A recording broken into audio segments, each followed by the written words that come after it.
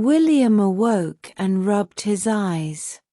It was Christmas Day, the day to which he had looked forward with mingled feelings for 12 months.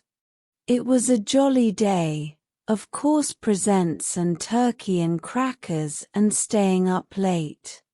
On the other hand, there were generally too many relations about, too much was often expected of one. The curious taste displayed by people who gave one presents often marred one's pleasure. He looked round his bedroom expectantly.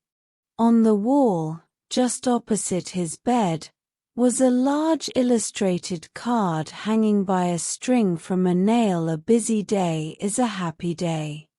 That had not been there the day before. William hastily thought over the 3 aunts staying in the house, and put it down to Aunt Lucy. He looked at it with a doubtful frown. He distrusted the sentiment. A copy of Portraits of Our Kings and Queens he put aside as beneath contempt.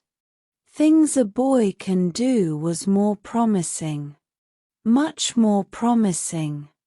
After inspecting a penknife, a pocket compass, and a pencil box, which shared the fate of Portraits of Our Kings and Queens, William returned to Things a Boy Can Do.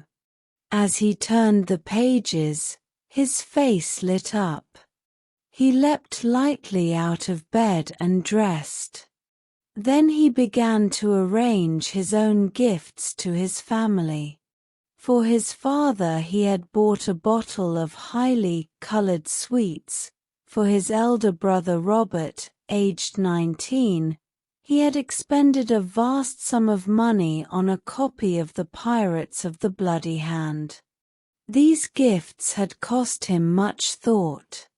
The knowledge that his father never touched sweets, and that Robert professed scorn of pirate stories, had led him to hope that the recipients of his gifts would make no objection to the unobtrusive theft of them by their recent donor in the course of the next few days.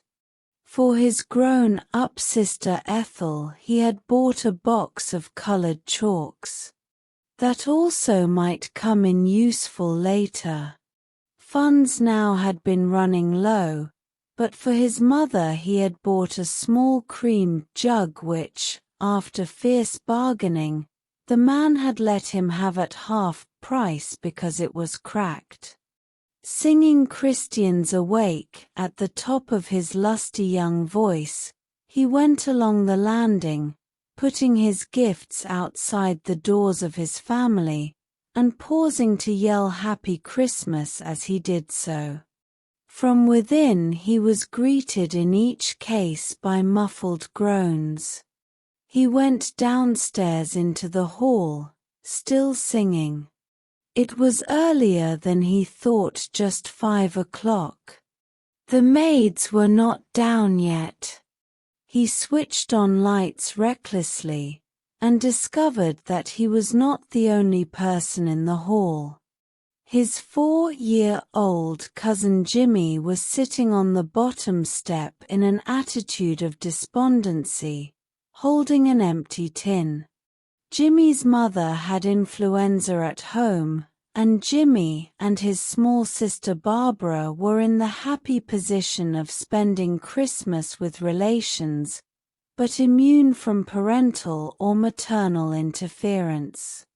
"They've gotten out," said Jimmy, sadly. "I got them for presents yesterday, and they've gotten out.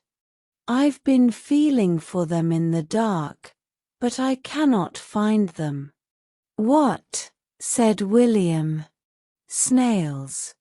Great big huge ones with great big huge shells. I put them in a tin for presents and they've gotten out and I've gotten no presents for nobody." He relapsed into despondency. William surveyed the hall. "They've got out right enough," he said, sternly. They've got out right enough. Just look at our hall. Just look at our clothes. They've got out right enough.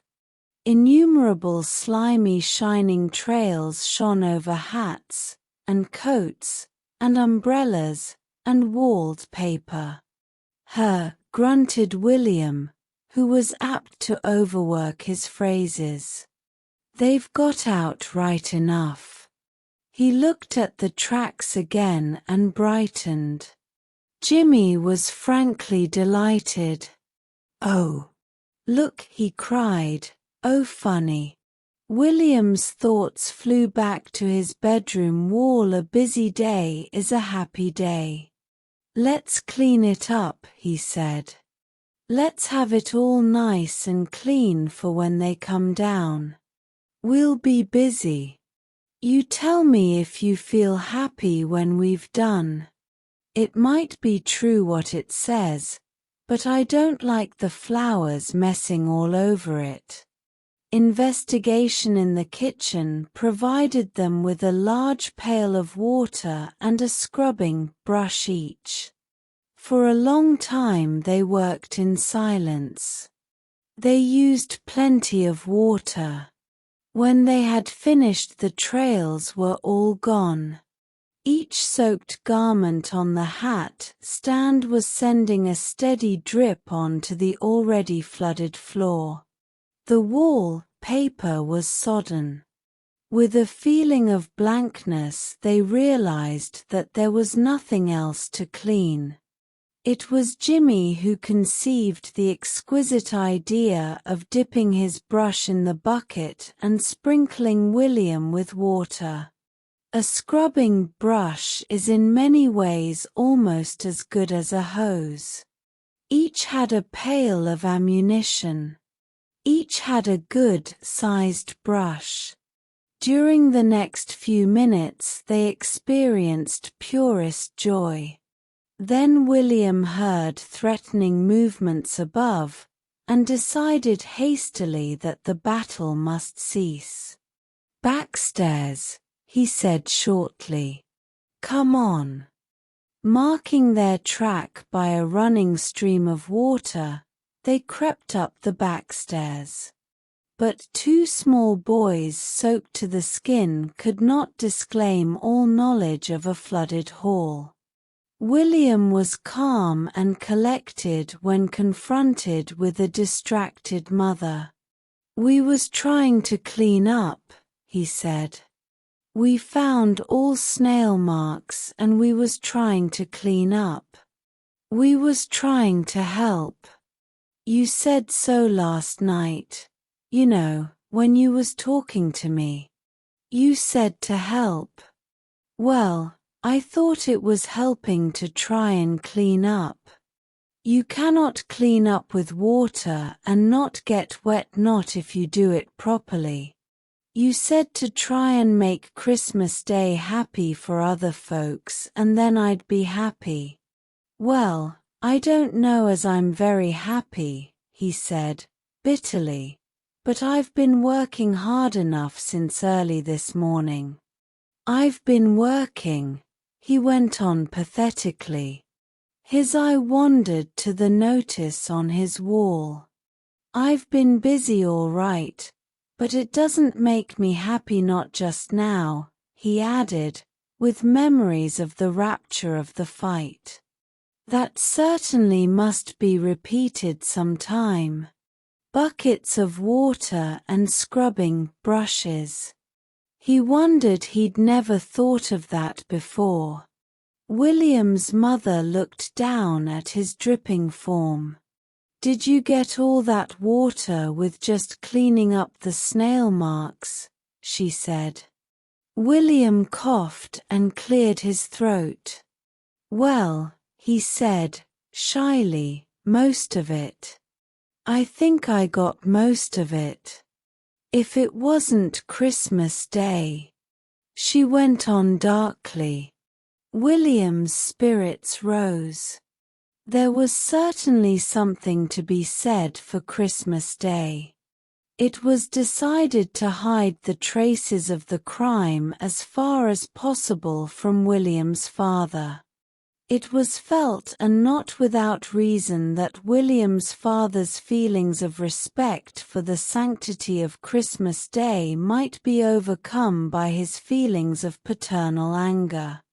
Half an hour later William, dried, dressed, brushed, and subdued, descended the stairs as the bell sounded in a hall which was bare of hats and coats, and whose floor shone with cleanliness. "And just to think," said William, despondently, "that it's only just got to breakfast time." William's father was at the bottom of the stairs. William's father frankly disliked Christmas Day. "Good morning, William," he said, "and a happy Christmas. And I hope it's not too much to ask of you that on this relation-infested day one's feelings may be harrowed by you as little as possible. And why do they think it necessary to wash the hall floor before breakfast? Heaven only knows." William coughed, a cough meant to be a polite mixture of greeting and deference. William's face was a study in holy innocence. His father glanced at him suspiciously. There were certain expressions of William's that he distrusted. William entered the dining room morosely. Jimmy's sister Barbara, a small bundle of curls and white frills, was already beginning her porridge. "Good morning," she said, politely. "Did you hear me cleaning my teeth?" He crushed her with a glance. He sat eating in silence till everyone had come down, and Aunts Jane, Evangeline, and Lucy were consuming porridge with that mixture of festivity and solemnity that they felt the occasion demanded. Then Jimmy entered, radiant, with a tin in his hand. "Got presents," he said, proudly. "Got presents, lots of presents." He deposited on Barbara's plate a worm which Barbara promptly threw at his face. Jimmy looked at her reproachfully and proceeded to Aunt Evangeline. Aunt Evangeline's gift was a centipede, a live centipede that ran gaily off the tablecloth on to Aunt Evangeline's lap before anyone could stop it. With a yell that sent William's father to the library with his hands to his ears, Aunt Evangeline leapt to her chair and stood with her skirts held to her knees. "Help! Help!" she cried. "The horrible boy! Catch it! Kill it!"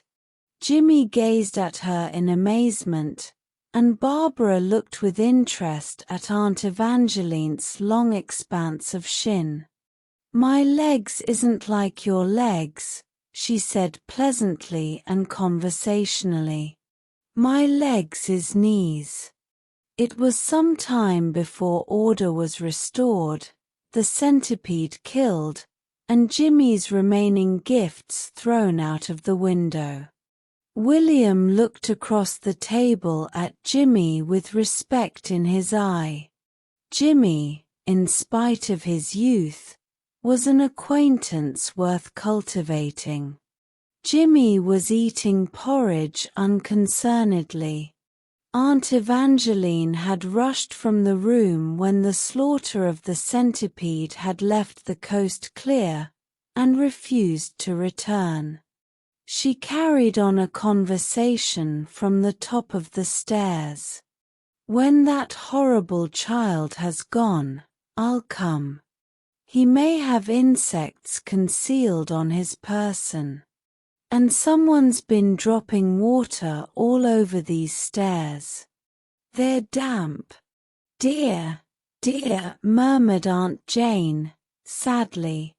Jimmy looked up from his porridge. How was I to know she didn't like insects? He said, aggrievedly. I like them. William's mother's despair was only tempered by the fact that this time William was not the culprit. To William also it was a novel sensation. He realized the advantages of a fellow criminal. After breakfast peace reigned. William's father went out for a walk with Robert. The aunts sat round the drawing-room fire talking and knitting. In this consists the whole art and duty of being an aunt. All aunts do knitting. They had made careful inquiries about the time of the service. You needn't worry, had said William's mother. It's at 10:30. And if you go to get ready when the clock in the library strikes 10, it will give you heaps of time. Peace, calm, quiet. Mrs. Brown and Ethel in the kitchen supervising the arrangements for the day. The aunts in the drawing-room discussing over their knitting the terrible way in which their sisters had brought up their children. That, also, is a necessary part of being an aunt. Time slipped by happily and peacefully. Then William's mother came into the drawing-room. I thought you were going to church, she said. We are. The clock hasn't struck. But it's 11 o'clock. There was a gasp of dismay. The clock never struck. Indignantly they set off to the library. Peace and quiet reigned also in the library. On the floor sat William and Jimmy gazing with frowns of concentration at an open page of things a boy can do. Around them lay most indecently exposed the internal arrangements of the library clock. William. You wicked boy. William raised a frowning face. It's not put together right, he said. It's not been put together right all this time. We're making it right now. It must have wanted mending for ever so long. I don't know how it's been going at all. It's lucky we found it out. It's put together wrong. I guess it's made wrong. It's going to be a lot of trouble to us to put it right, and we cannot do much when you're all standing in the light. We're very busy working at trying to mend this old clock for you all. Clever, said Jimmy, admiringly. Mending the clock. Clever. William, groaned his mother, you've ruined the clock. What will your father say? Well, the cog wheels was wrong, said William doggedly. See? And this wheel isn't on properly, not like what this book says it ought to be. Seems we've got to take it all to pieces to get it right. Seems to me the person what made this clock didn't know much about clock making. Seems to me. Be quiet, William. We was be quieting before you came in, said Jimmy, severely. You disturbed us. Leave it just as it is, William, said his mother. You don't understand, said William with the excitement of the fanatic. The cog and the wheel ought to be put on the spindle different. See, this is the cog wheel. Well, it oughtn't to be like what it was. It was put on all wrong. Well, we was mending it.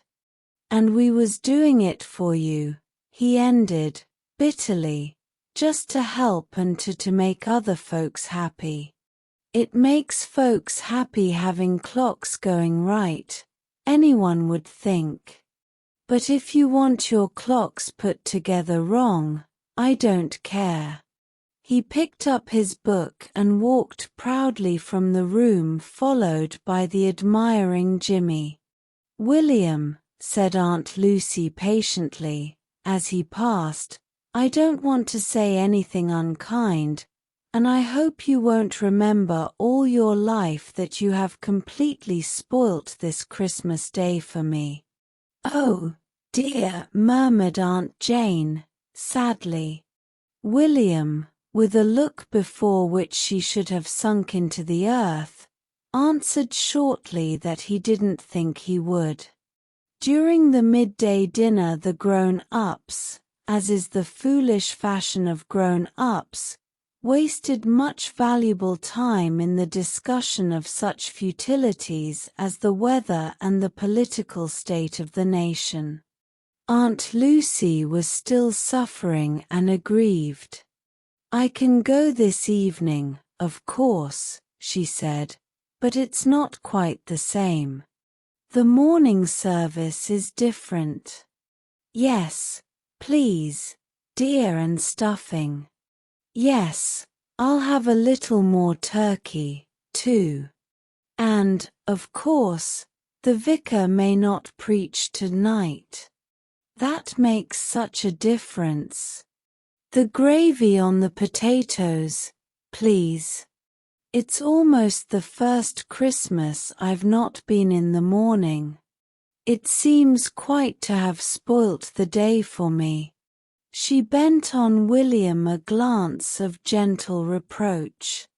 William was quite capable of meeting adequately that or any other glance, but at present he was too busy for minor hostilities.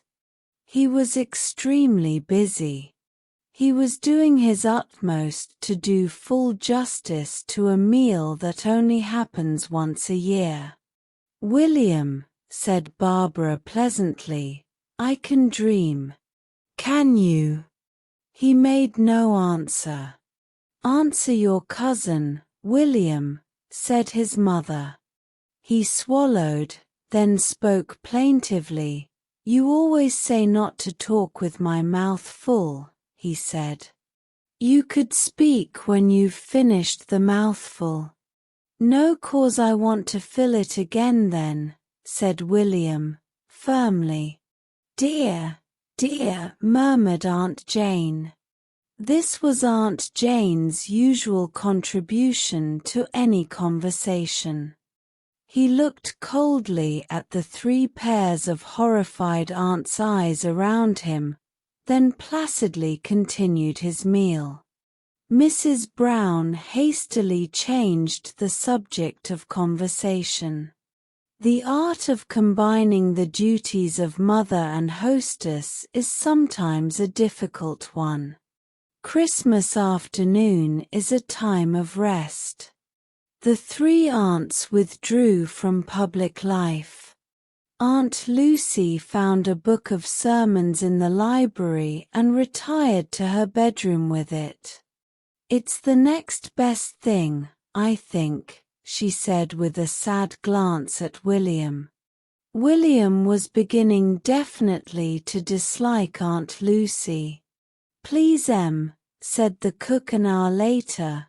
The mincing machines disappeared." "Disappeared?" said William's mother, raising her hand to her head. "Clean gone. How am I to get the supper?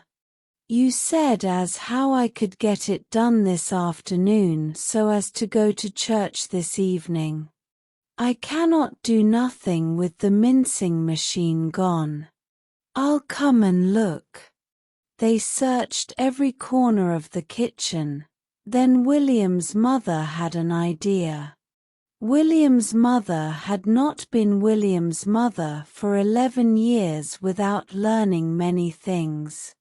She went wearily up to William's bedroom. William was sitting on the floor. Open beside him was Things a Boy Can Do. Around him lay various parts of the mincing machine. His face was set and strained in mental and physical effort. He looked up as she entered. "It's a funny kind of mincing machine," he said, crushingly. "It's not got enough parts. It's made wrong. Do you know," she said, slowly, "that we've all been looking for that mincing machine for the last half hour?" "No," he said without much interest, "I didn't. I'd have told you I was mending it if you'd told me you was looking for it." "It's wrong," he went on aggrievedly. "I cannot make anything with it. Look. It says in my book how to make a model railway signal with parts of a mincing machine. Listen. It says, borrow a mincing machine from your mother." "Did you borrow it?" said Mrs. Brown. "Yes." "Well, I've got it, haven't I? I went all the way down to the kitchen for it." "Who lent it to you?" "No one lent it me. I borrowed it. I thought you'd like to see a model railway signal. I thought you'd be interested. Anyone would think anyone would be interested in seeing a railway signal made out of a mincing machine." His tone implied that the dullness of people in general was simply beyond him. "And you haven't got a right sort of mincing machine. It's wrong. Its parts are the wrong shape. I've been hammering them, trying to make them right, but they're made wrong." Mrs. Brown was past complaining. "Take them all down to the kitchen to cook," she said. "She's waiting for them." On the stairs William met Aunt Lucy carrying her volume of sermons. "It's not quite the same as the spoken word, William, dear," she said. "It hasn't the force. The written word doesn't reach the heart as the spoken word does, but I don't want you to worry about it." William walked on as if he had not heard her. It was Aunt Jane who insisted on the little entertainment after tea. "I love to hear the dear children recite," she said. "I'm sure they all have some little recitation they can say." Barbara arose with shy delight to say her piece.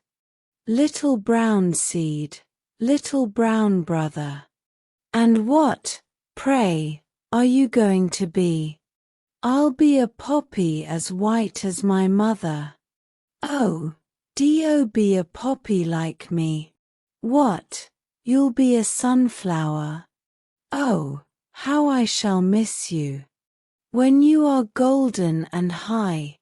But I'll send all the bees up to kiss you. Little brown brother, goodbye." She sat down blushing, amid loud applause. Next Jimmy was dragged from his corner. He stood up as one prepared for the worst, shut his eyes, and "Little acts of kindness, little deeds of love. Make this earth an Eden like the heaven above, that's all I know." He gasped all in one breath and sat down panting.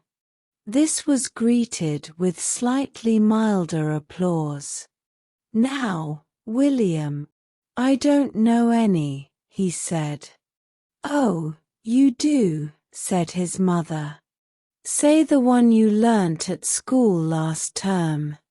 Stand up, dear, and speak clearly." Slowly William rose to his feet. It was the good ship Hesperus that sailed the wintry sea.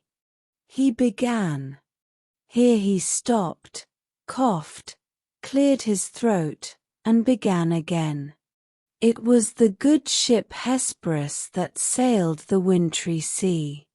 Oh, get on, muttered his brother, irritably.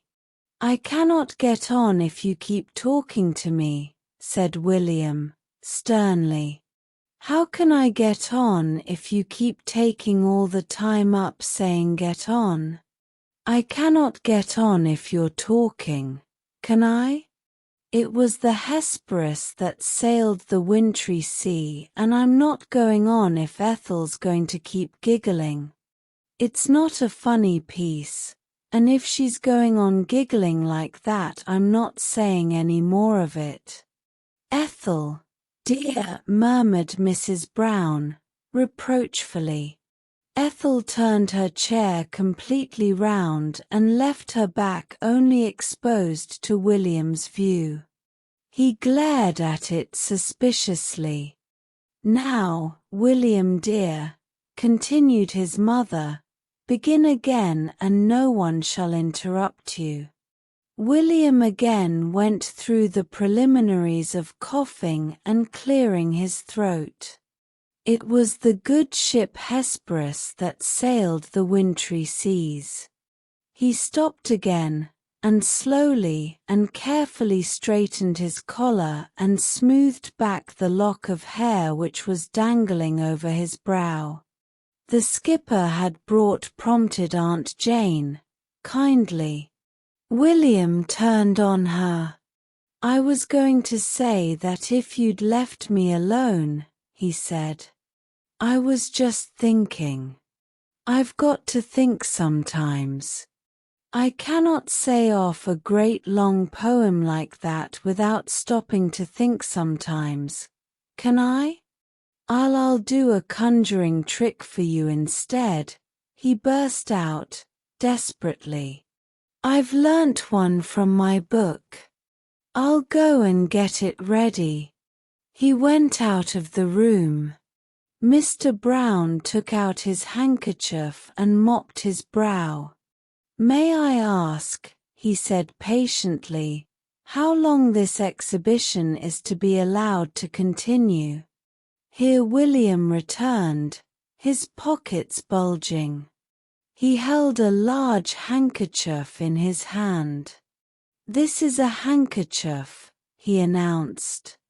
If anyone would like to feel it to see if it's a real one, they can. Now I want a shilling. He looked round expectantly, but no one moved, or a penny would do, he said, with a slightly disgusted air. Robert threw one across the room. Well, I put the penny into the handkerchief. You can see me do it, cannot you? If anyone wants to come and feel the penny is in the handkerchief, they can. Well, he turned his back on them and took something out of his pocket. After a few contortions he turned round again, holding the handkerchief tightly. Now, you look close. He went over to them and you'll see the penny. He looked scornfully at Robert, has changed to an egg. It's a real egg. If anyone thinks it isn't a real egg. But it was a real egg. It confirmed his statement by giving a resounding crack and sending a shining stream partly onto the carpet and partly onto Aunt Evangeline's black silk knee. A storm of reproaches burst out. First that horrible insect, almost wept Aunt Evangeline, and then this messy stuff all over me. It's a good thing I don't live here. One day a year is enough. My nerves. Dear, dear, said Aunt Jane. Fancy taking a new laid egg for that, said Ethel severely. William was pale and indignant. Well, I did just what the book said to do. Look at it. It says, take an egg. Conceal it in the pocket. Well, I took an egg and I concealed it in the pocket. Seems to me, he said bitterly, seems to me this book isn't things a boy can do. It's things a boy cannot do. Mr. Brown rose slowly from his chair. You're just about right there, my son. Thank you, he said with elaborate politeness, as he took the book from William's reluctant hands and went over with it to a small cupboard in the wall. In this cupboard reposed an airgun, a bugle, a catapult, and a mouth organ. As he unlocked it to put the book inside, the fleeting glimpse of his confiscated treasures added to the bitterness of William's soul. On Christmas Day, too, while he was still on fire with silent indignation, Aunt Lucy returned from church. The vicar didn't preach, she said. They say that this morning's sermon was beautiful. As I say, I don't want William to reproach himself, but I feel that he has deprived me of a very great treat. Nice William, murmured Jimmy sleepily from his corner. As William undressed that night, his gaze fell upon the flower-decorated motto, "A busy day is a happy day." It's a story, he said, indignantly. It's just a wicked old story. Rice mold, said the little girl next door bitterly. Rice mold. Rice mold. Every single day. I hate it, don't you? She turned gloomy blue eyes upon William, who was perched perilously on the ivy-covered wall. William considered thoughtfully. Don't know, he said. I just eat it. I never thought about it. It's hateful, just hateful. Ooh, I've had it at dinner and I'll have it at supper, bet you anything. I say, you are going to have a party tonight, aren't you? William nodded carelessly. Are you going to be there? Me, ejaculated William in a tone of amused surprise. I should think so. You don't think they could have it without me, do you? Huh. Not much. She gazed at him enviously. You are lucky. I expect you'll have a lovely supper, not rice mold, bitterly. Rather, said William with an air of superiority. What are you going to have to eat at your party? Oh, everything, said William vaguely. Cream milk pudding? Heaps of it, buckets of it. The little girl next door clasped her hands. Oh, just think of it. You're eating cream milk pudding and me eating rice mold. It is impossible to convey in print the intense scorn and hatred which the little girl next door could compress into the 2 syllables. Here an idea struck William.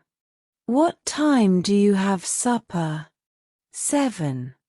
Well, now, if you'll be in your summer house at past, I'll bring you some cream milk pudding.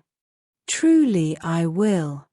The little girl's face beamed with pleasure. Will you? Will you really? You won't forget? Not me. I'll be there. I'll slip away from our show on the quiet with it. Oh, how lovely. I'll be thinking of it every minute. Don't forget. Goodbye. She blew him a kiss and flitted daintily into the house. William blushed furiously at the blown kiss and descended from his precarious perch. He went to the library where his grown-up sister Ethel and his elder brother Robert were standing on ladders at opposite ends of the room, engaged in hanging up festoons of ivy and holly across the wall. There was to be dancing in the library after supper. William's mother watched them from a safe position on the floor. "Look here, Mother," began William. "Am I or am I not coming to the party tonight?" William's mother sighed. "For goodness sake, William, don't open that discussion again. For the 10th time today, you are not." "But why not?" he persisted. "I only want to know why not. That's all I want to know. It looks a bit funny, doesn't it, to give a party and leave out your only son, at least," with a glance at Robert, and a slight concession to accuracy to leave out one of your only 2 sons. "It looks a bit queer, surely. That's all I'm thinking of how it will look." "A bit higher your end," said Ethel. "Yes, that's better," said William's mother. "It's a young folks' party," went on William, warming to his subject. "I heard you tell Aunt Jane it was a young folks' party." "Well, I'm young, aren't I? I'm 11. Do you want me any younger? You aren't ashamed of folks seeing me, are you? I'm not deformed or anything." "That's right. Put the nail in there, Ethel. Just a bit higher. That's right. Perhaps you're afraid of what I'll eat," went on William bitterly. "Well, everyone eats, don't they? They've got to live. And you've got things for them to eat tonight. You don't grudge me just a bit of supper, do you? You'd think it was less trouble for me to have my bit of supper with you all, than in a separate room. That's all I'm thinking of the trouble." William's sister turned round on her ladder and faced the room. "Cannot anyone," she said desperately, "stop that child talking?" William's brother began to descend his ladder. "I think I can," he said grimly. But William had thrown dignity to the winds, and fled. He went down the hall to the kitchen, where cook hastily put herself between him and the table that was laden with cakes and jellies and other delicacies.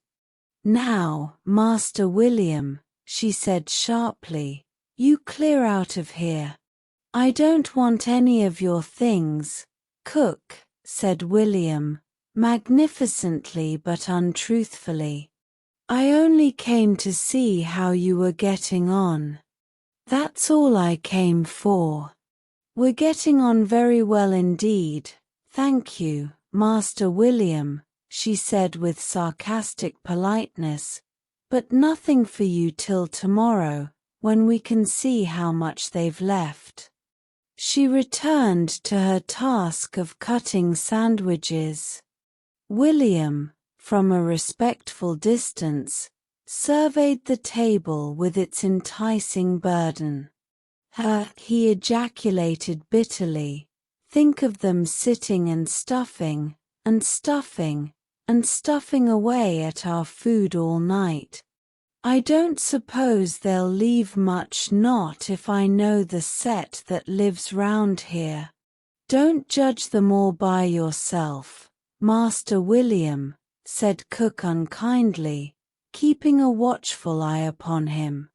"Here, Emma, put that rice mold away in the pantry. It's for tomorrow's lunch." Rice mold. That reminded him. Cook, he said sweetly, are you going to make cream milk pudding? I am not, Master William, she said firmly. Well, he said, with a short laugh, it'll be a queer party without cream milk pudding. I've never heard of a party without cream milk pudding. They'll think it's a bit funny. No one ever gives a party round here without cream milk pudding. Don't they indeed, Master William? Said Cook, with ironic interest. No. You'll be making one, perhaps, later on, just a little one, won't you? And why should I? Well, I'd like to think they had a cream milk pudding.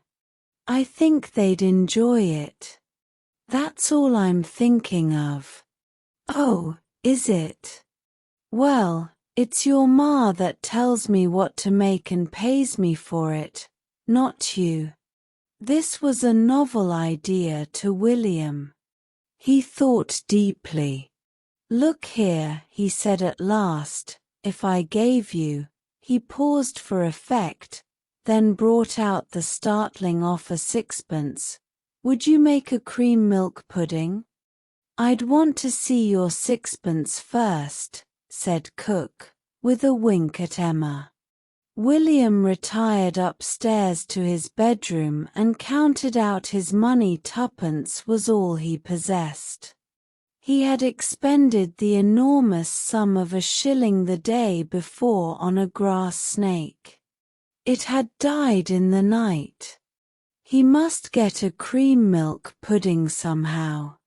His reputation in the eyes of the little girl next door, a reputation very dear to him, depended on it. And if Cook would do it for 6pence, he must find 6pence. By fair means or foul it must be done. He'd tried fair means, and there only remained foul.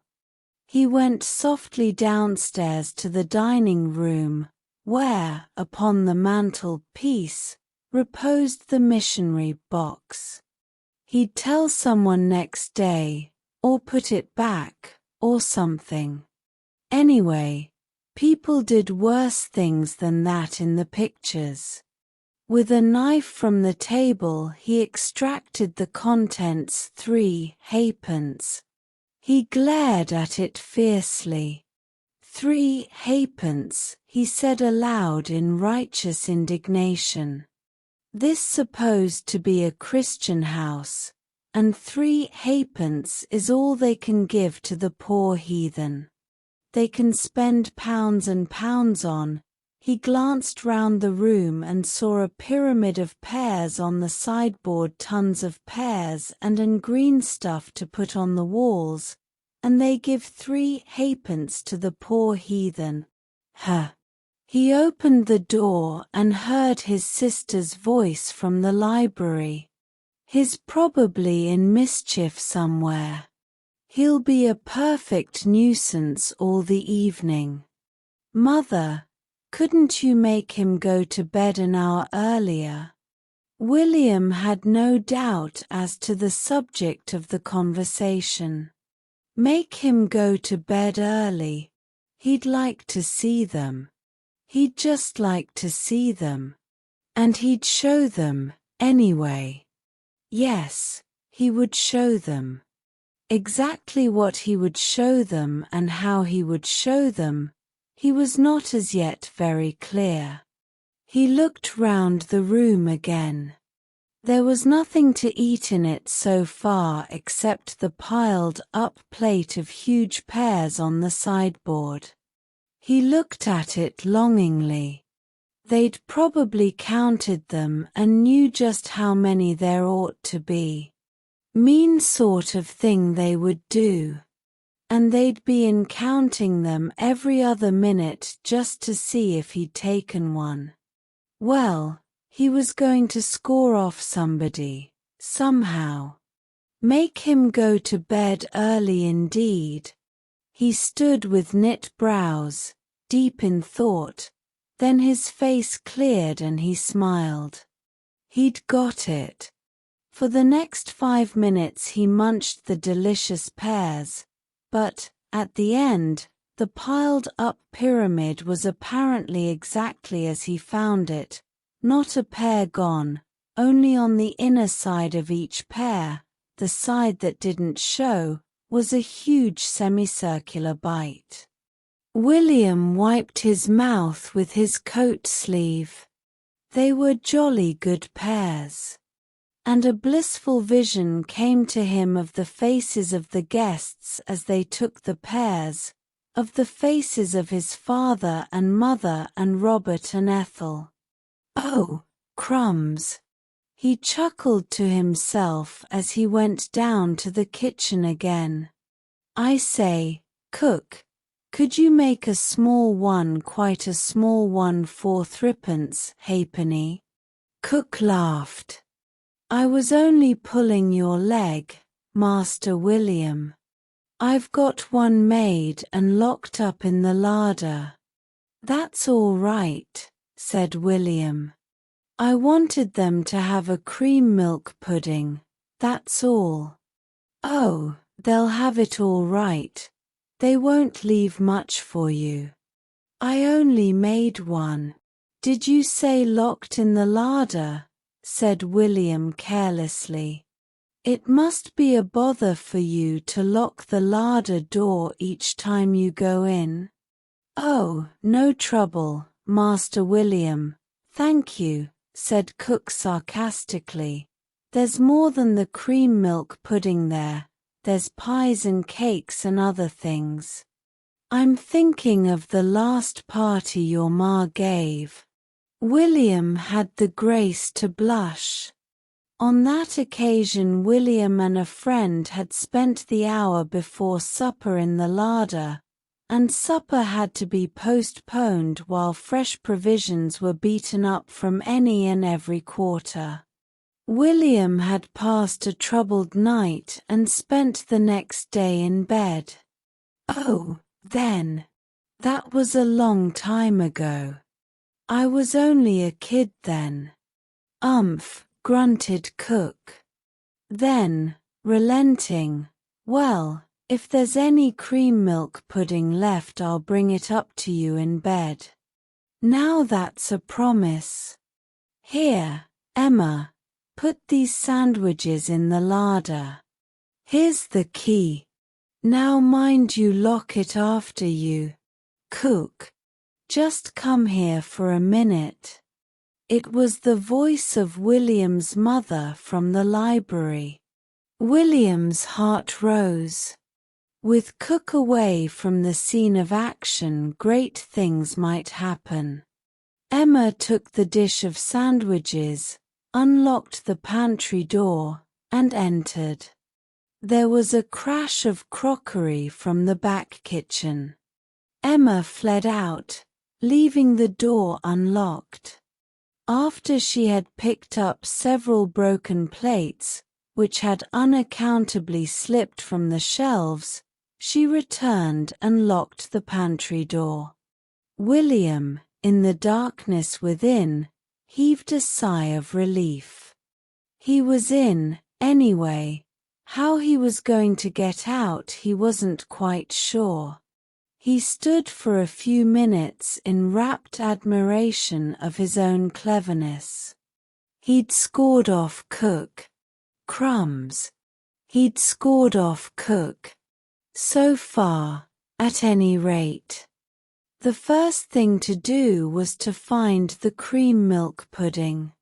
He found it at last and sat down with it on the bread pan to consider his next step. Suddenly he became aware of two green eyes staring at him in the darkness. The cat was in too. Crumbs. The cat was in too. The cat, recognizing its old enemy, set up a vindictive wail. William grew cold with fright. The rotten old cat was going to give the show away. Here, Pussy. Good old Pussy, he whispered hoarsely. Nice old Pussy. Good old Pussy. The cat gazed at him in surprise. This form of address from William was unusual. Good old Pussy, went on William feverishly. Shut up, then. Here's some nice milk pudding. Just have a bit. Go on, have a bit and shut up. He put the dish down on the larder floor before the cat, and the cat, after a few preliminary licks, decided that it was good. William sat watching for a bit. Then he came to the conclusion that it was no use wasting time, and began to sample the plates around him. He ate a whole jelly, and then took 4 sandwiches off each plate, and 4 cakes and pies off each plate. He had learnt wisdom since the last party. Meanwhile, the cat licked away at the cream milk pudding with every evidence of satisfaction.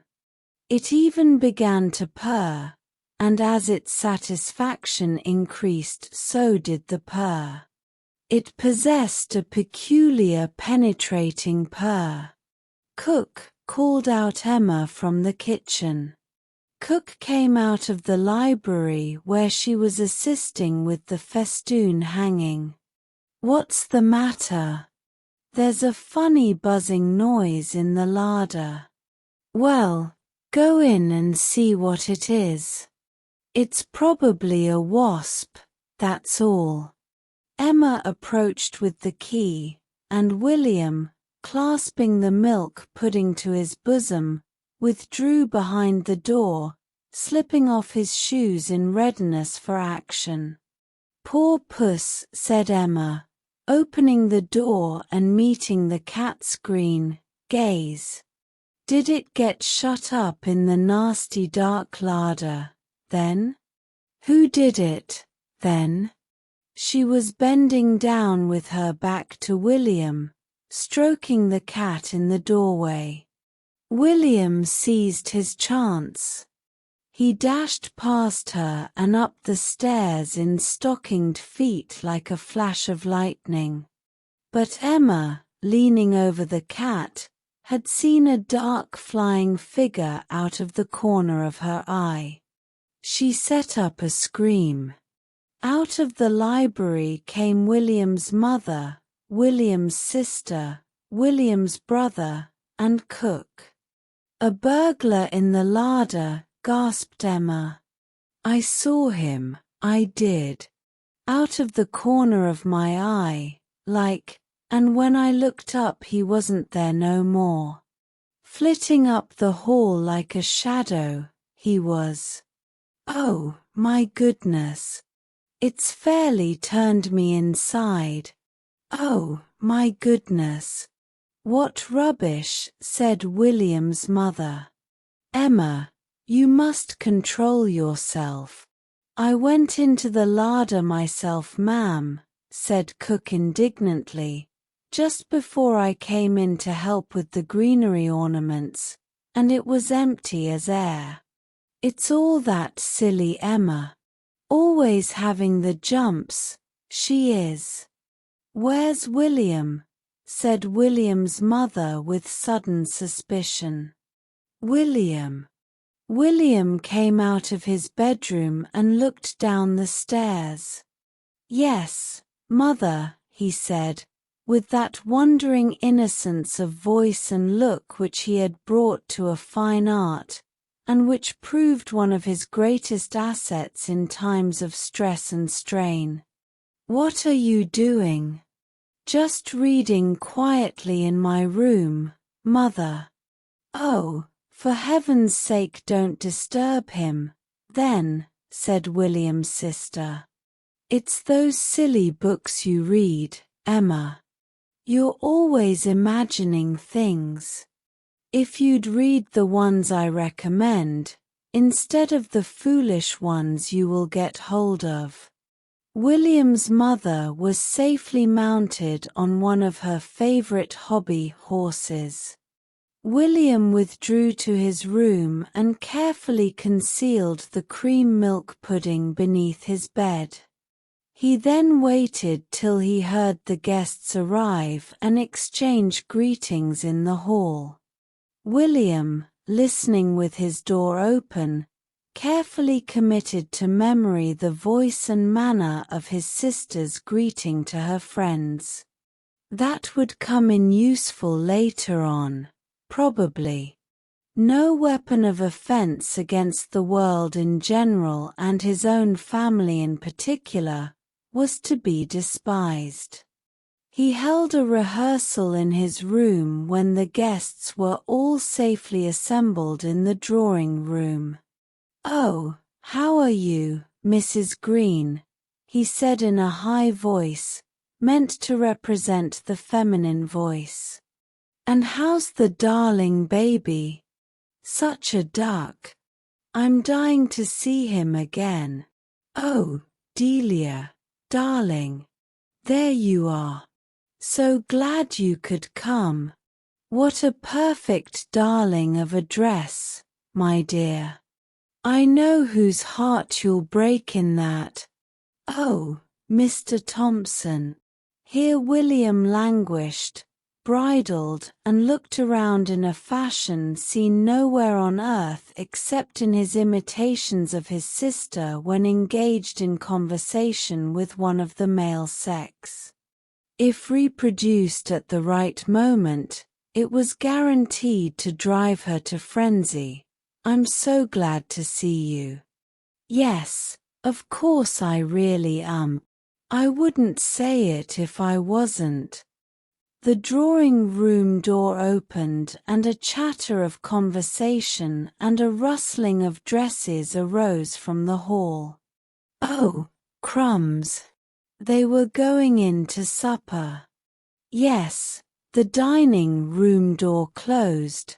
The coast was clear.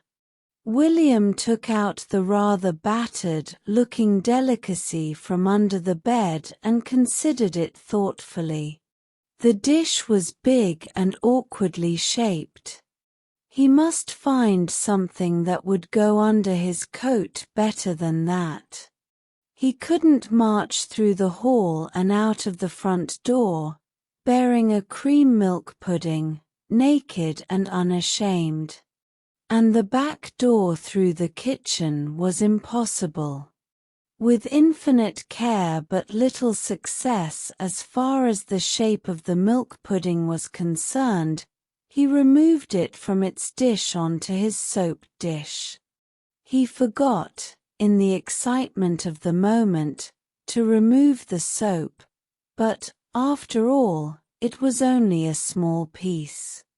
The soap dish was decidedly too small for it, but, clasped to William's bosom inside his coat, it could be partly supported by his arm outside. He descended the stairs cautiously. He tiptoed lightly past the dining-room door, which was slightly ajar, from which came the shrill, noisy, meaningless conversation of the grown-ups. He was just about to open the front door when there came the sound of a key turning in the lock. William's heart sank. He had forgotten the fact that his father generally returned from his office about this time. William's father came into the hall and glanced at his youngest offspring suspiciously. "Hello," he said. "Where are you going?" William cleared his throat nervously. "Me?" he questioned lightly. "Oh, I was just going a little walk up the road before I went to bed. That's all I was going to do, Father." Flop. A large segment of the cream milk pudding had disintegrated itself from the fast melting mass, and, evading William's encircling arm, had fallen onto the floor at his feet. With praiseworthy presence of mind, William promptly stepped onto it and covered it with his feet. William's father turned round quickly from the stand where he was replacing his walking stick. What was that? William looked round the hall absently. What, father? William's father now fastened his eyes upon William's person. What have you got under your coat? Where? Said William with apparent surprise. Then, looking down at the damp bulge under his coat, as if he noticed it for the first time, "Oh, that," with a mirthless smile. "Do you mean that?" "Oh, that's just something I'm taking out with me, that's all." Again William's father grunted. "Well," he said, "if you're going for this walk up the road, why on earth don't you go, instead of standing as if you'd lost the use of your feet?" William's father was hanging up his overcoat with his back to William, and the front door was open. William wanted no second bidding. He darted out of the door and down the drive, but he was just in time to hear the thud of a falling body, and to hear a muttered curse as the head of the house entered the dining room feet first on a long slide of some white, sticky substance. "Oh, crumbs," gasped William as he ran. The little girl next door was sitting in the summer house, armed with a spoon, when William arrived. His precious burden had now saturated his shirt and was striking cold and damp on his chest.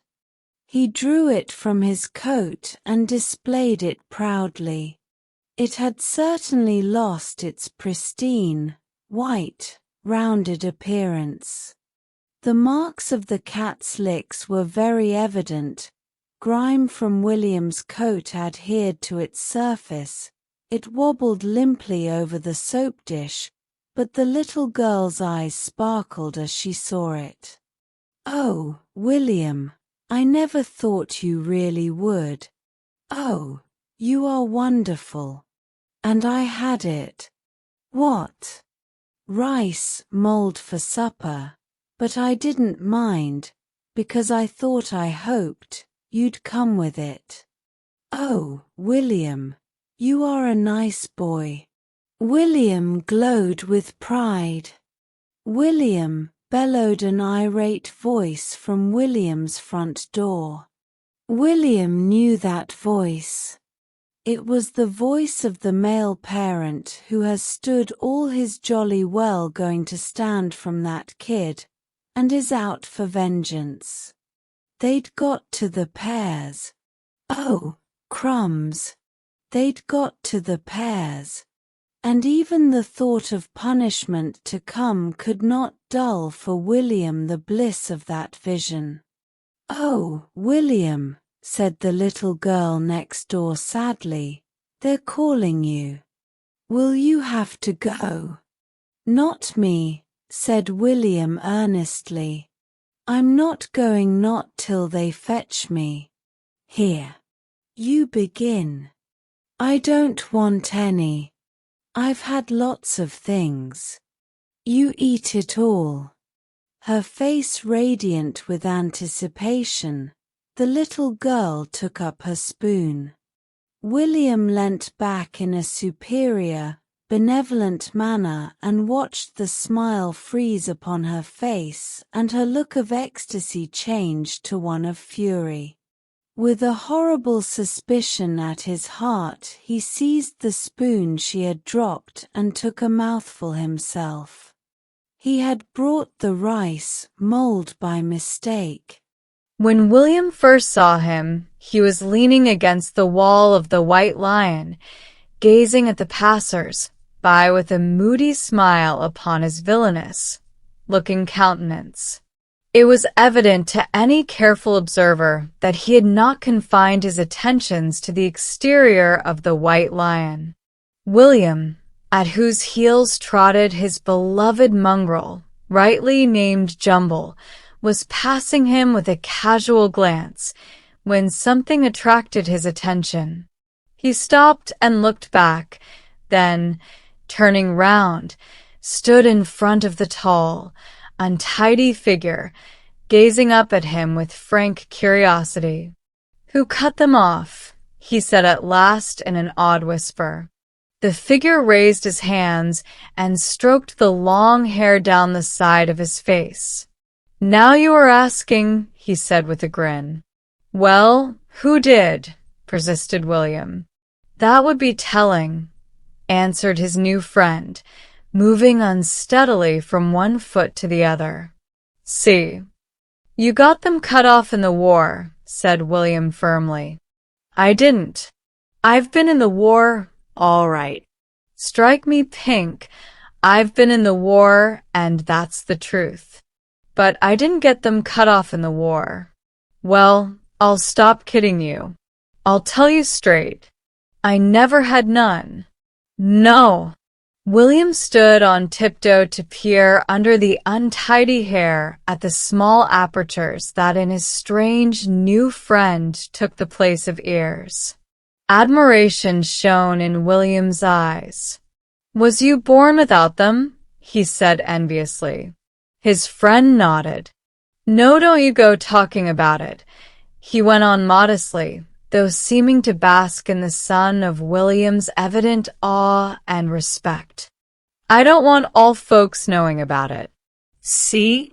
It kind of marks a man, this here sort of thing. See? Makes him too easy to track, like. That's why I grow me hair long. See? Here, have a drink." He put his head inside the window of the White Lion and roared out, "Bottle of lemonade for the young gent." William followed him to a small table in the little sunny porch, and his heart swelled with pride as he sat and drank his beverage with a manly air. His friend, who said his name was Mr. Blank, showed a most flattering interest in him. He elicited from him the whereabouts of his house and the number of his family, a description of the door and window fastenings, of the dining room's silver and his mother's jewelry. William, his eyes fixed with a fascinated stare upon Mr. Blank's ears, gave the required information readily, glad to be able in any way to interest this intriguing and mysterious being. "Tell me about the war," said William at last. "It were all right while it lasted," said Mr. Blank with a sigh. "It were all right, but I suppose, like most things in this here world, it couldn't last forever. See." William set down the empty glass of lemonade and leant across the table, almost dizzy with the romance of the moment. Had Douglas, had Henry, had Ginger, had any of those boys who sat next him at school and joined in the feeble relaxations provided by the authorities out of school, ever done this, ever sat at a real table outside a real public house drinking lemonade and talking to a man with no ears who'd fought in the war and who looked as if he might have done anything? Jumble, meanwhile, sat and snapped at flies, frankly bored. "Did you," said William in a whisper, "did you ever kill anyone?" Mr. Blank laughed a laugh that made William's blood go cold. "Me kill anyone? Me kill anyone? Hundreds." William breathed a sigh of satisfaction. Here was romance and adventure indeed. "What do you do now the war's over?" Mr. Blank closed one eye. "That would be telling, wouldn't it?" "I'll keep it awfully secret," pleaded William. "I'll never tell anyone." Mr. Blank shook his head. "What do you want to know for, anyway?" he said. William answered eagerly, his eyes alight. "'Cause I'd like to do just the same when I grow up." Mr. Blink flung back his head and emitted laugh after laugh of unaffected mirth. "Oh, hell," he said, wiping his eyes. "Oh, strike me pink. That's good, that is. You wait, young gent. You wait till you've grown up and see what you possess to it. Oh, hell." He rose and pulled his cap down over his eyes. "Well, I'll say good day to you, young gent." William looked at him wistfully. "I'd like to see you again, Mr. Blank. I would, honest. Will you be here this afternoon?" "What do you want to see me again for?" said Mr. Blank suspiciously. "I like you," said William fervently. "I like the way you talk, and I like the things you say, and I want to know about what you do." Mr. Blank was obviously flattered. "I may be round here again this afternoon, though I make no promise. See? I've got to be careful, I have. I've got to be careful who sees me and who hears me and where I go. That's the worst of having no ears." See? William did not see, but he was thrilled to the soul by the mystery. "And you don't tell no one you've seen me nor nothing about me," went on Mr. Blank. Pulling his cap still farther over his head, Mr. Blank set off unsteadily down the road, leaving William to pay for his lemonade with his last penny. He walked home, his heart set firmly on a lawless career of crime. Opposition he expected from his father and mother and Robert and Ethel, but his determination was fixed. He wondered if it would be very painful to have his ears cut off. He entered the dining room with an air of intense mystery, pulling his cap over his eyes and looking round in a threatening manner. "William, what do you mean by coming into the house in your cap? Take it off at once." William sighed. He wondered if Mr. Blank had a mother. When he returned, he sat down and began quietly to remodel his life. He would not be an explorer, after all, nor an engine driver nor chimney sweep. He would be a man of mystery, a murderer, fighter, forger. He fingered his ears tentatively. They seemed fixed on jolly fast. He glanced with utter contempt at his father, who had just come in. His father's life of blameless respectability seemed to him, at that minute, utterly despicable.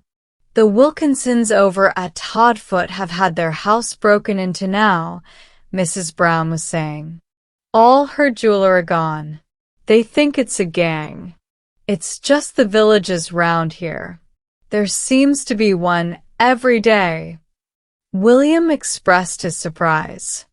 "Oh, hell," he ejaculated with a slightly self-conscious air. Mr. Brown turned round and looked at his son. "May I ask," he said politely, "where you picked up that expression?" "I got it off one of my friends," said William with quiet pride.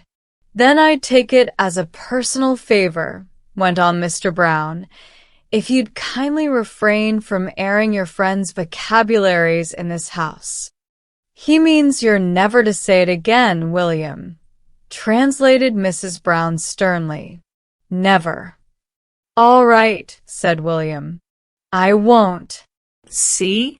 Ida, jolly well won't. Strike me pink.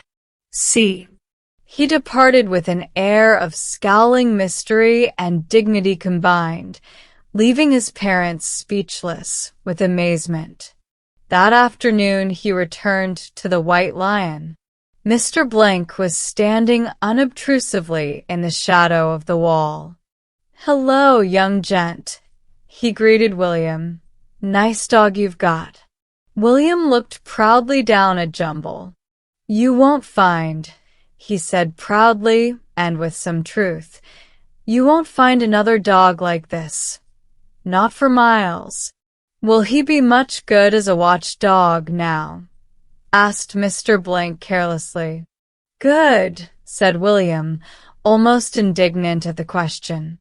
There isn't any sort of dog he isn't good at. Said Mr. Blank, looking at him thoughtfully. Tell me about things you've done, said William earnestly. Yes, I will, too, said Mr. Blank. But just you tell me first who lives at all these here nice houses and all about them. See? William readily complied, and the strange couple gradually made their way along the road towards William's house. William stopped at the gate and considered deeply. He was torn between instincts of hospitality and a dim suspicion that his family would not afford to Mr. Blank that courtesy which is a guest's due. He looked at Mr. Blank's old green, black cap, long, untidy hair, dirty, lined, sly old face, muddy clothes and gaping boots, and decided quite finally that his mother would not allow him in her drawing room.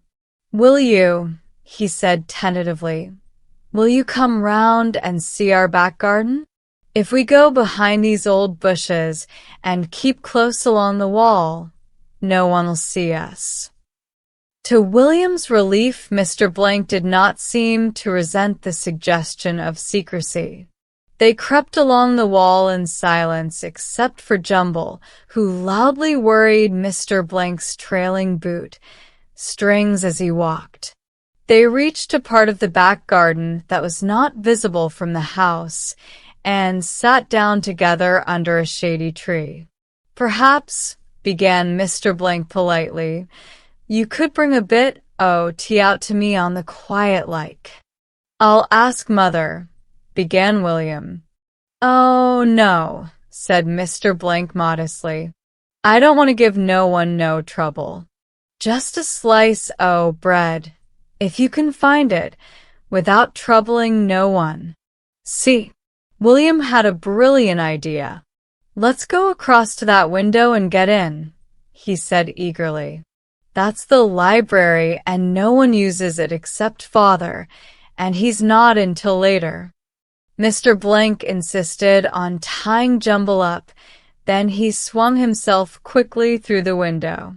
William gave a gasp of admiration.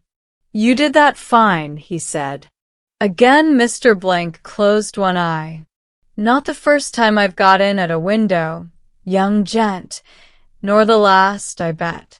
Not by a long way. See. William followed more slowly. His eye gleamed with pride. This hero of romance and adventure was now his guest under his roof.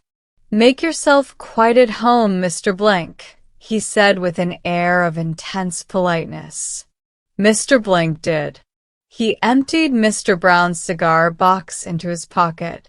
He drank 3 glasses of Mr. Brown's whiskey and soda.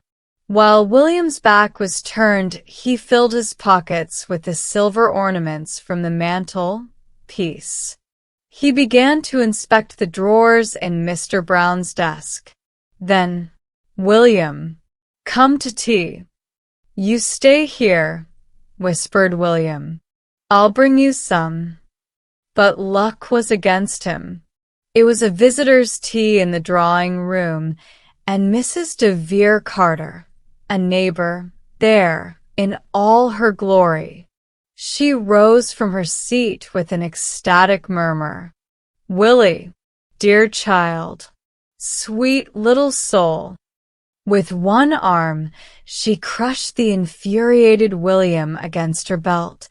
With the other, she caressed his hair.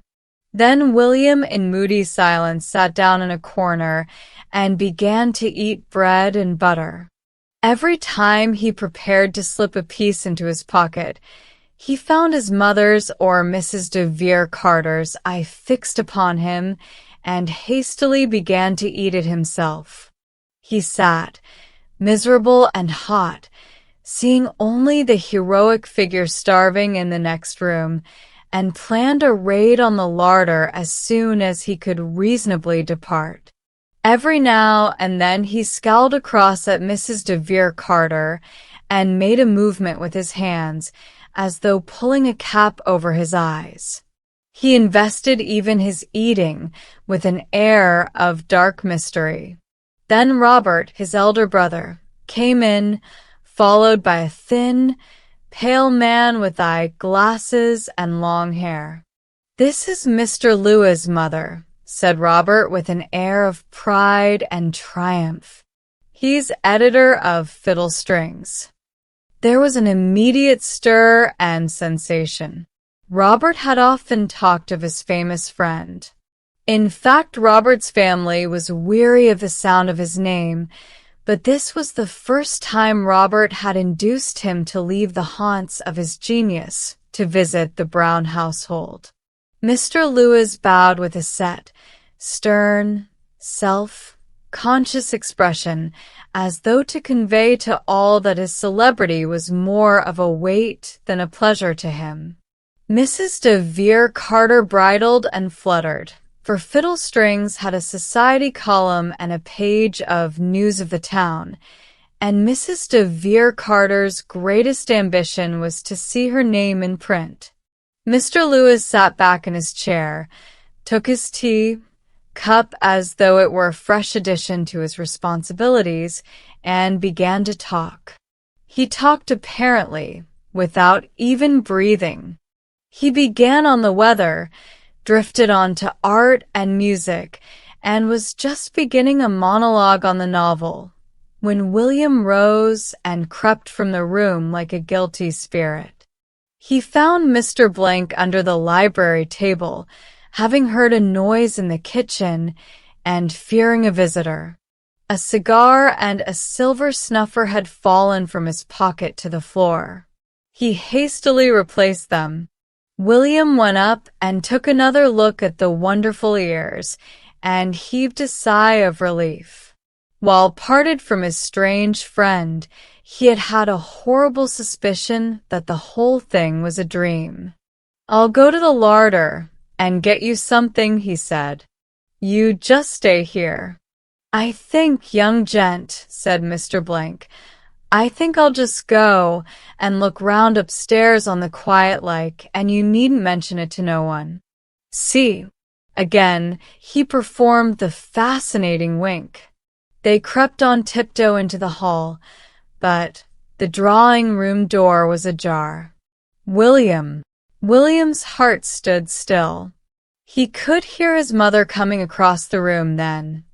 She stood in the doorway, her face filled with horror as her eye fell upon Mr. Blank. "William," she said. William's feelings were beyond description. Desperately, he sought for an explanation for his friend's presence. With what pride and coolness had Robert announced his uninvited guest! William determined to try it, at any rate. He advanced boldly into the drawing-room. "This is Mr. Blank, mother," he announced jauntily. "He hasn't got no ears." Mr. Blank stood in the background, awaiting developments. Flight was now impossible. The announcement fell flat.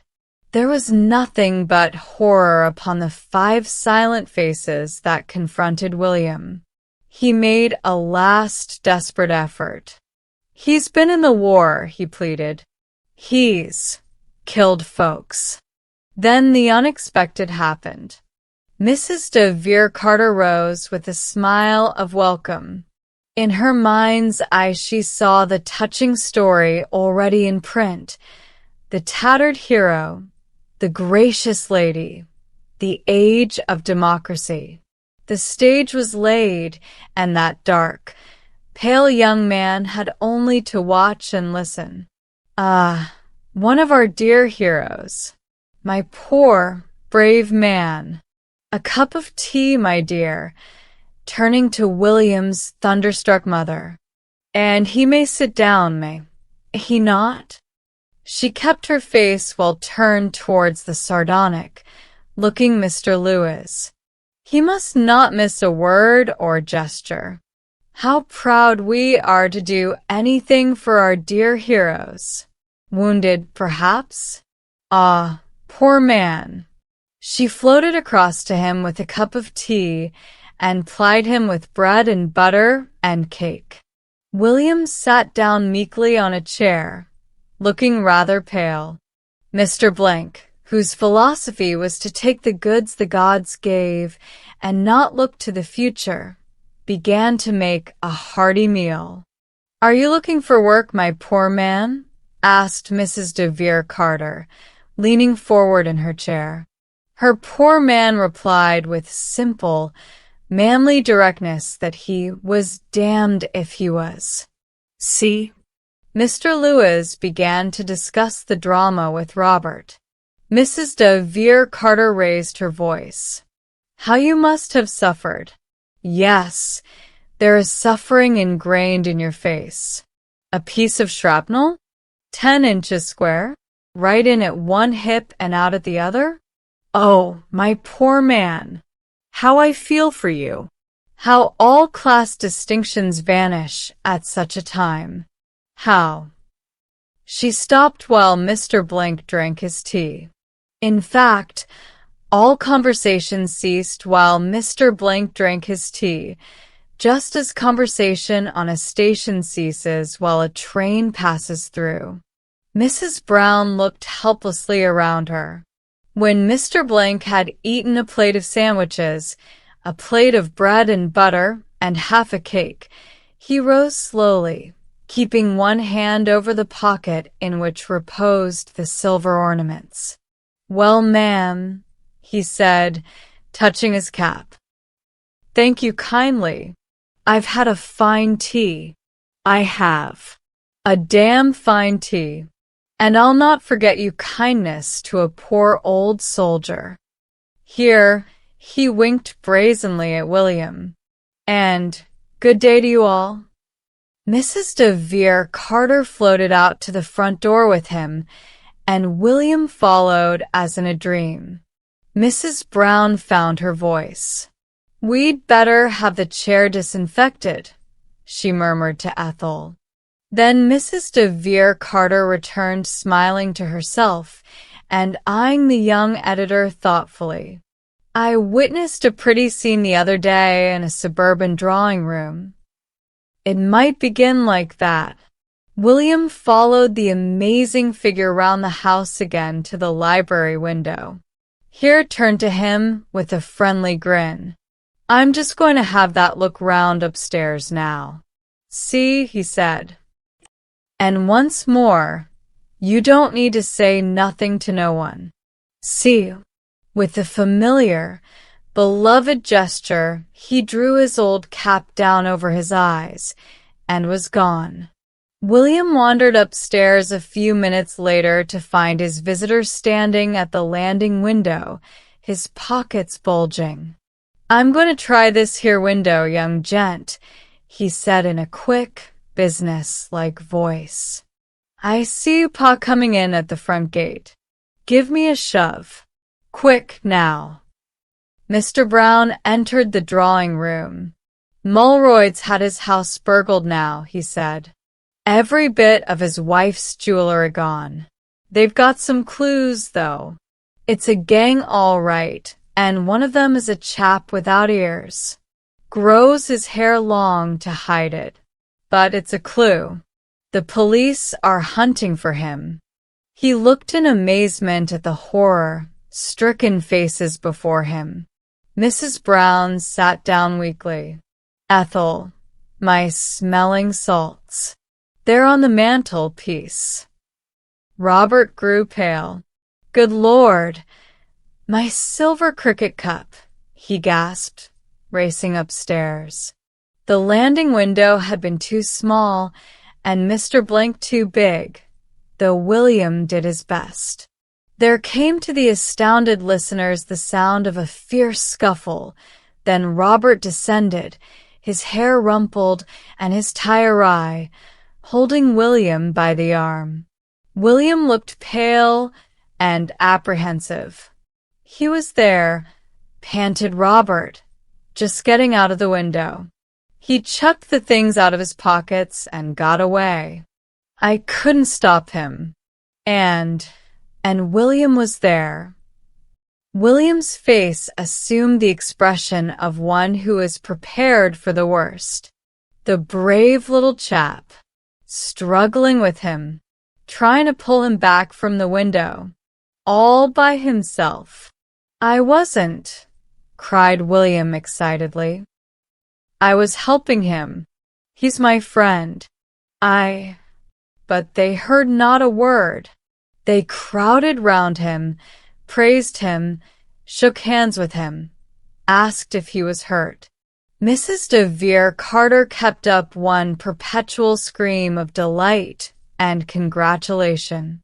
The dear boy, the little pet, how brave, what courage, what an example to us all. And the horrid, wretched man, posing as a hero, getting himself into the sweet child's confidence. Are you hurt, my precious? Did the nasty man hurt you? You darling boy.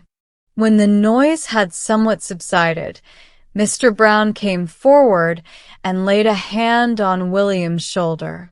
I'm very pleased with you, my boy, he said. You can buy anything you like tomorrow up to 5 shillings. William's bewildered countenance cleared. Thank you, father, he said meekly. A knight, said Miss Drew, who was struggling to inspire her class with enthusiasm for Tennyson's Idylls of the King. A knight was a person who spent his time going round succoring the oppressed. Sucking what? Said William, bewildered. Succor means to help. He spent his time helping anyone who was in trouble. How much did he get for it? Asked William. Nothing, of course, said Miss Drew, appalled by the base commercialism of the 20th century. He helped the poor because he loved them, William. He had a lot of adventures and fighting, and he helped beautiful, persecuted girls. William's respect for the knight rose. Of course, said Miss Drew hastily, they needn't necessarily be beautiful, but in most of the stories we have, they were beautiful. Followed some stories of fighting and adventure, and the rescuing of beautiful girls. The idea of the thing began to take hold of William's imagination. I say, he said to his chum Ginger after school, that knight thing sounds all right. Sucking, I mean helping people and fighting and all that. I wouldn't mind doing it, and you could be my squire. Yes, said Ginger slowly.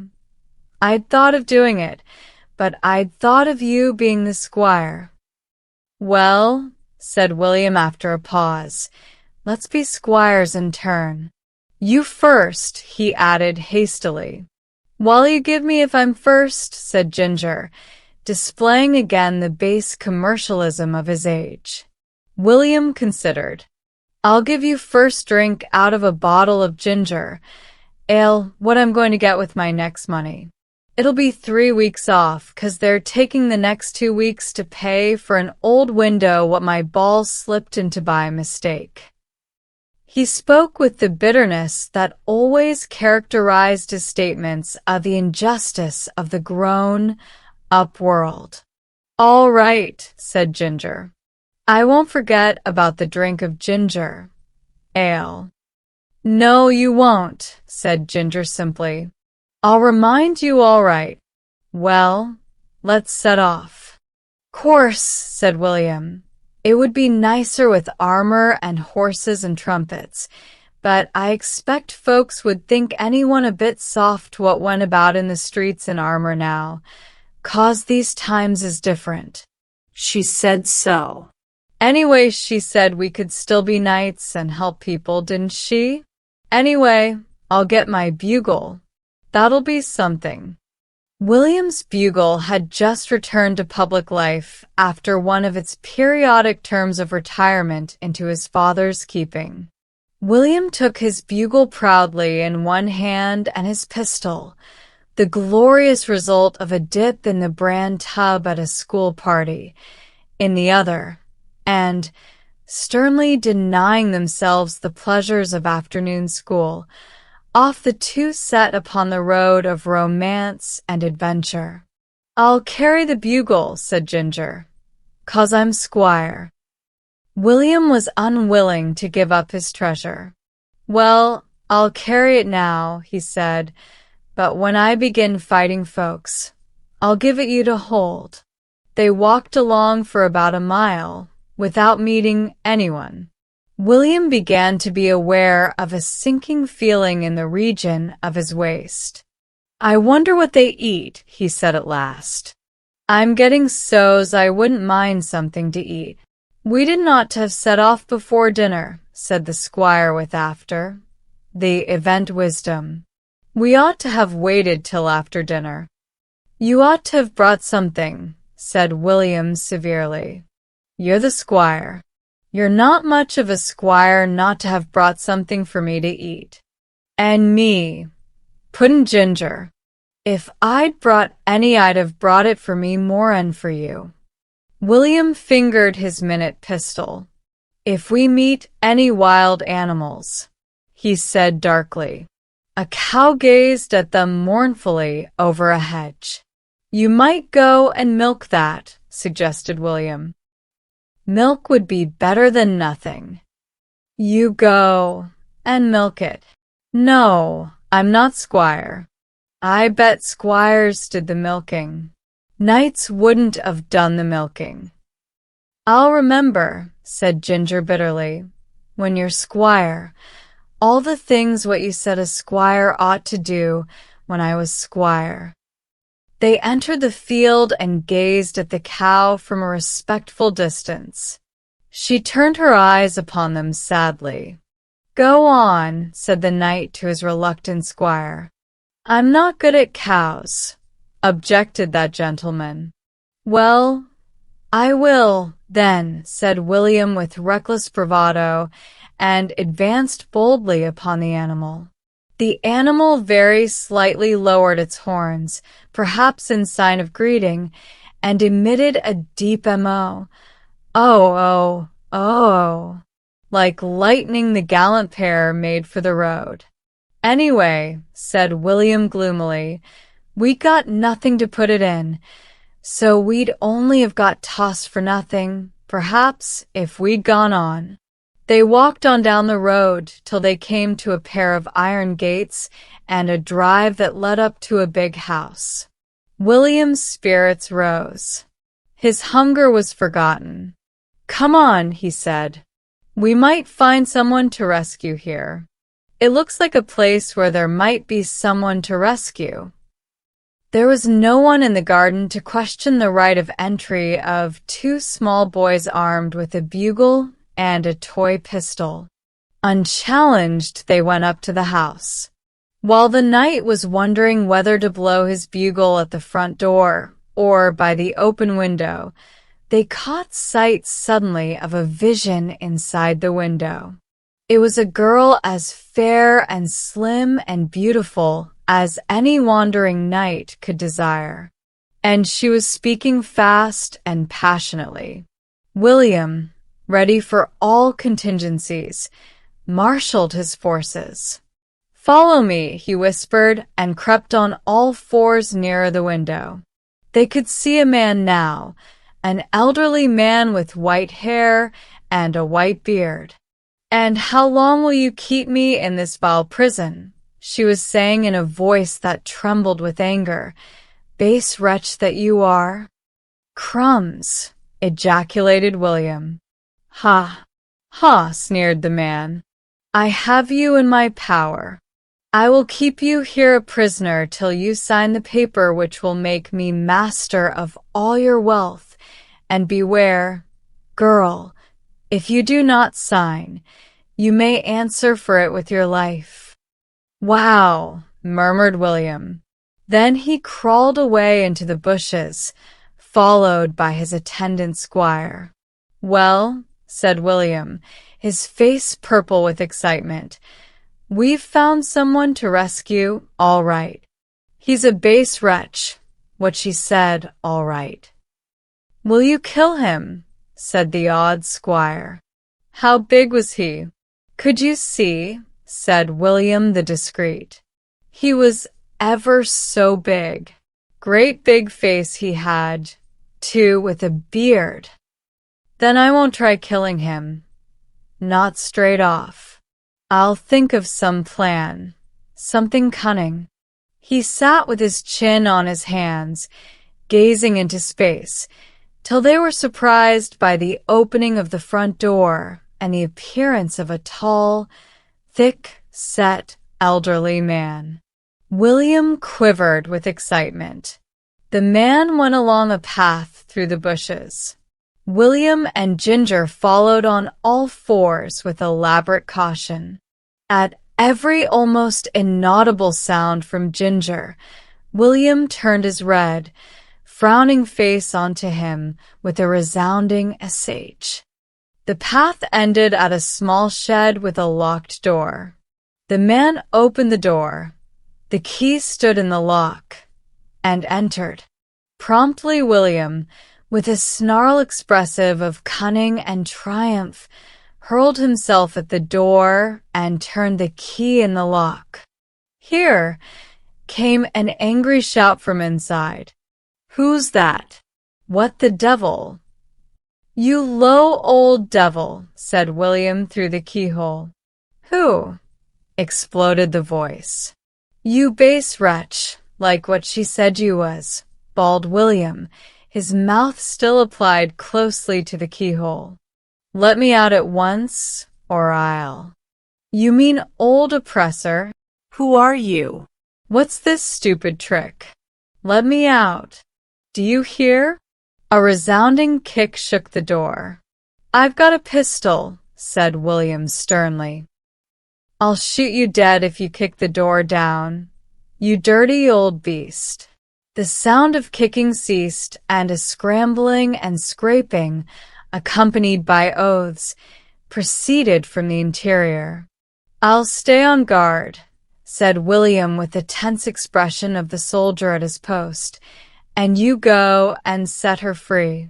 Go and blow the bugle at the front door, then they'll know something's happened," he added simply. Miss Priscilla Green was pouring out tea in the drawing room. 2 young men and a maiden were the recipients of her hospitality. "Dad will be here in a minute," she said. "He's just gone to the dark room to see to some photos he'd left in toning or fixing or something. We'll get on with the rehearsal as soon as he comes. We just rehearsed the scene he and I have together, so we're ready for the ones where we all come in." "How did it go off?" "Oh, quite well. We knew our parts, anyway. I think the village will enjoy it. Anyway, it's never very critical, is it? And it loves a melodrama." Yes. "I wonder if Father knows you're here. He said he'd come straight back. Perhaps I'd better go and find him." "Oh, let me go, Miss Green," said one of the youths ardently. "Well, I don't know whether you'd find the place. It's a shed in the garden that he uses. We use half as a dark room and half as a coal cellar. I'll go." He stopped. A nightmare sound, as discordant as it was ear-splitting, filled the room. Miss Green sank back into her chair, suddenly white. One of the young men let a cup of tea fall neatly from his fingers onto the floor and there crash into fragments. The young lady visitor emitted a scream that would have done credit to a factory siren. Then at the open French window appeared a small boy holding a bugle, purple, faced with the effort of his performance. One of the young men was the first to recover speech. He stepped away from the broken crockery on the floor as if to disclaim all responsibility for it and said sternly, "Did you make that horrible noise?" Miss Green began to laugh hysterically. "Do have some tea now you've come," she said to Ginger.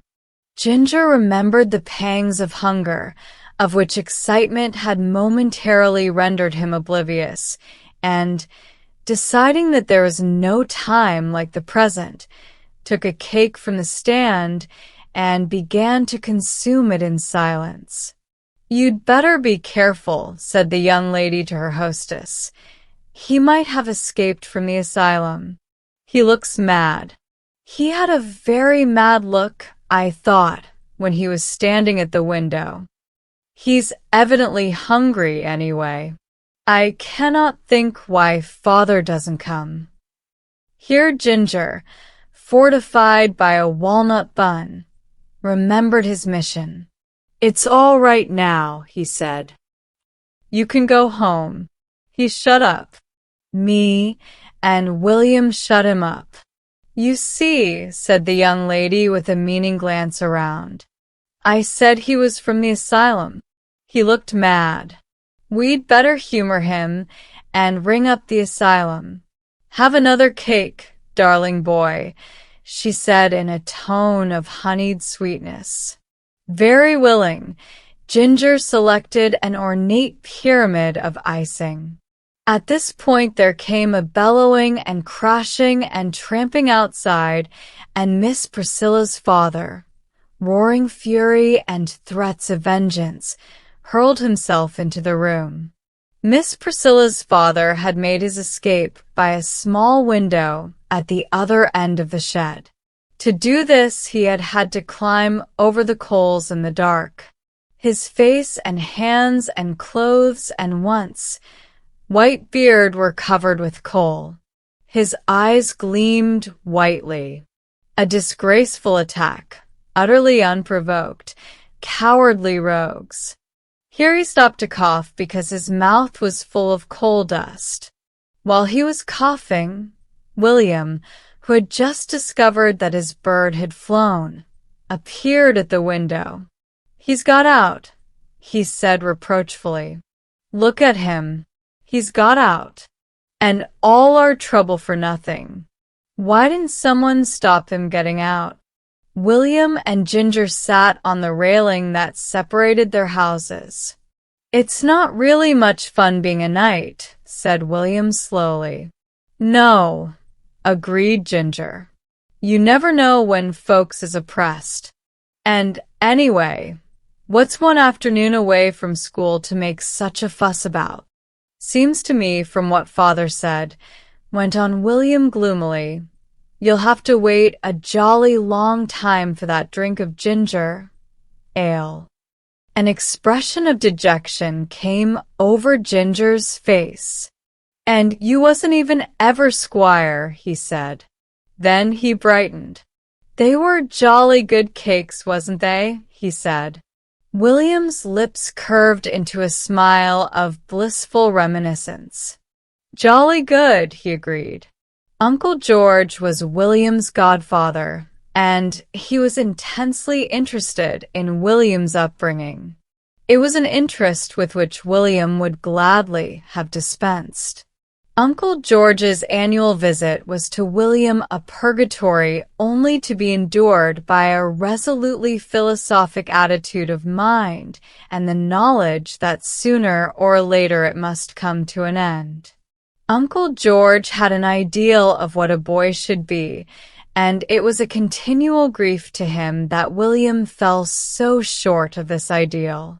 But he never relinquished his efforts to make William conform to it. His ideal was a gentle boy of exquisite courtesy and of intellectual pursuits. Such a boy he could have loved. It was hard that fate had endowed him with a godson like William. William was neither quiet nor gentle, nor courteous nor intellectual, but William was intensely human. The length of Uncle George's visit this year was beginning to reach the limits of William's patience. He was beginning to feel that sooner or later something must happen. For 5 weeks now he had, reluctantly, accompanied Uncle George upon his morning walk. He had, generally unsuccessfully, tried to maintain that state of absolute quiet that Uncle George's afternoon rest required. He had in the evening listened wearily to Uncle George's stories of his youth.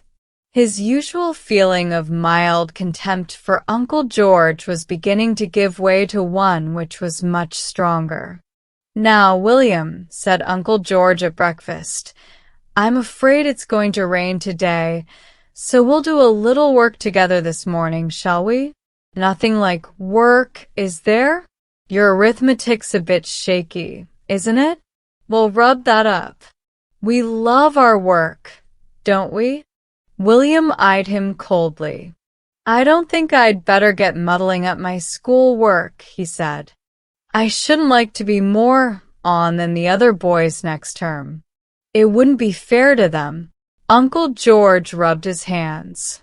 "That feeling does you credit, my boy," he said. "But if we go over some of the old work, no harm can be done. History now. There's nothing like history, is there?" William agreed quite heartily that there wasn't. "We'll do some history then," said Uncle George briskly. "The lives of the great. Most inspiring.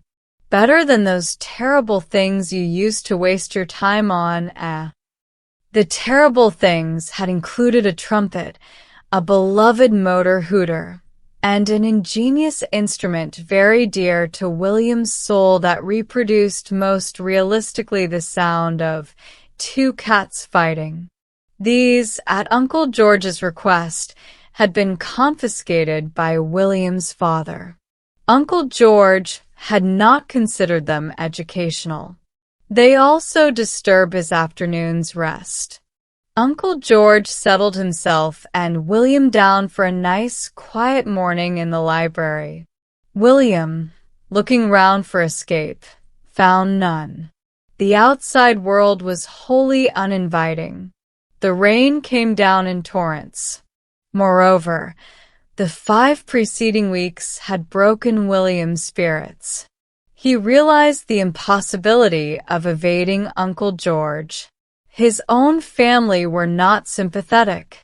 They suffered from him considerably during the rest of the year, and were not sorry to see him absorbed completely by Uncle George's conscientious zeal.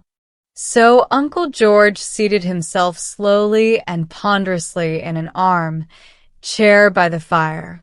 "When I was a boy, William," he began, leaning back and joining the tips of his fingers together, "I loved my studies." "I'm sure you love your studies, don't you? Which do you love most?" "Me," said William. "I like shooting and playing Red Indians." "Yes, yes," said Uncle George impatiently, "but those aren't studies, William. You must aim at being gentle." "It's not much good being gentle when you're playing Red Indians," said William stoutly. "A gentle Red Indian wouldn't get much done." But why play Red Indians?" said Uncle George. "A nasty rough game. No, we'll talk about history. You must mold your character upon that of the great heroes, William. You must be a Clive, a Napoleon, a Wolfe." "I've often been a wolf," said William. "That game's nearly as good as Red Indians. And bears is a good game, too.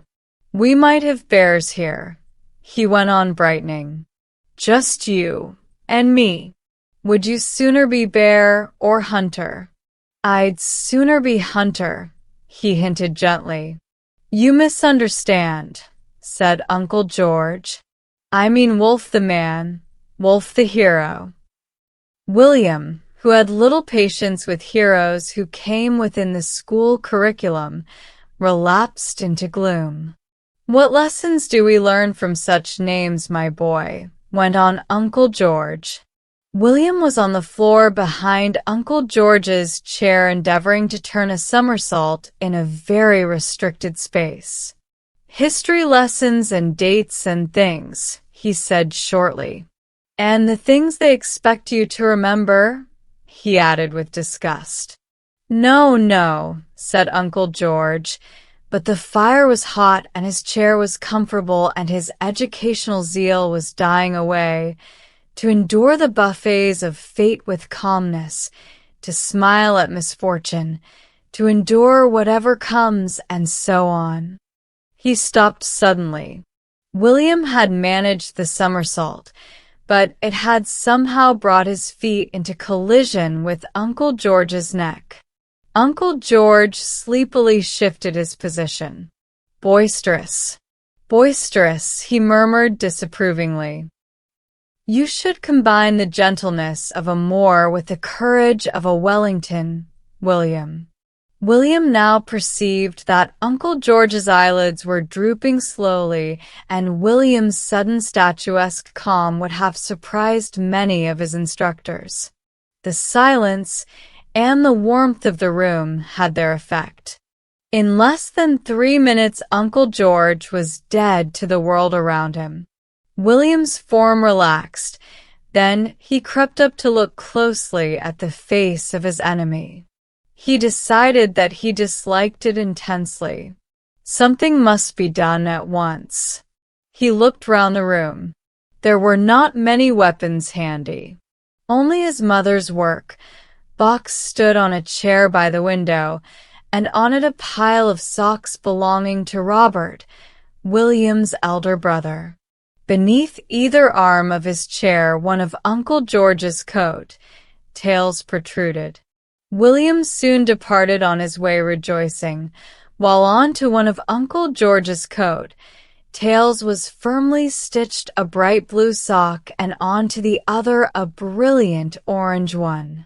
Robert's taste in socks was decidedly loud. William felt almost happy.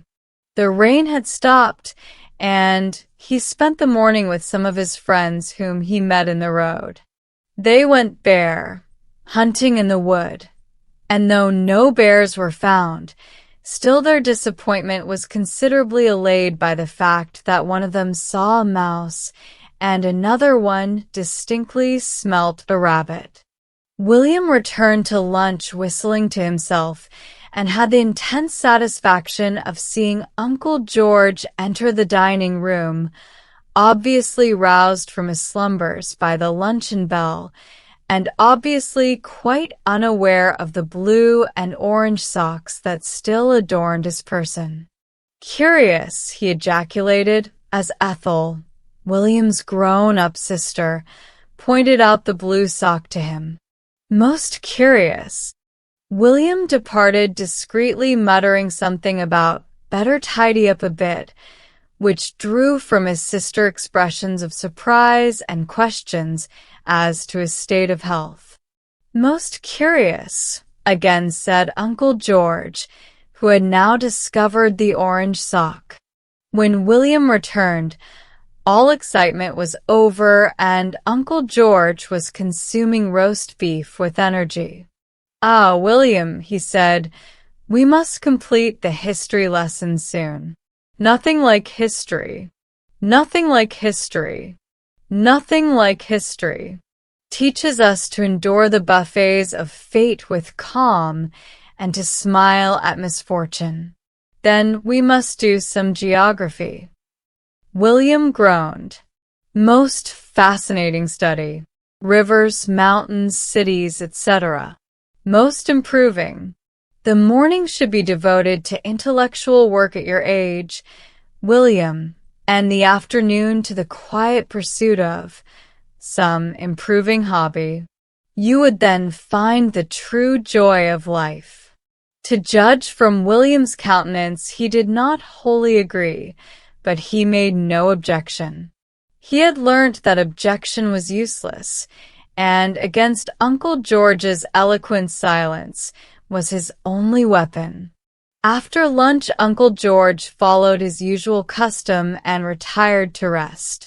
William went to the shed in the back garden and continued the erection of a rabbit house that he had begun a few days before. He hoped that if he made a little house, Providence would supply a rabbit. He whistled blithely as he knocked nails in at random. "William, you mustn't do that now." He turned a stern gaze upon his mother. "Why not?" he said. "Uncle George is resting." With a crushing glance at her, he strolled away from the shed. Someone had left the lawn mower in the middle of the lawn. With one of his rare impulses of pure virtue, he determined to be useful. Also, he rather liked mowing the grass. "William, don't do that now," called his sister from the window. "Uncle George is resting." He deliberately drove the mowing machine into the middle of a garden bed and left it there.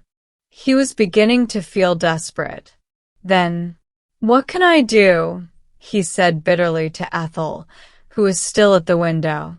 "You'd better find some quiet, improving hobby," she said unkindly as she went away. It is a proof of the utterly broken state of William's spirit that he did actually begin to think of hobbies, but none of those that occurred to him interested him. Stamp collecting, pressed flowers, crest collecting. Ugh. He set off down the road, his hands in his pockets and his brows drawn into a stern frown.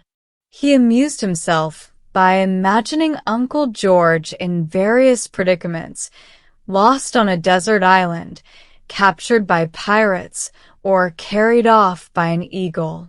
Then something in the window of a house he passed caught his eye, and he stopped suddenly. It was a stuffed bird under a glass case. Now that was something like a hobby, stuffing dead animals. He wouldn't mind having that for a hobby. And it was quite quiet. He could do it while Uncle George was resting.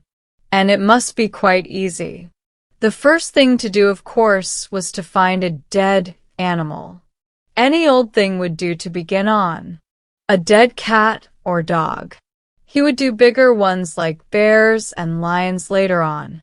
He spent nearly an hour in a fruitless search for a dead cat or dog. He searched the ditches on both sides of the road and several gardens. He began to have a distinct sense of grievance against the race of cats and dogs in general for not dying in his vicinity. At the end of the hour, he found a small dead frog. It was very dry and wrinkled, but it was certainly a dead frog and would do to begin on. He took it home in his pocket. He wondered what they did first in stuffing dead animals. He'd heard something about tanning them, but what was tanning, and how did one get it? Then he remembered suddenly having heard Ethel talk about the tanning in tea. So that was all right. The first thing to do was to get some tea. He went to the drawing room. It was empty, but upon the table near the fire was a tea tray and 2 cups. Evidently his mother and sister had just had tea there. He put the frog at the bottom of a cup and carefully filled the cup with tea from the teapot. Then he left it to soak and went out into the garden. A few minutes later, William's mother entered the drawing room. Uncle George had finished resting and was standing by the mantel-piece with a cup in his hand. "I see you poured out my tea for me," he said, "but rather a curious taste. Doubtless you boil the milk now. Safer, of course. Much safer. But it imparts a curious flavor." He took another sip. "But I didn't pour out your tea," began Mrs. Brown. Here William entered. He looked quickly at the table. "Who's meddling with my frog?" he said angrily. "It's my hobby, and I'm stuffing frogs, and someone's been and took my frog." I left it on the table. On the table, said his mother. Yes. In a cup of tea. Getting tanning. You know, for stuffing. I was putting him in tanning first. Uncle George grew pale. In frozen silence, he put a spoon into his cup and investigated the contents. In still more frozen silence, Mrs. Brown and William watched. That moment held all the cumulative horror of a Greek tragedy. Then Uncle George put down his cup and went silently from the room. On his face was the expression of one who is going to look up the first train home. Fate had sent him a buffet he could not endure calmly, a misfortune at which he could not smile, and fate had avenged William for much. William was aware of a vague feeling of apprehension when he heard that Joan Clive, the little girl who lived next door, was having a strange cousin to stay for 3 weeks. All his life, William had accepted Joan's adoration and homage with condescending indifference, but he did not like to imagine a possible rival. "What's he coming for?" he demanded with an ungracious scowl, perched uncomfortably and dangerously on the high wall that separated the two gardens and glaring down at Joan. "What's he coming for, anyway?" "'Cause mother's invited him," explained Joan simply, with a shake of her golden curls. "He's called Cuthbert. She says he's a sweet little boy." "Sweet," echoed William in a tone of exaggerated horror. "Ugh." "Well," said Joan, with the smallest note of indignation in her voice, "you needn't play with him if you don't like." "Me? Play? With him?" scowled William as if he could not believe his ears. "I'm not likely to go playing with a kid like what he'll be." Joan raised aggrieved blue eyes. "You're a horrid boy sometimes, William," she said. "Anyway, I shall have him to play with soon." It was the first time he had received anything but admiration from her. He scowled speechlessly. Cuthbert arrived the next morning. William was restless and ill, at ease, and several times climbed the ladder for a glimpse of the guest, but all he could see was the garden inhabited only by a cat and a gardener. He amused himself by throwing stones at the cat till he hit the gardener by mistake, and then fled precipitately before a storm of abuse. William and the gardener were enemies of very long standing.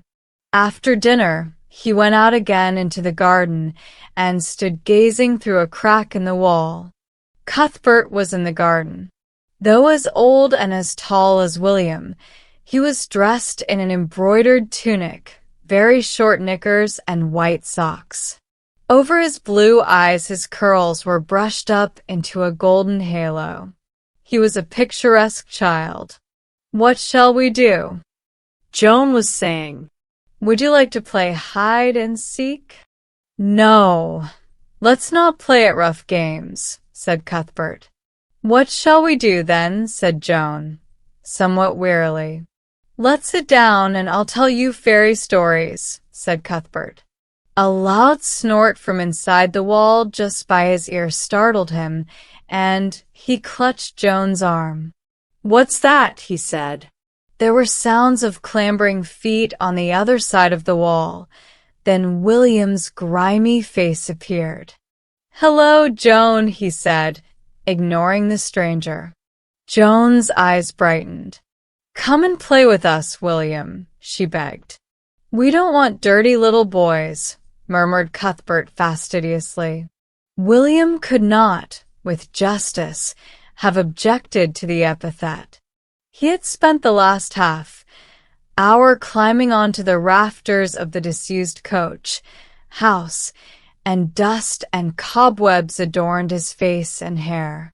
"He's always like that," explained Joan carelessly. By this time William had thought of a suitable response. "All right," he jeered. "Don't look at me then. Go on telling fairy stories." Cuthbert flushed angrily. "You're a nasty, rude little boy," he said. "I'll tell my mother." Thus war was declared. He came to tea the next day. Not all William's pleading could persuade his mother to cancel the invitation. "Well," said William darkly, "wait till you've seen him, that's all." Wait till you've heard him speaking. He cannot talk even. He cannot play. He tells fairy stories. He don't like dirt. He's got long hair and a funny long coat. He's awful, I tell you. I don't want to have him to tea. I don't want to be washed, and all just because he's coming to tea. But as usual, William's eloquence availed nothing. Several people came to tea that afternoon, and there was a sudden silence when Mrs. Clive, Joan, and Cuthbert entered. Cuthbert was in a white silk tunic embroidered with blue. He wore white shoes and white silk socks. His golden curls shone. He looked angelic. Oh, the darling. Isn't he adorable? What a picture. Come here, sweetheart. Cuthbert was quite used to this sort of thing. His manners were perfect. He raised his face with a charming smile to be kissed, then sat down on the sofa between Joan and Mrs. Clive, swinging long bare legs. William, sitting, an unwilling victim, on a small chair in a corner of the room, brushed and washed till he shone again, was conscious of a feeling of fury quite apart from the usual sense of outrage that he always felt upon such an occasion. It was bad enough to be washed till the soap went into his eyes and down his ears despite all his protests. It was bad enough to have had his hair brushed till his head smarted. It was bad enough to be hustled out of his comfortable jersey into his Eton suit which he loathed. But to see Joan, his Joan, sitting next the strange, dressed-up boy, smiling and talking to him, that was almost more than he could bear with calmness. Previously, as has been said, he had received Joan's adoration with coldness, but previously there had been no rival. "William," said his mother, "take Joan and Cuthbert and show them your engine and books and things. Remember you're the host, dear," she murmured as he passed. "Try to make them happy." He turned upon her a glance that would have made a stronger woman quail. Silently, he led them up to his playroom. "There's my engine and my books. You can play with them," he said coldly to Cuthbert. "Let's go and play in the garden, you and me, Joan." But Joan shook her head. "I don't suppose she'd care to go out without me," said Cuthbert airily. "I'll go with you. This boy can play here if he likes." And William, artist and cursing as he was, could think of no response. He followed them into the garden, and there came upon him a wild determination to show his superiority. "You cannot climb that tree," he began. "I can," said Cuthbert sweetly. "Well, climb it then," grimly. "No, I don't want to get my things all messed." "I can climb it, but you cannot." "He cannot climb it, Joan. He's trying to pretend he can climb it when he cannot. He knows I can climb it, but I don't want to get my things messed." Joan smiled admiringly at Cuthbert. "I'll show you," said William desperately. "I'll just show you." He showed them. He climbed till the tree top swayed with his weight, then descended, hot and triumphant. The tree was covered with green lichen, a great part of which had deposited itself upon William's suit. His efforts also had twisted his collar round till its stud was beneath his ear. His heated face beamed with pride. For a moment Cuthbert was speechless. Then he said scornfully, "Don't he look a fright, Joan?" Joan giggled. But William was wholly engrossed in his self-imposed task of showing them. He led them to the bottom of the garden, where a small stream, now almost dry, disappeared into a narrow tunnel to flow under the road and reappear in the field at the other side. "You cannot crawl through that," challenged William. "You cannot do it. I've done it often. I bet you cannot. I bet you cannot get halfway." "Well, do it then," jeered Cuthbert. William, on all fours, disappeared into the mud and slime of the small round aperture. Joan clasped her hands, and even Cuthbert was secretly impressed. They stood in silence. At intervals, William's muffled voice came from the tunnel. "It's jolly muddy, too, I can tell you. I've caught a frog. I say, I've caught a frog. Crumbs. It's got away. If I tried, I could nearly drown here." At last, through the hedge, they saw him emerge in the field across the road. He swaggered across to them, glowing with his own heroism. As he entered the gate, he was rewarded by the old light of adoration in Joan's blue eyes, but on full sight of him it quickly turned to consternation.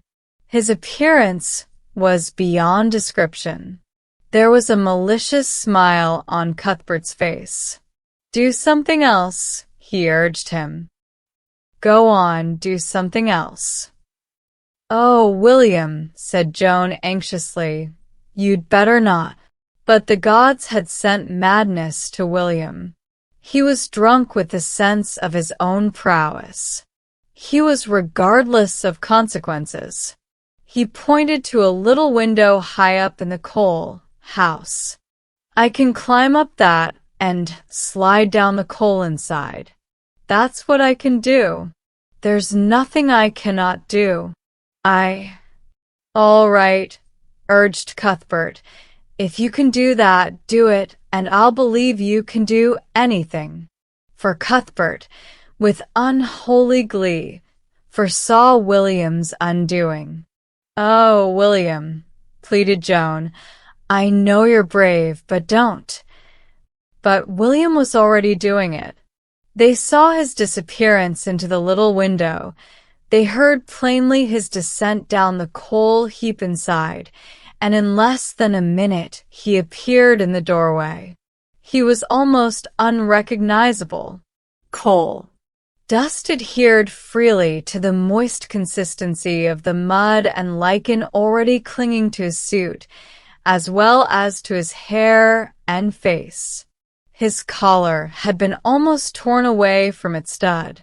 William himself was smiling proudly, utterly unconscious of his appearance. Joan was plainly wavering between horror and admiration. Then the moment for which Cuthbert had longed arrived. "Children, come in now." Cuthbert, clean and dainty, entered the drawing room first and pointed an accusing finger at the strange figure which followed. "He's been climbing trees and crawling in the mud and rolling down the coals. He's a nasty rough boy." A wild babble arose as William entered. "William, you dreadful boy. Joan, come right away from him. Come over here. What will your father say? William, my carpet." For the greater part of the stream's bed still clung to William's boots. Doggedly, William defended himself. "I was showing them how to do things. I was being a host. I was trying to make them happy. William, don't stand there talking. Go straight upstairs to the bathroom. It was the end of the first battle, and undoubtedly William had lost. Yet William had caught sight of the smile on Cuthbert's face, and William had decided that that smile was something to be avenged. But fate did not favor him. Indeed, fate seemed to do the reverse. The idea of a children's play did not emanate from William's mother or Joan's. They were both free from guilt in that respect. It emanated from Mrs. de Vere Carter. Mrs. de Vere Carter was a neighbor with a genius for organization. There were few things she did not organize till their every other aspect or aim was lost but that of organization. She also had what amounted practically to a disease for getting up things. She got up plays and bazaars and pageants and concerts. There were, in fact, few things she did not get up. It was the sight of Joan and Cuthbert walking together down the road, the sun shining on their golden curls, that had inspired her with the idea of getting up a children's play. And Joan must be the princess and little Cuthbert the prince. Mrs. de Vere Carter was to write the play herself. At first she decided on Cinderella. Unfortunately, there was a dearth of little girls in the neighborhood, and therefore it was decided at a meeting composed of Mrs. de Vere Carter, Mrs. Clive, Mrs. Brown, William's mother, and Ethel, William's sister, that William could easily be dressed up to represent one of the ugly sisters. It was, however, decided at a later meeting, consisting of William and his mother and sister, that William could not take the part. It was William who came to this decision. He was adamant against both threats and pleas. Without cherishing any delusions about his personal appearance, he firmly declined to play the part of the ugly sister. They took the news with deep apologies to Mrs. de Vere Carter, who was already in the middle of the first act. Her already low opinion of William sank to zero. Their next choice was Little Red Riding Hood, and William was lured, by glowing pictures of a realistic costume, into consenting to take the part of the wolf. Every day, he had to be dragged by some elder and responsible member of his family to a rehearsal. His hatred of Cuthbert was only equaled by his hatred of Mrs. de Vere Carter. "He acts so unnaturally," moaned Mrs. de Vere Carter. "Try really to think you're a wolf, darling. Put some spirit into it. Be animated." William scowled at her and once more muttered monotonously his opening lines. "A wolf am I, a wolf on mischief bent. To eat this little maid is my intent. Take a breath after bent, darling. Now say it again." William complied, introducing this time a loud and audible gasp to represent the breath. Mrs. de Vere Carter sighed. "Now, Cuthbert, darling, draw your little sword and put your arm round Joan. That's right." Cuthbert obeyed, and his clear voice rose in a high chanting voice. "Go. You wicked wolf, away. This gentle maid shall never be your prey." "That's beautiful, darling. Now, William, slink away. Slink away, darling. Don't stand staring at Cuthbert like that. Slink away." "I'll show you." "Watch me slink away." Mrs. de Vere Carter slunk away realistically, and the sight of it brought momentary delight to William's weary soul. Otherwise, the rehearsals were not far removed from torture to him. The thought of being a wolf had at first attracted him, but actually a wolf character who had to repeat Mrs. de Vere Carter's meaningless poetry and be beaten at every turn by the smiling Cuthbert, who was forced to watch from behind the scenes the fond embraces of Cuthbert and Joan, galled his proud spirit unspeakably. Moreover, Cuthbert monopolized her both before and after the rehearsals. "Come away, Joan. He's probably all over coal dust and all of a mess." The continued presence of unsympathetic elders prevented his proper avenging of such insults. The day of the performance approached, and there arose some little trouble about William's costume. If the wearing of the dining room hearth rug had been forbidden by authority, it would have at once become the dearest wish of William's heart and a thing to be accomplished at all costs. But because authority decreed that that should be William's official costume as the wolf, William at once began to find enormous difficulties. "It's a dirty old thing. All dust and bits of black hair come off it on me. I don't think it looks like a wolf. Well, if I've got to be a wolf, folks might just as well know what I am. This looks like as if it came off a black sheep or something. You don't want folks to think I'm a sheep instead of a wolf, do you? You don't want me to be made look ridiculous before all these folks, do you?"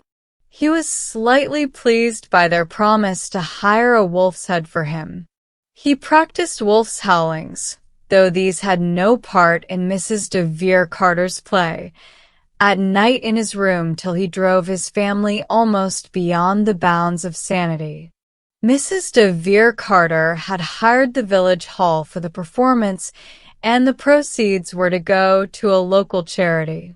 On the night of the play the hall was packed, and Mrs. de Vere Carter was in a flutter of excitement and importance.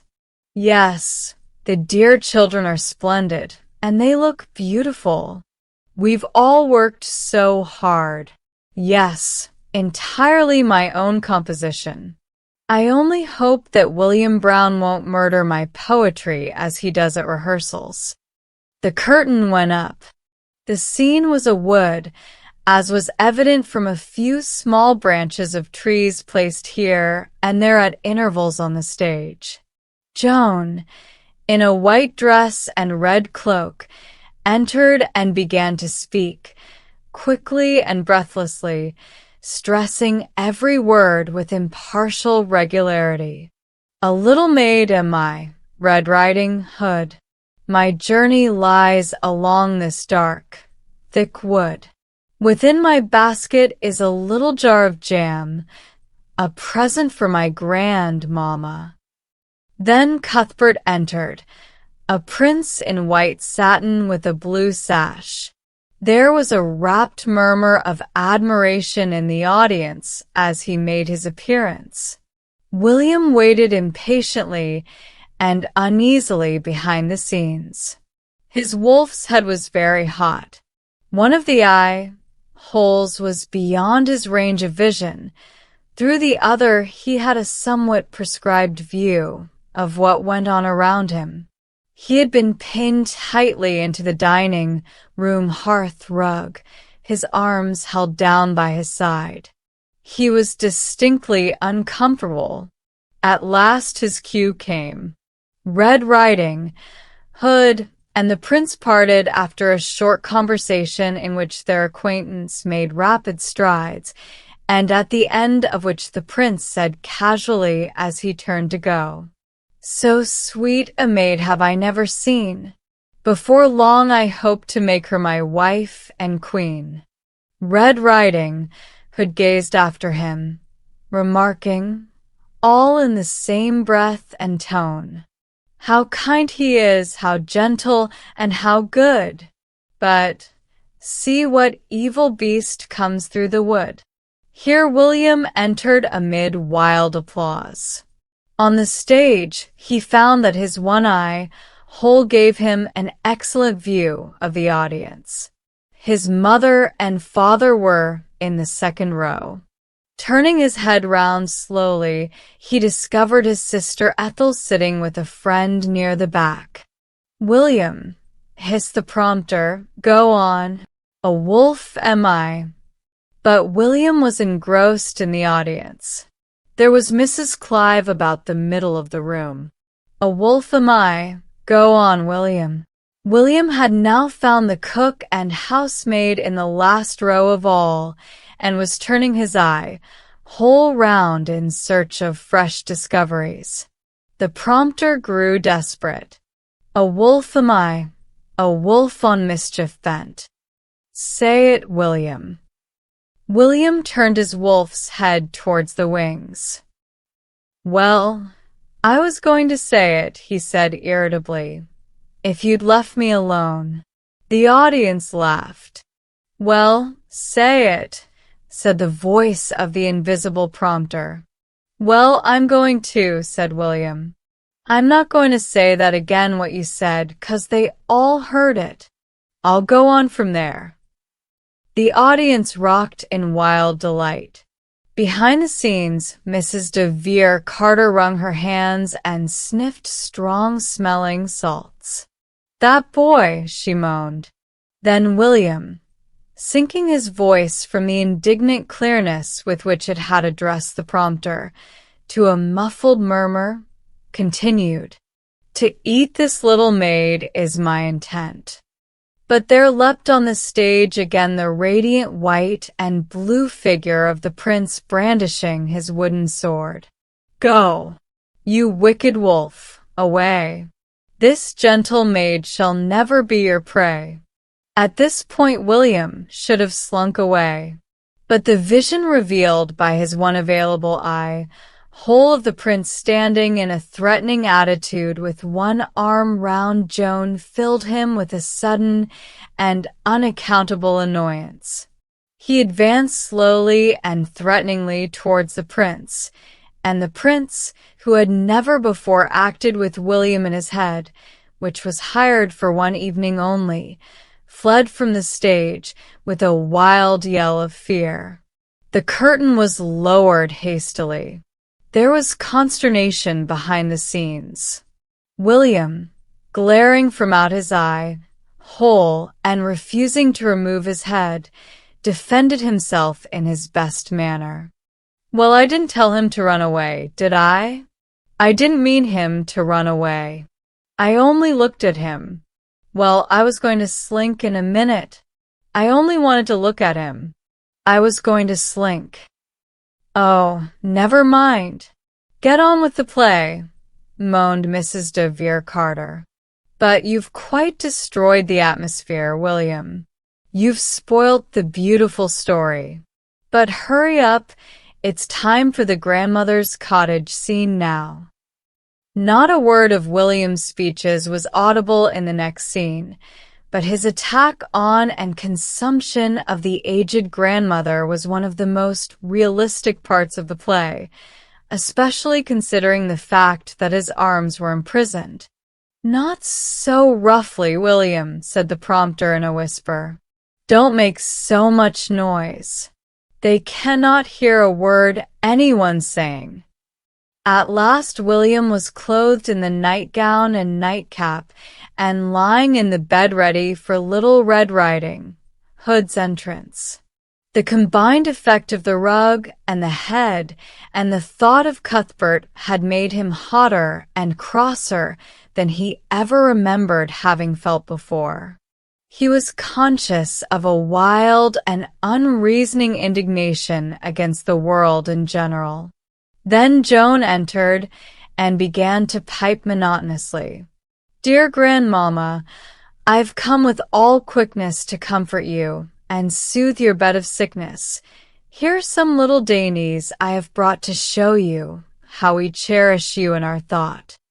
Here William wearily rose from his bed and made an unconvincing spring in her direction. But onto the stage leapt Cuthbert once more, the vision in blue and white with golden curls shining and sword again drawn. Ha! Evil beast! It was too much for William. The heat and discomfort of his attire, the sight of the hated Cuthbert already about to embrace his Joan, goaded him to temporary madness. With a furious gesture, he burst the pins which attached the dining room hearth, rubbed to his person, and freed his arms. He tore off the white nightgown. He sprang at the petrified Cuthbert, a small wild figure in a jersey suit and a wolf's head. Mrs. de Vere Carter had filled Red Riding Hood's basket with packages of simple groceries, which included, among other things, a paper bag of flour and a jar of jam. William seized these wildly and hurled handfuls of flour at the prostrate, screaming Cuthbert. The stage was suddenly in an uproar. The other small actors promptly joined the battle. The prompter was too panic-stricken to lower the curtain. The air was white with clouds of flour. The victim scrambled to his feet and fled, a ghost-like figure, round the table. "Take him off me," he yelled. "Take him off me. Take William off me." His wailing was deafening. The next second he was on the floor, with William on top of him. William now varied the proceedings by emptying the jar of jam onto Cuthbert's face and hair. They were separated at last by the prompter and stage manager, while the audience rose and cheered hysterically. But louder than the cheering rose the sound of Cuthbert's lamentation. "He's a nasty, rough boy. He pushed me down. He's messed my nice clothes." Mrs. de Vere Carter was speechless. "That boy, that boy, that boy," was all she could say. William was hurried away by his family before she could regain speech.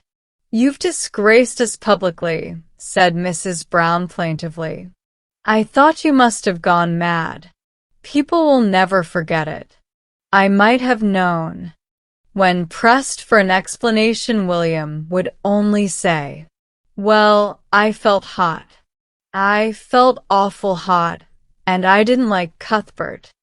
He appeared to think this sufficient explanation, though he was fully prepared for the want of sympathy displayed by his family. "Well," he said firmly, "I'd just like to see you do it. I'd just like to see you be in the head and that old rug and have to say stupid things and see folks you don't like, and I bet you do something." But he felt that public feeling was against him and relapsed sadly into silence. From the darkness in front of them came the sound of Cuthbert's wailing as Mrs. Clive led her 2 charges home. "Poor little Cuthbert," said Mrs. Brown. "If I were Joan, I don't think I'd ever speak to you again." "Huh," ejaculated William scornfully. But at William's gate a small figure slipped out from the darkness, and 2 little arms crept round William's neck. "Oh, William," she whispered, "he's going tomorrow, and I am glad. Isn't he a softy? Oh, William, I do love you. You do such exciting things." William lay on the floor of the barn, engrossed in a book. This was a rare thing with William. His bottle of lemonade lay untouched by his side, and he even forgot the half-eaten apple which reposed in his hand. His jaws were arrested midway in the act of munching.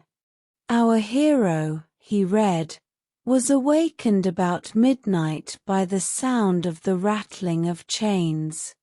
Raising himself on his arm, he gazed into the darkness. About a foot from his bed he could discern a tall, white, faintly gleaming figure and a ghostly arm which beckoned him. William's hair stood on end. "Crumbs!" he ejaculated. Nothing perturbed, he continued to read, Our hero rose and followed the spectre through the long winding passages of the old castle. Whenever he hesitated, a white, luminous arm, hung around with ghostly chains, beckoned him on. "Gosh," murmured the enthralled William. "I'd have been scared." At the panel in the wall the ghost stopped, and silently the panel slid aside, revealing a flight of stone steps. Down this went the apparition, followed by our intrepid hero.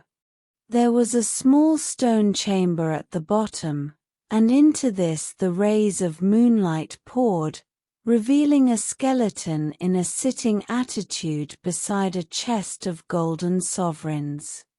The gold gleamed in the moonlight. "Wow!" gasped William, red with excitement. "William!" The cry came from somewhere in the sunny garden outside. William frowned sternly, took another bite of apple, and continued to read. Our hero gave a cry of astonishment. "Yeah, I'd have done that all right," agreed William. "William!" "Oh, shut up," called William irritably, thereby revealing his hiding place. His grown-up sister, Ethel, appeared in the doorway. "Mother wants you," she announced. "Well, I cannot come." "I'm busy," said William, coldly, taking a draught of lemonade and returning to his book. "Cousin Mildred's come," continued his sister. William raised his freckled face from his book. "Well, I cannot help that, can I?" he said, with the air of one arguing patiently with a lunatic. Ethel shrugged her shoulders and departed. "He's reading some old book in the barn," he heard her announce, and he says. Here he foresaw complications and hastily followed her. "Well, I'm coming, aren't I?" he said, "as fast as I can." Cousin Mildred was sitting on the lawn. She was elderly and very thin and very tall, and she wore a curious, long, shapeless garment of green silk with a golden belt. "Dear child," she murmured, taking the grimy hand that William held out to her in dignified silence. He was cheered by the sight of tea and hot cakes. Cousin Mildred ate little but talked much. "I'm living in hopes of a psychic revelation, dear," she said to William's mother. "In hopes? I've heard of wonderful experiences, but so far none, alas, have befallen me. Automatic writing I have tried, but any communication the spirits may have sent me that way remained illegible, quite illegible." She sighed. William eyed her with scorn while he consumed reckless quantities of hot cakes. "I would love to have a psychic revelation," she sighed again. "Yes, dear," murmured Mrs. Brown, mystified. "William, you've had enough." "Enough?" said William, in surprise. "Why, I've only had," he decided hastily against exact statistics and in favor of vague generalities. "I've only had hardly any," he said, aggrievedly.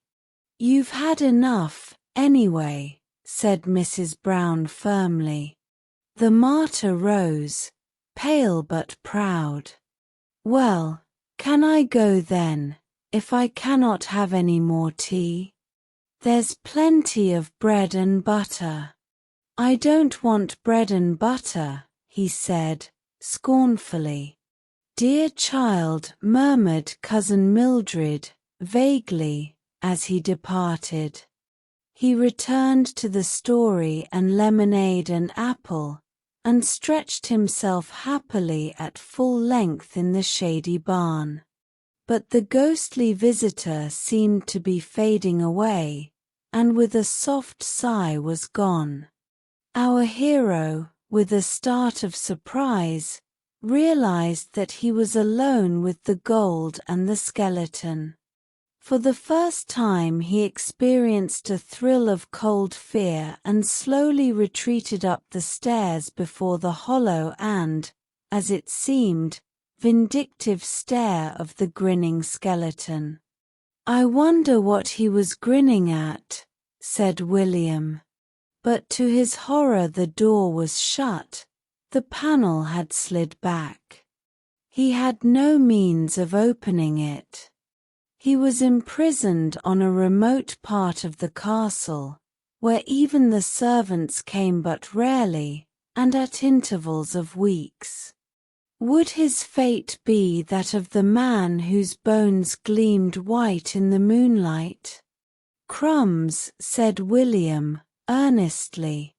Then a shadow fell upon the floor of the barn, and Cousin Mildred's voice greeted him.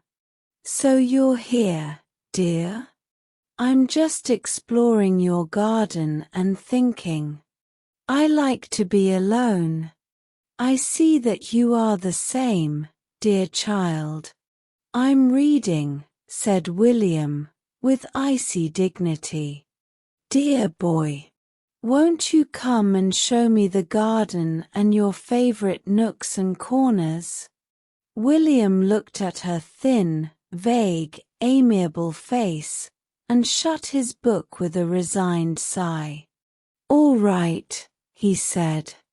He conducted her in patient silence round the kitchen garden and the shrubbery. She looked sadly at the house, with its red brick, uncompromisingly modern appearance. "William, I wish your house was old," she said, sadly. William resented any criticism of his house from outsiders.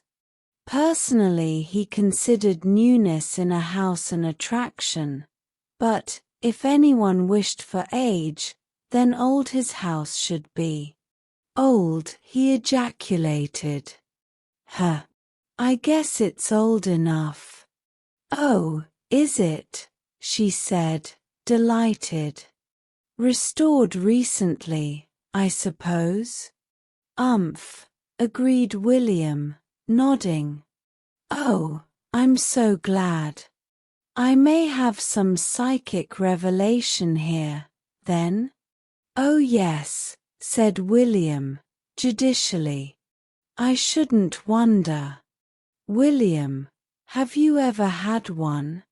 "Well," said William, guardedly, "I don't know."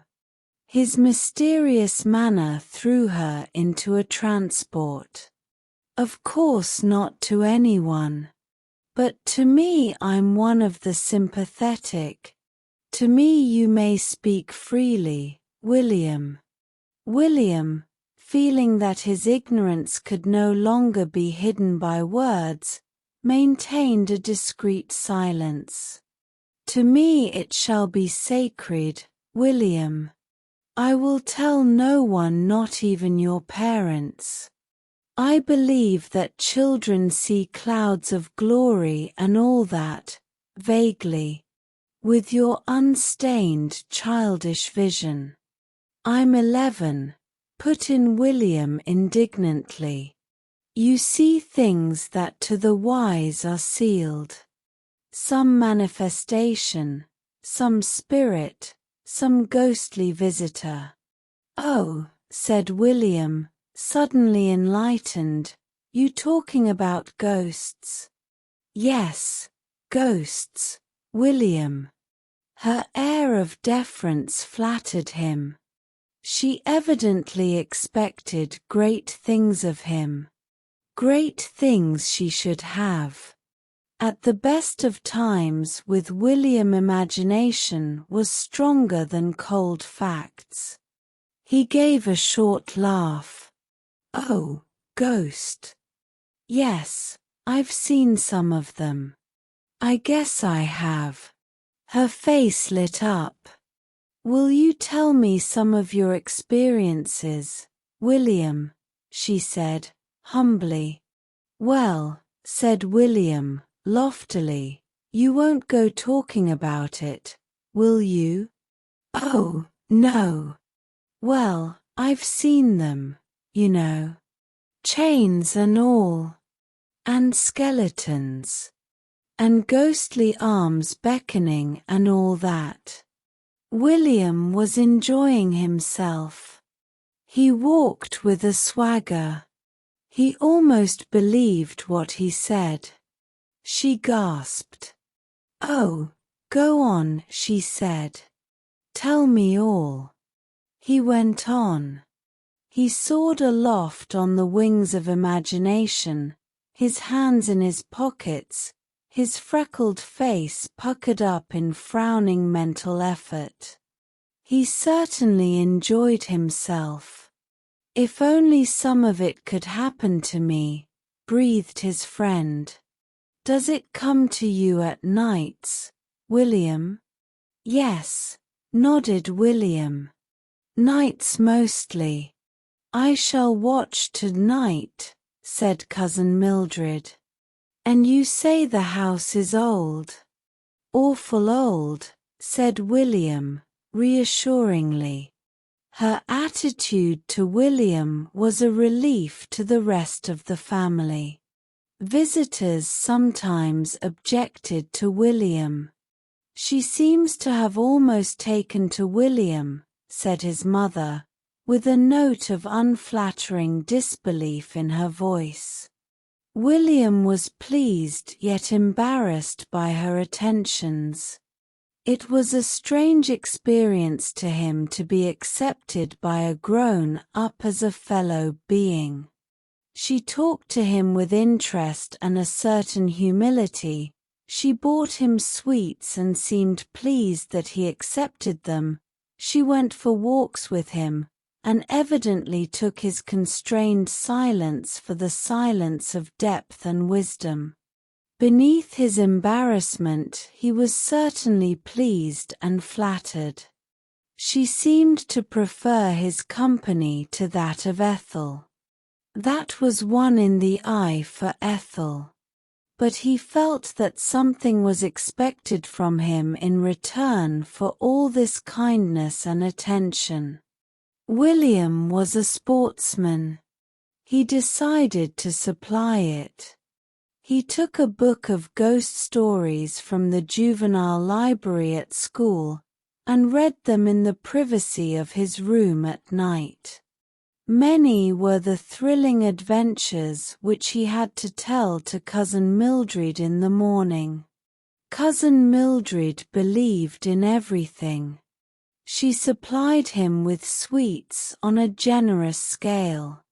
She listened to him with awe and wonder.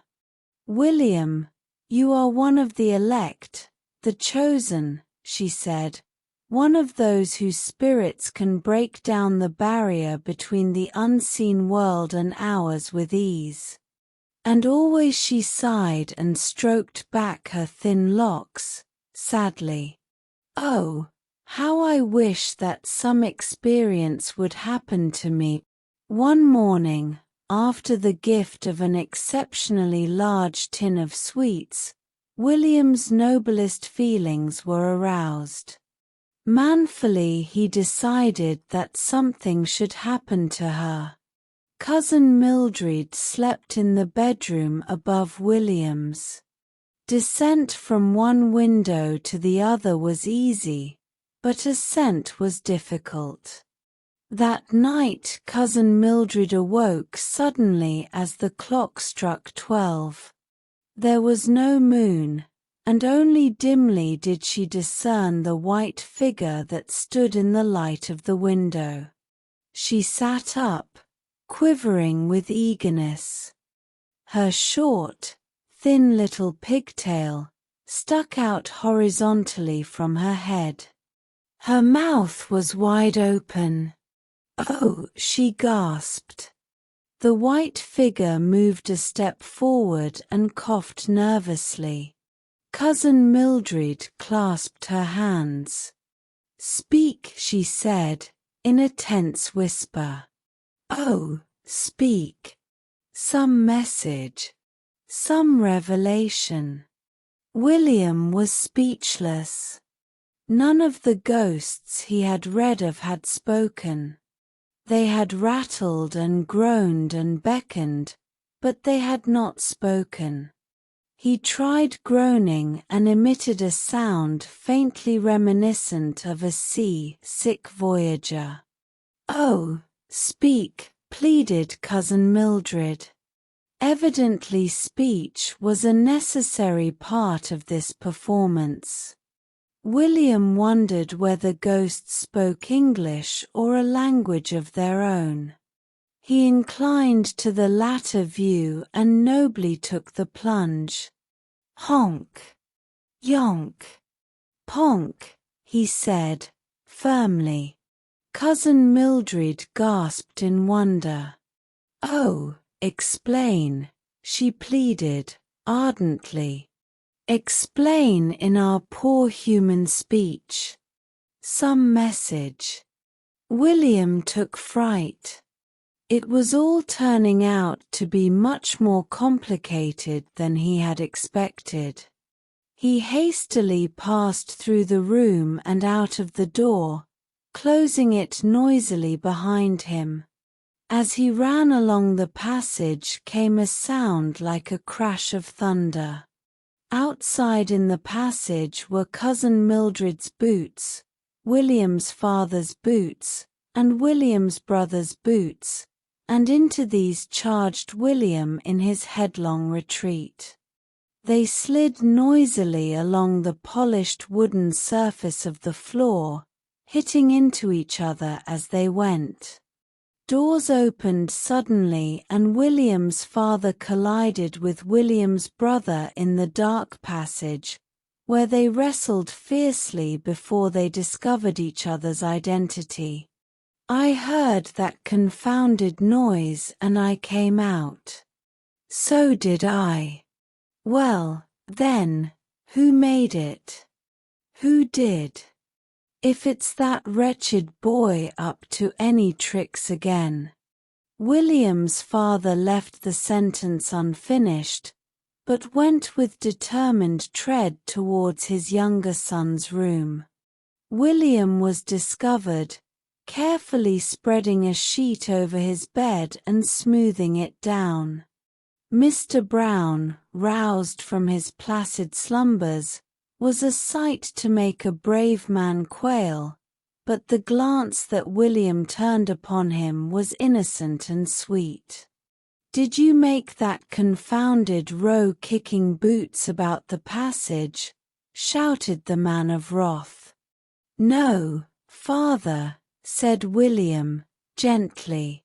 "I've not been kicking no boots about."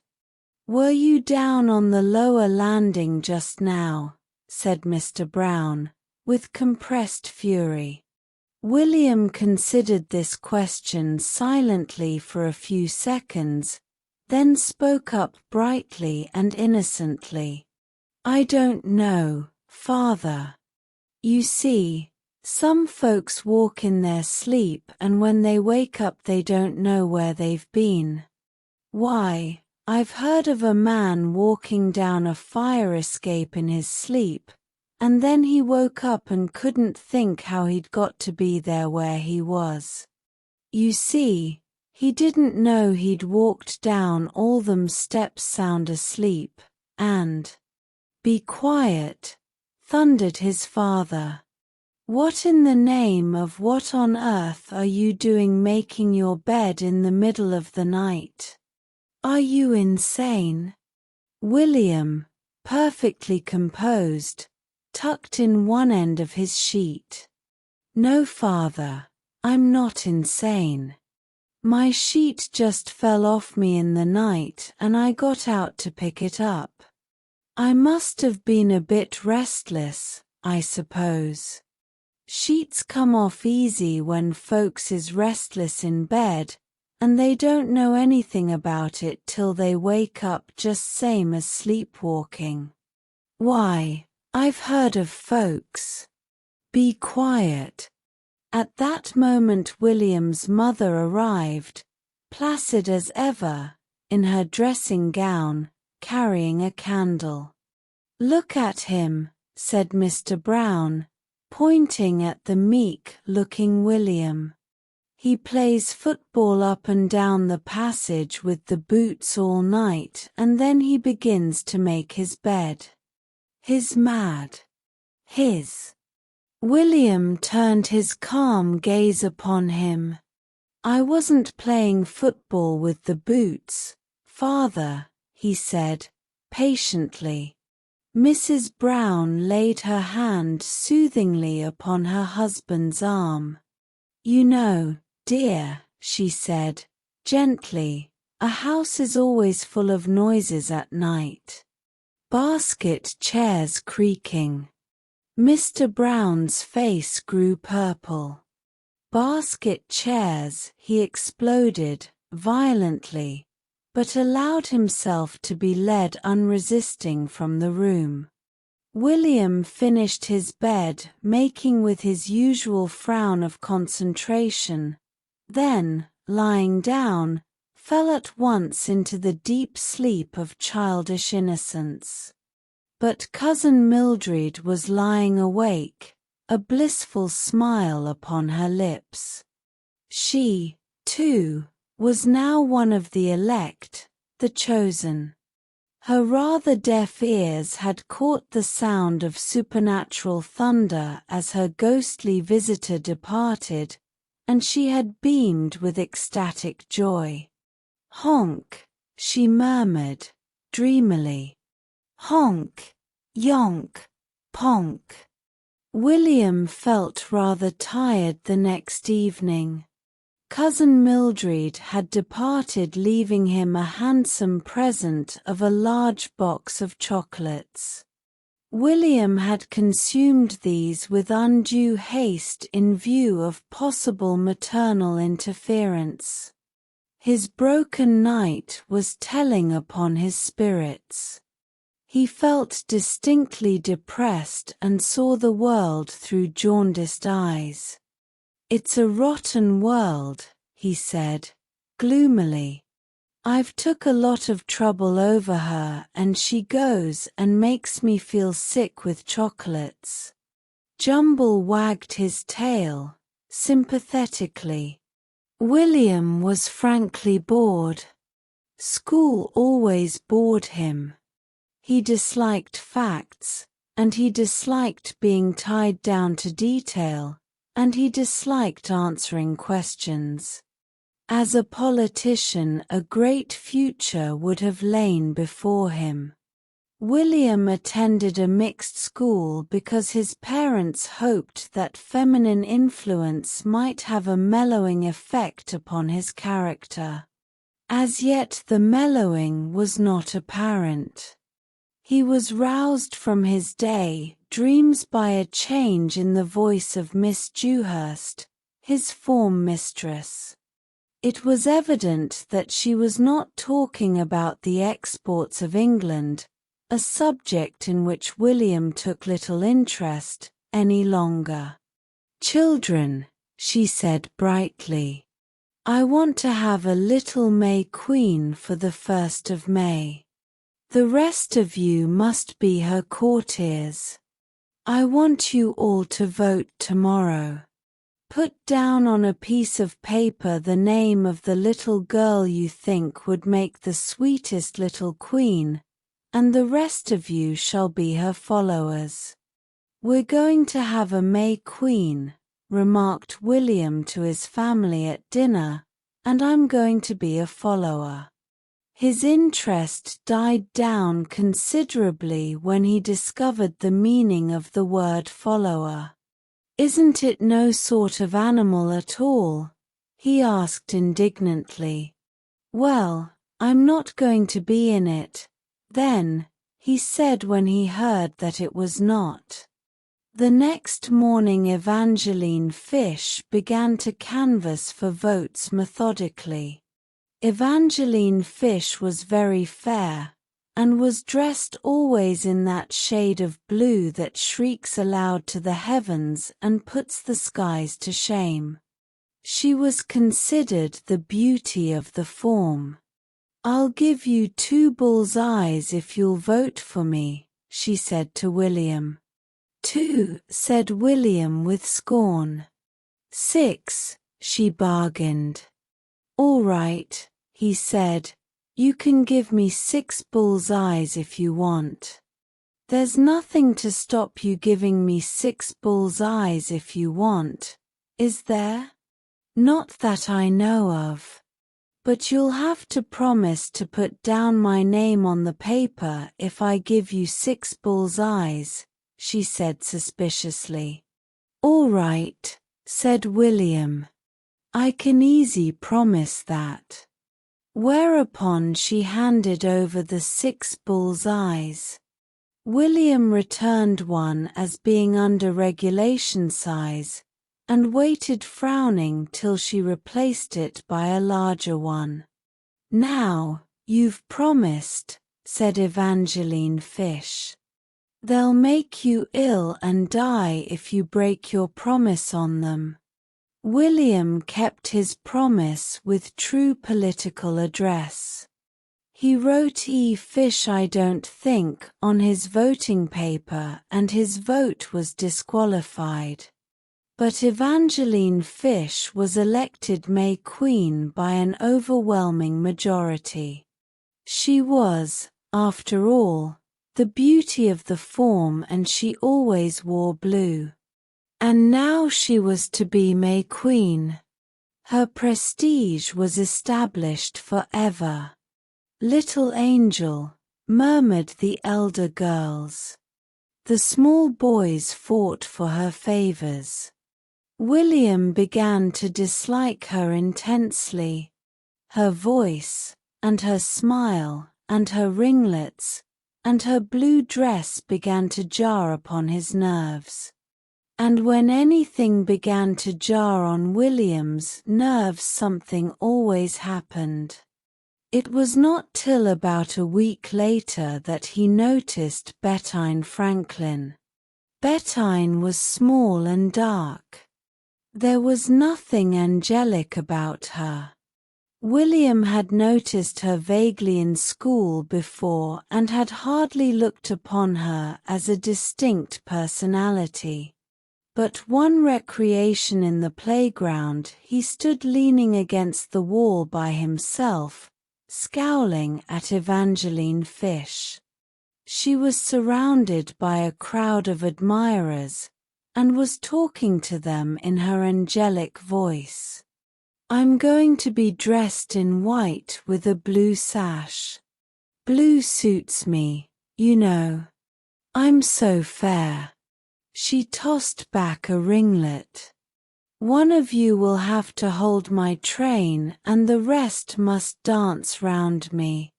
I'm going to have a crown," and she turned round in order to avoid the scowling gaze of William in the distance. William had discovered that his scowl annoyed her, and since then had given it little rest. But there was no satisfaction in scowling at the back of her well-curled head, so he relaxed his scowl and let his gaze wander round the playground. And it fell upon Bettine. Bettine was also standing by herself and gazing at Evangeline Fish. But she was not scowling. She was looking at Evangeline Fish with wistful envy. For Evangeline Fish was angelic and a May Queen, and she was neither of these things. William strolled over and lolled against the wall next to her. "Hello," he said, without looking at her, for this change of position had brought him again within range of Evangeline Fish's eye, and he was once more simply one concentrated scowl. "Hello," murmured Bettine shyly and politely. "You like pink rock," was William's next effort. Said Bettine, nodding emphatically. "I'll give you some next time I buy some," said William grandly, "but I shan't be buying any for a long time," he added bitterly. "'Cause an old ball slipped out my hands on to our dining room window before I noticed it yesterday." She nodded understandingly. "I don't mind," she said sweetly. "I'll like you just as much if you don't ever give me any rock." William blushed. "I didn't know you liked me," he said. "I do," she said fervently. "I like your face and I like the things you say." William had forgotten to scowl. He was one flaming mixture of embarrassment and delight. He plunged his hands into his pockets and brought out 2 marbles, a piece of clay, and a broken toy gun. "You can have them all," he said in reckless generosity. "You keep them for me," said Bettine sweetly. "I hope you dance next me at the Maypole when Evangeline's queen. Won't it be lovely?" And she sighed. "Lovely," exploded William. "Huh. Won't you like it?" said Bettine wonderingly. "Me," exploded William again. "Dancing round a pole. Round that old girl? But she's so pretty." "No, she isn't," said William firmly. "She just isn't. Not much. I don't like her nasty shiny hair, and I don't like her nasty blue clothes, and I don't like her nasty face, and I don't like her nasty white shoes, nor her nasty necklaces, nor her nasty squeaky voice." He paused.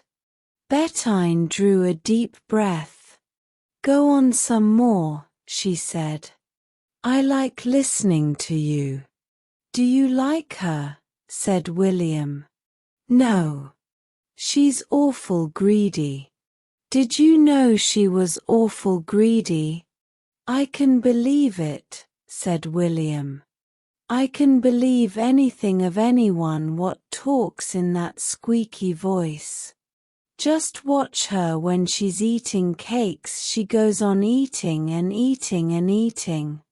She'll bust and die one day then," prophesied William solemnly, "and I shan't be sorry.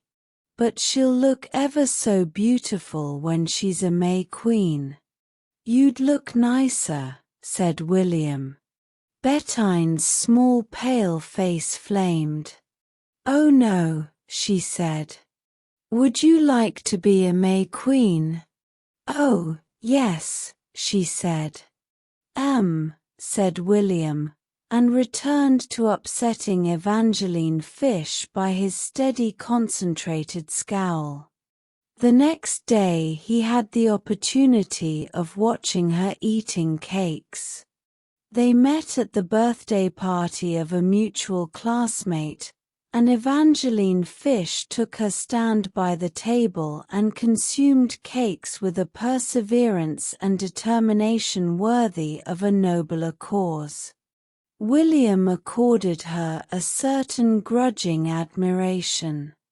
Not once did she falter or faint. Iced cakes, cream cakes, pastries melted away before her, and never did she lose her ethereal angelic appearance. Tight golden ringlets, blue eyes, faintly flushed cheeks, vivid pale blue dress remained immaculate and unruffled, and still she ate cakes. William watched her in amazement, forgetting even to scowl at her. Her capacity for cakes exceeded even William's, and his was no mean one. They had a rehearsal of the maypole dance and crowning the next day. "I want William Brown to hold the Queen's train," said Miss Dewhurst. "Me?"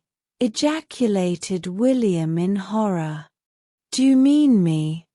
"Yes, dear. It's a great honor to be asked to hold little Queen Evangeline's train. I'm sure you feel very proud. You must be her little courtier." Said William, transferring his scowl to Miss Dewhurst. Evangeline beamed. She wanted William's admiration. William was the only boy in the form who was not her slave. She smiled at William sweetly. "I'm not good at holding trains," said William. "I don't like holding trains. I've never been taught about holding trains. I might do it wrong on the day and spoil it all. I shan't /X92T like to spoil it all," he added virtuously. "Oh, we'll have heaps of practices," said Miss Dewhurst brightly. As he was going, Bettine pressed a small apple into his hand. "A present for you," she murmured. "I saved it from my dinner." He was touched. "I'll give you something tomorrow," he said, adding hastily, "if I can find anything." They stood in silence till he had finished his apple. "I've left a lot on the core," he said in a tone of unusual politeness, handing it to her. "Would you like to finish it?" "No, thank you." "William, you'll look so nice holding her train." "I don't want to, and I bet I won't." "You don't know the things I can do," he said darkly. "Oh, William," she gasped in awe and admiration. "I'd hold your train if you was going to be queen," he volunteered.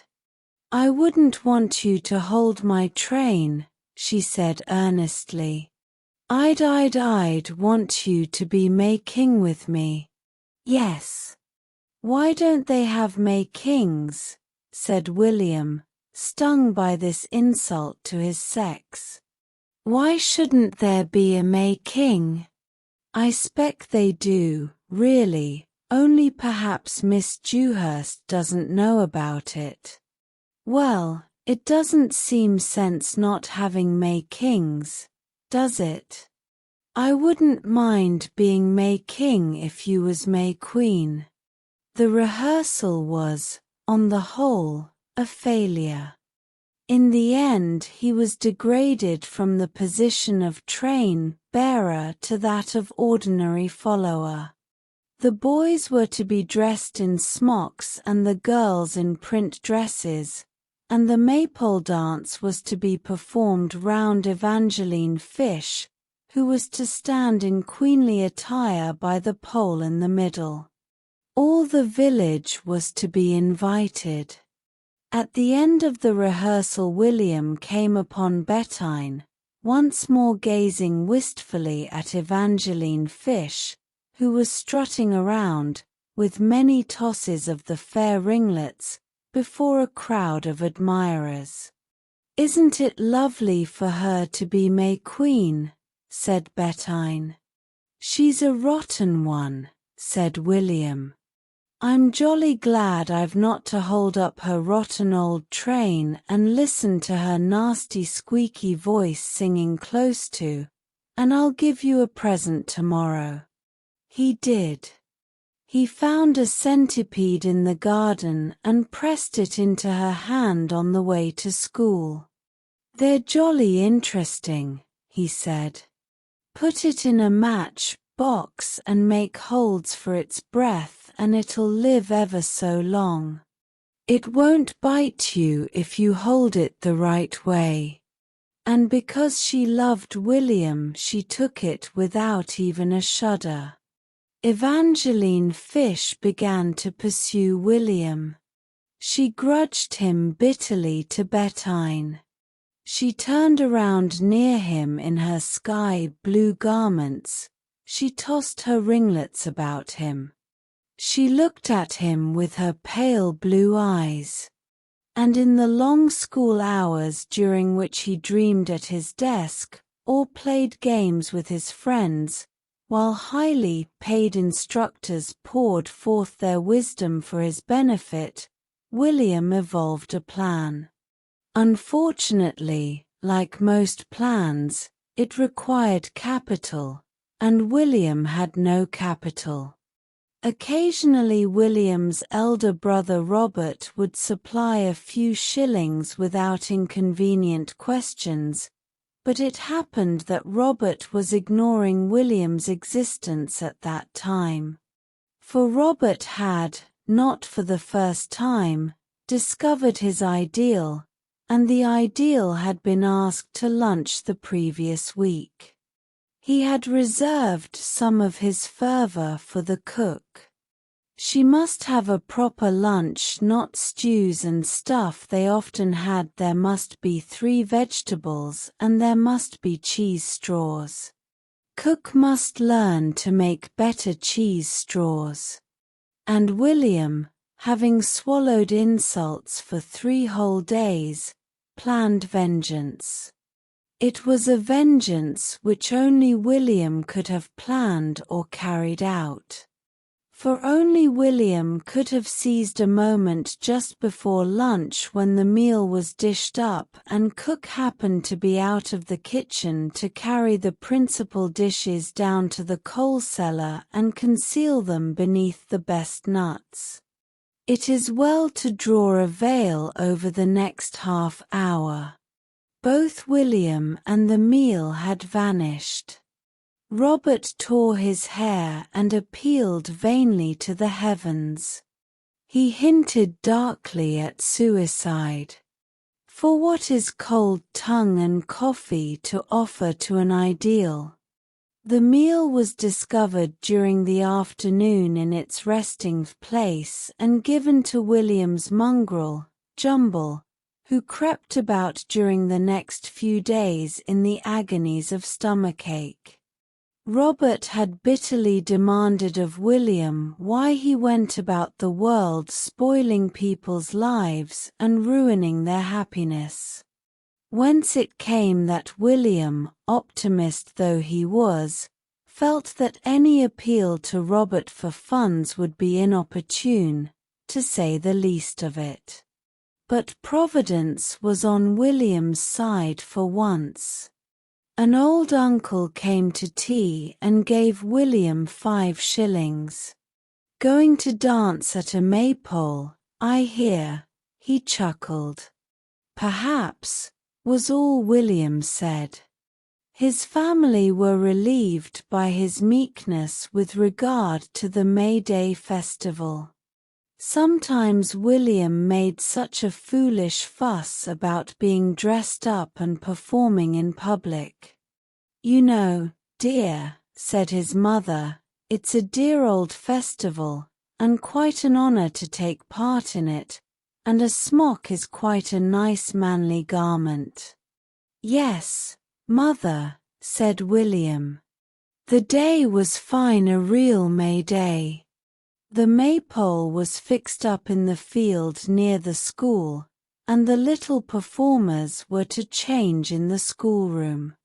William went out with his brown paper parcel of stage properties under his arm and stood gazing up the road by which Evangeline Fish must come to the school. For Evangeline Fish would have to pass his gate. Soon he saw her, her pale blue radiant in the sun. Hello, he greeted her. She smiled shyly. She had won him at last. Waiting to walk to the school with me, William, she said. He still loitered. "You're awful early." "Am I? I thought I was late." "I meant to be late." "I don't want to be too early. I'm the most important person, and I want to walk in after the others, then they'll all look at me." She tossed her tightly wrought curls. "Come into our old shed a minute," said William. "I've got a present for you." She blushed and looked at him. "Oh, William," she said, and followed him into the wood shed. "Look," he said. His uncle's 5 shillings had been well expended. Rows of cakes lay round the shed, pastries, and sugar cakes, and iced cakes, and currant cakes. "Have a lot," said William. "They're all for you. Go on. Eat them all. You can eat and eat and eat. There's lots and lots of time and they cannot begin without you, can they?" "Oh, William," she said. She gloated over them. "Oh, may I?" "There's heaps of time," said William. "Go on. Eat them all." Her greedy little eyes seemed to stand out of her head. "Oh," she said in rapture. She sat down on the floor and began to eat, lost to everything but icing and currants and pastry. William made for the door, then he paused, gazed wistfully at the feast, stepped back, and, grabbing a cream bun in each hand, crept quietly away. Bettine in her print frock was at the door of the school. "Hurry up," she said anxiously. "You're going to be late. The others are all out. They're waiting to begin. Miss Dewhurst's out there. They're all come but you and the Queen. I stayed 'cause you asked me to stay to help you." He came in and shut the door. "You're going to be May Queen," he announced firmly. "Me?" she said in amazement. "Yes. And I'm going to be king." He unwrapped his parcel. "Look," he said. He had ransacked his sister's bedroom. Once Ethel had been to a fancy dress dance as a fairy. Over Bettine's print frock he drew a crumpled gauze slip with wings, torn in several places.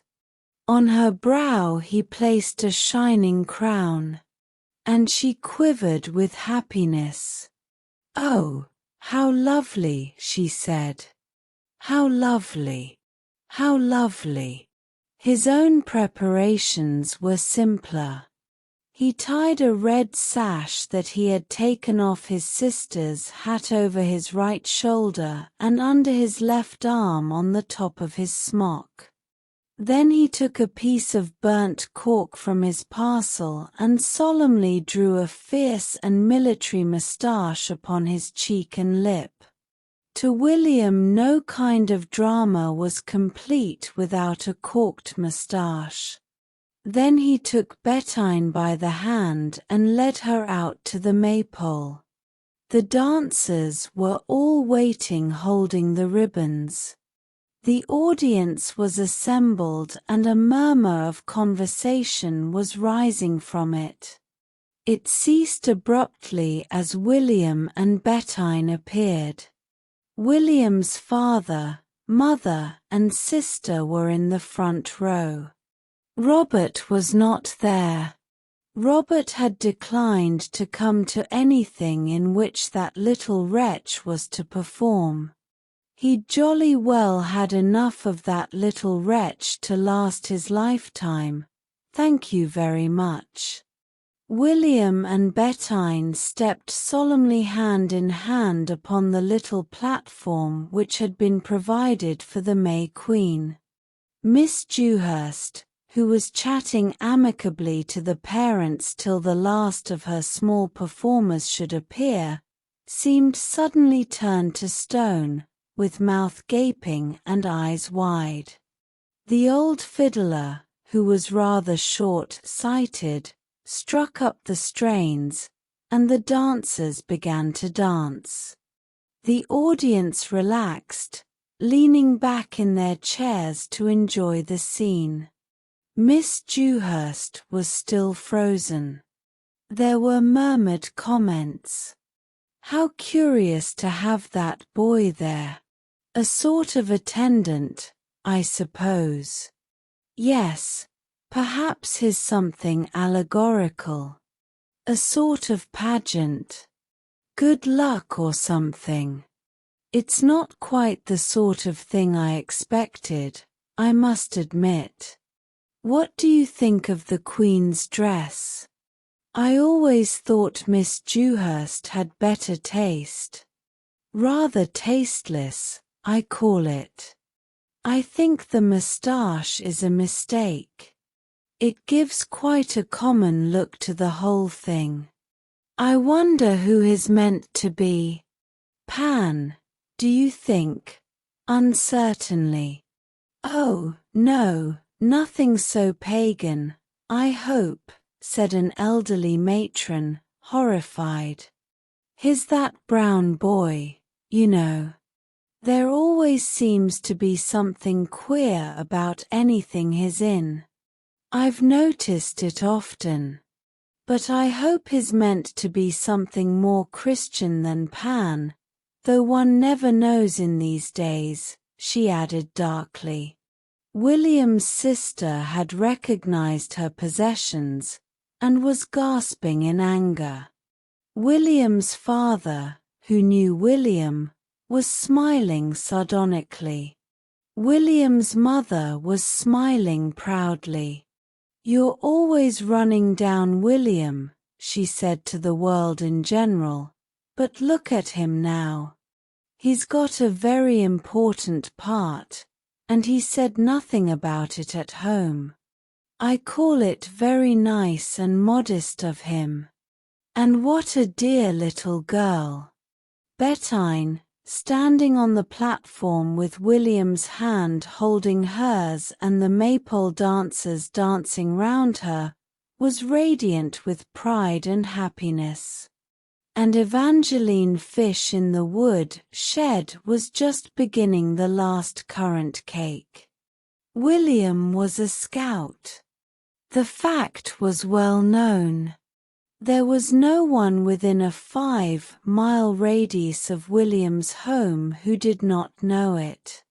Sensitive old ladies had fled shuddering from their front windows when William marched down the street singing, the word is a euphemism, his scout songs in his strong young voice. Even the return of her cat a few weeks later did not remove the hostility from her gaze whenever it happened to rest upon William. William's family had welcomed the suggestion of William's becoming a scout. It will keep him out of mischief, they had said. They were notoriously optimistic where William was concerned. William's elder brother only was doubtful. You know what William is, he said, and in that dark saying much was contained. Things went fairly smoothly for some time. He took the scout's law of a daily deed of kindness in its most literal sense. He was to do one, and one only, deed of kindness a day.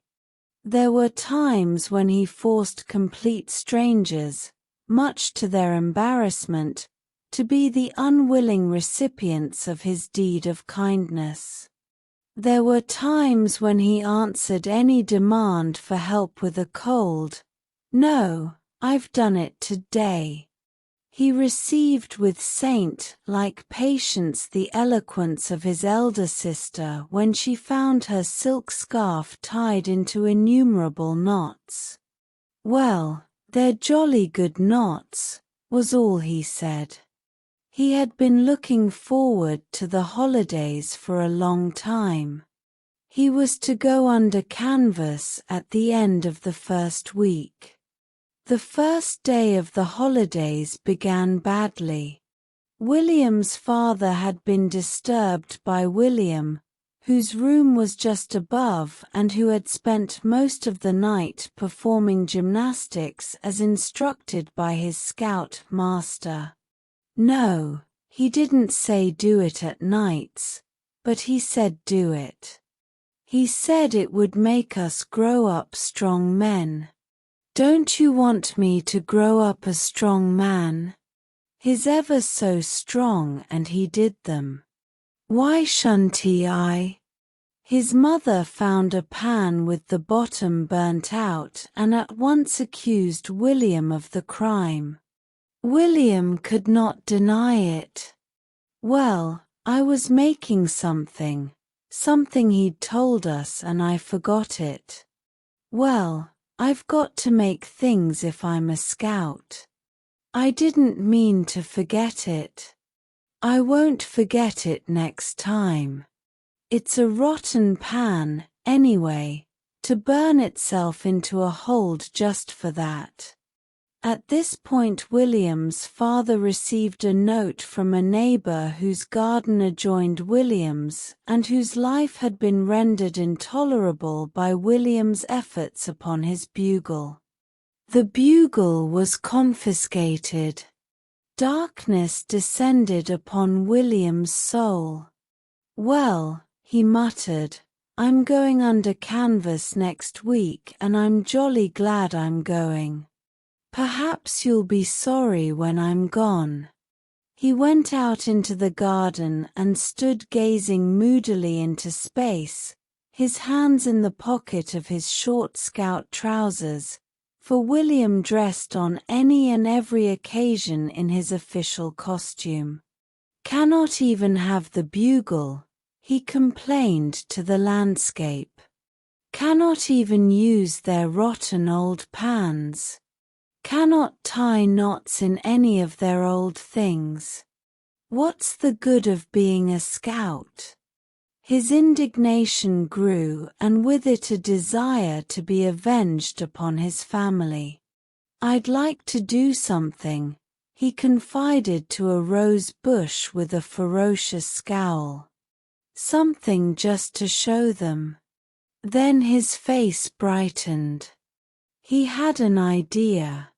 He set off cheerfully down the drive.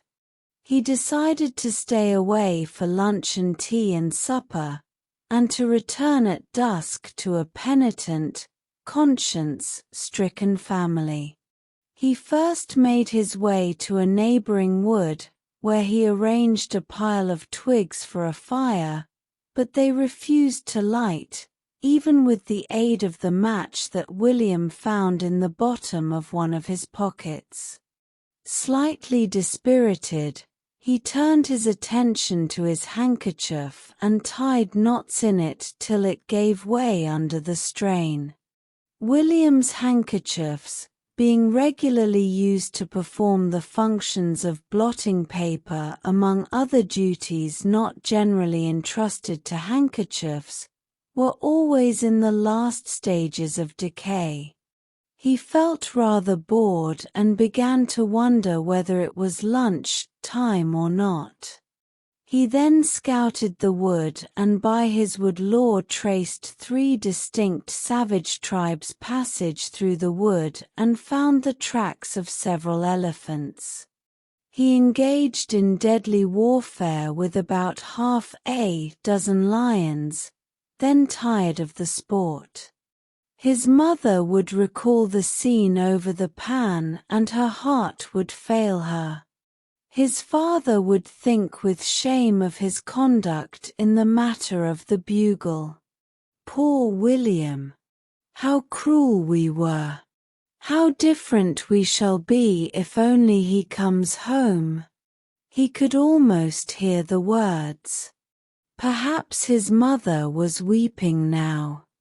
His father, wild-eyed and white-lipped, was pacing his study, waiting for news, eager to atone for his unkindness to his missing son. Perhaps he had the bugle on the table ready to give back to him. Perhaps he'd even bought him a new one. He imagined the scene of his return. He would be nobly forgiving. He would accept the gift of the new bugle without a word of reproach. His heart thrilled at the thought of it. He was getting jolly hungry. It must be after lunch time. But it would spoil it all to go home too early. Here he caught sight of a minute figure regarding him with a steady gaze and holding a paper bag in one hand. William stared down at him. "What you dressed up like that for?" said the apparition, with a touch of scorn in his voice. William looked down at his sacred uniform and scowled.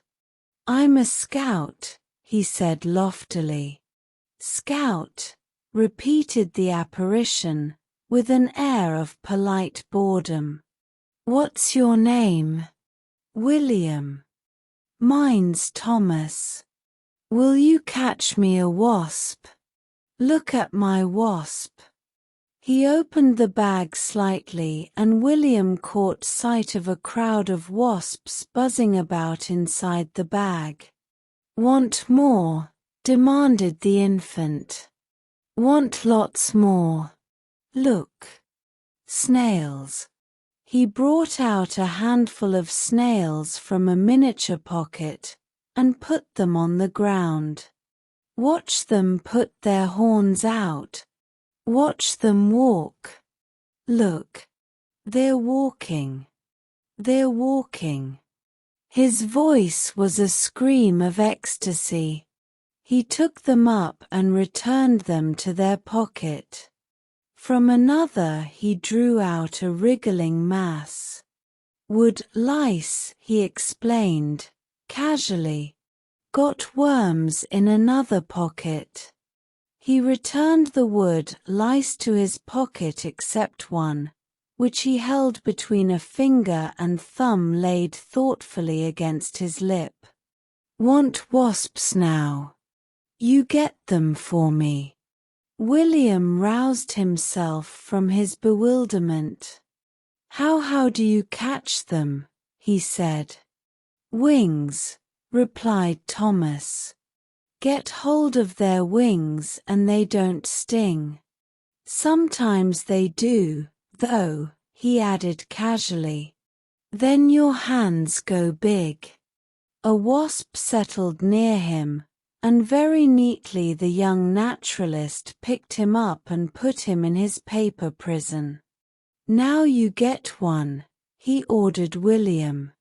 William determined not to be beaten by this minute but dauntless stranger.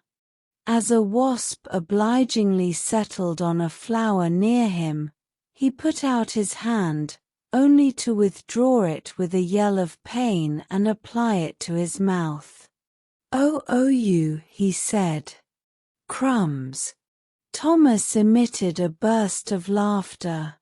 "You stung," he said. "Did it sting you?" Funny. William's expression of rage and pain was exquisite to him. "Come on, boy," he ordered at last. "Let's go somewhere else." William's bewildered dignity made a last stand. "You can go," he said. "I'm playing by myself." "All right," agreed Thomas. "You play by yourself and me play by myself, and we'll be together playing by ourselves." He set off down a path, and meekly William followed. It must be jolly late, almost tea time. "I'm hungry," said Thomas suddenly. "Give me some breakfast." "I haven't got any," said William irritably. Well, find some, persisted the infant. I cannot. There isn't any to find. Well, buy some. I haven't any money. Well, buy some money. Goaded, William turned on him. Go away, he bellowed. Thomas's blue eyes, beneath a mop of curls, met his coldly. Don't talk so loud, he said sternly. There's some blackberries there. You can get me some blackberries. William began to walk away, but Thomas trotted by his side. There, he persisted. Just where I'm pointing. Lovely great big huge ones. Get them for my breakfast. Reluctantly the scout turned to perform his deed of kindness. Thomas consumed blackberries faster than William could gather them. Up there, he commanded. No, the one right up there I want. I want it quick, I've eaten all the others. William was scratched and breathless, and his shirt was torn when at last the hungry Thomas was satisfied. Then he had a little refreshment himself, while Thomas turned out his pockets. I'll let them go now, he said. One of his wood lice, however, stayed motionless where he put it. What's the matter with it? Said William, curiously. I expect Ms. the matter with it, said Thomas succinctly. Now, get me some little fishes, and tadpoles, and water things, he went on cheerfully. William turned round from his blackberry bush. Well, I won't, he said decidedly. I've had enough. You've had enough breakfast, said Thomas sternly. I've found a little tin for the things, so be quick. Oh, here's a fly. A green fly. It's sitting on my finger. Does it like me 'cause it's sitting on my finger?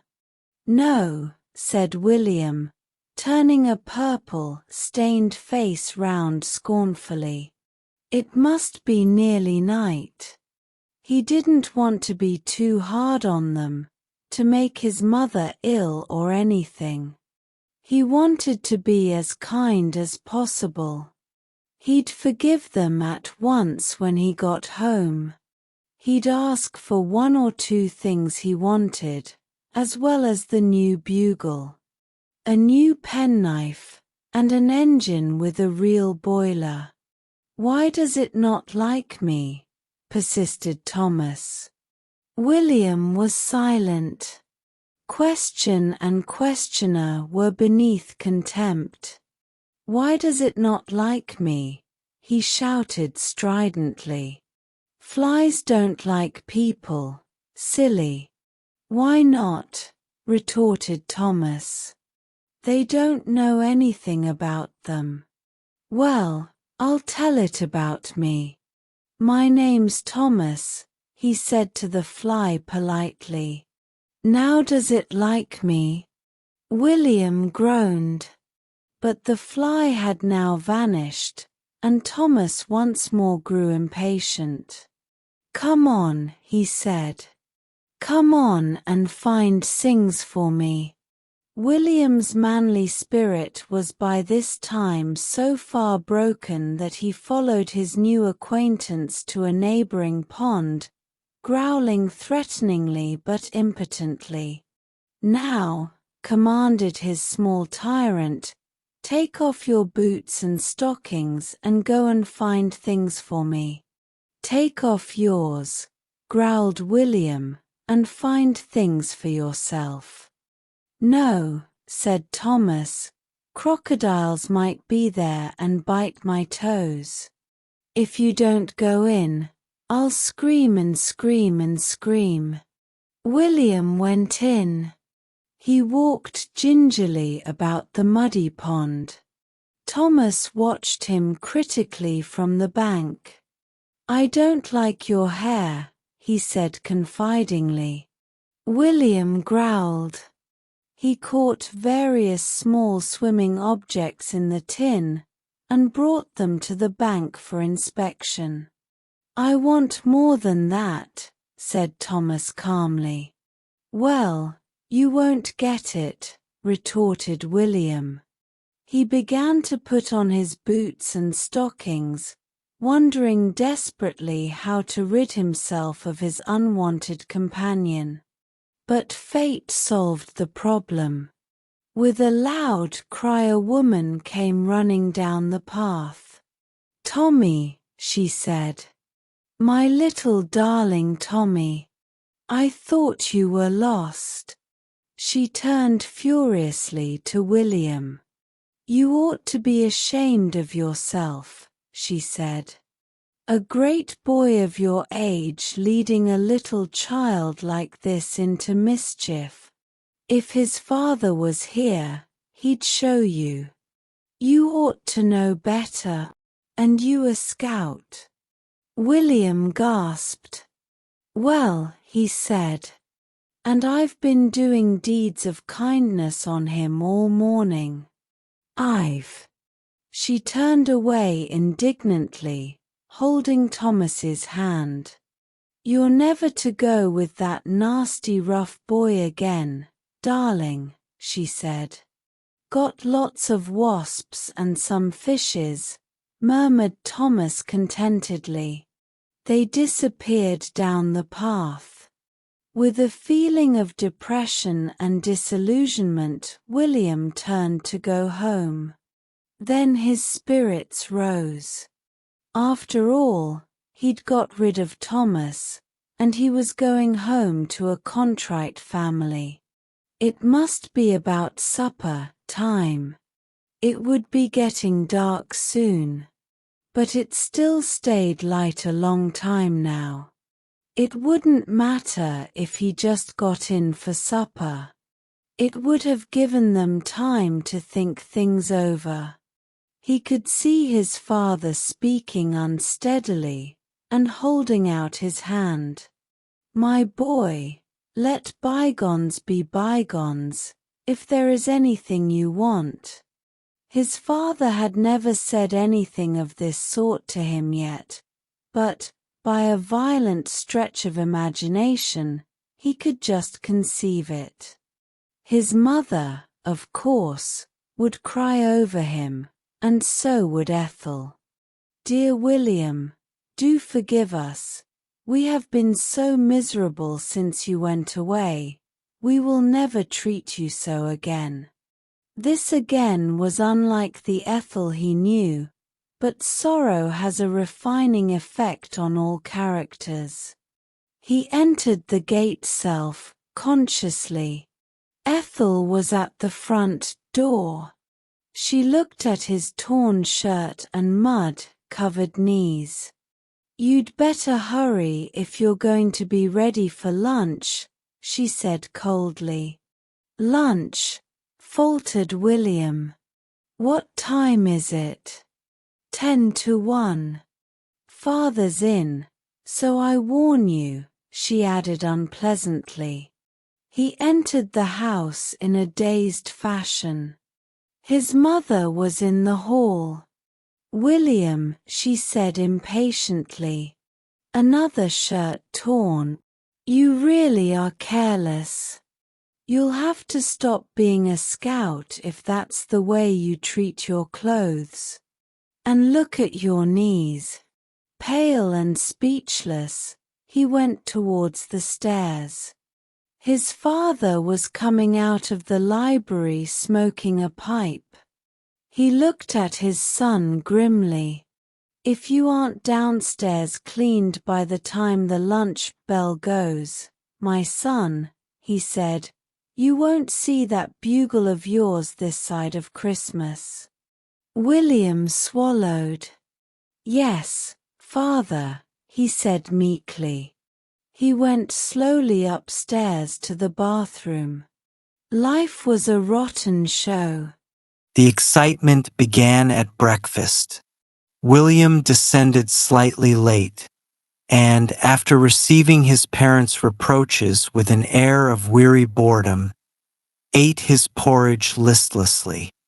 He had come to the conclusion that morning that there was a certain monotonous sameness about life. One got up and had one's breakfast and went to school and had one's dinner and went to school and had one's tea and played and had one's supper and went to bed. Even the fact that today was a half-term holiday did not dispel his depression. One day's holiday. What good was one day? We all have experienced such feelings. Half abstractedly, he began to listen to his elders' conversation. They promised to be here by 9, his mother was saying. I do hope they won't be late. Well, it's not much good they're coming if the other house isn't ready, is it? Said William's grown-up sister Ethel. I don't believe they've even finished painting. I'm so sorry it's William's half-term holiday, sighed Mrs. Brown. He'll be frightfully in the way. William's outlook on life brightened considerably. They coming removing this morning? He inquired cheerfully. Yes. Dio, try not to hinder them, William. Me? He said indignantly. I'm going to help. If William's going to help, remarked his father. Thank heaven I shan't be here. Your assistance, William, always seems to be even more devastating in its results than your opposition. William smiled politely. Sarcasm was always wasted on William. Well, he said, rising from the table, I'd better go and be getting ready to help. 10 minutes later, Mrs. Brown, coming out of the kitchen from her interview with the cook, found to her amazement that the steps of the front door were covered with small ornaments. As she stood staring, William appeared from the drawing room, staggering under the weight of a priceless little statuette that had been the property of Mr. Brown's great-grandfather. William, she gasped. I'm getting all the little things ready for them just to carry straight down. If I put everything on the steps, they don't need come into the house at all. You said you didn't want them tramping in dirty boots. It took a quarter of an hour to replace them. Over the fragments of a blue bowl, Mrs. Brown sighed deeply. I wish you'd broken anything but this, William. Well, he excused himself. You said things do get broken removing. You said so yourself. I didn't break it on purpose. It just got broken removing. At this point, the removers arrived. There were 3 of them. One was very fat and jovial, and one was thin and harassed looking, and a third wore a sheepish smile and walked with a slightly unsteady gait. They made profuse apologies for their lateness. You'd better begin with the dining room, said Mrs. Brown. Will you pack the china first? William, get out of the way. She left them packing, assisted by William. William carried the things to them from the sideboard cupboards. What's your names? He asked, as he stumbled over a glass bowl that he had inadvertently left on the hearth rug. His progress was further delayed while he conscientiously picked up the fragments. Things do get broken removing, he murmured. Mine is Mr. Blake, and his is Mr. Johnson, and his is Mr. Jones. Which is Mr. Jones? The one that walks funny? They shook with great laughter, so much so that a china cream jug slipped from Mr. Blake's fingers and lay in innumerable pieces round his boot. He kicked it carelessly aside. Yes, he said, bending anew to his task. Him what walks funny. Why's he walk funny? Persisted William. Has he hurt his legs? Yes, said Blake with a wink. He hurt them at the Blue Cow coming here. Mr. Jones' sheepish smile broadened into a laugh. Well, you rest, said William sympathetically. You lie down on the sofa and rest. I'll help, so's you needn't do anything. Mr. Jones grew hilarious. Come on, he said. My eye, this young gent's all right, he is. You lie down and rest, he says. Well, here goes. To the huge delight of his companions, he stretched himself at length upon the Chesterfield and closed his eyes. William surveyed him with pleasure. That's right, he said. I'll show you my dog when your legs are better. I've got a fine dog. What sort of a dog? Said Mr. Blake, resting from his labors to ask the question. He's no particular sort of a dog, said William honestly, but he's a jolly fine dog. You should see him do tricks. Well, let's have a look at him. Fetch him art. William, highly delighted, complied, and Jumble showed off his best tricks to an appreciative audience of two. Mr. Jones had already succumbed to the drowsiness that had long been creeping over him and was lying dead to the world on the Chesterfield. Jumble begged for a biscuit. He walked because William's hand firmly imprisoned his front ones.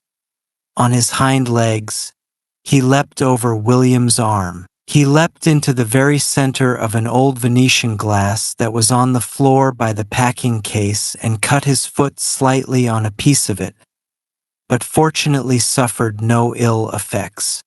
William saw consternation on Mr. Johnson's face and hastened to gather the pieces and fling them lightly into the waste paper basket.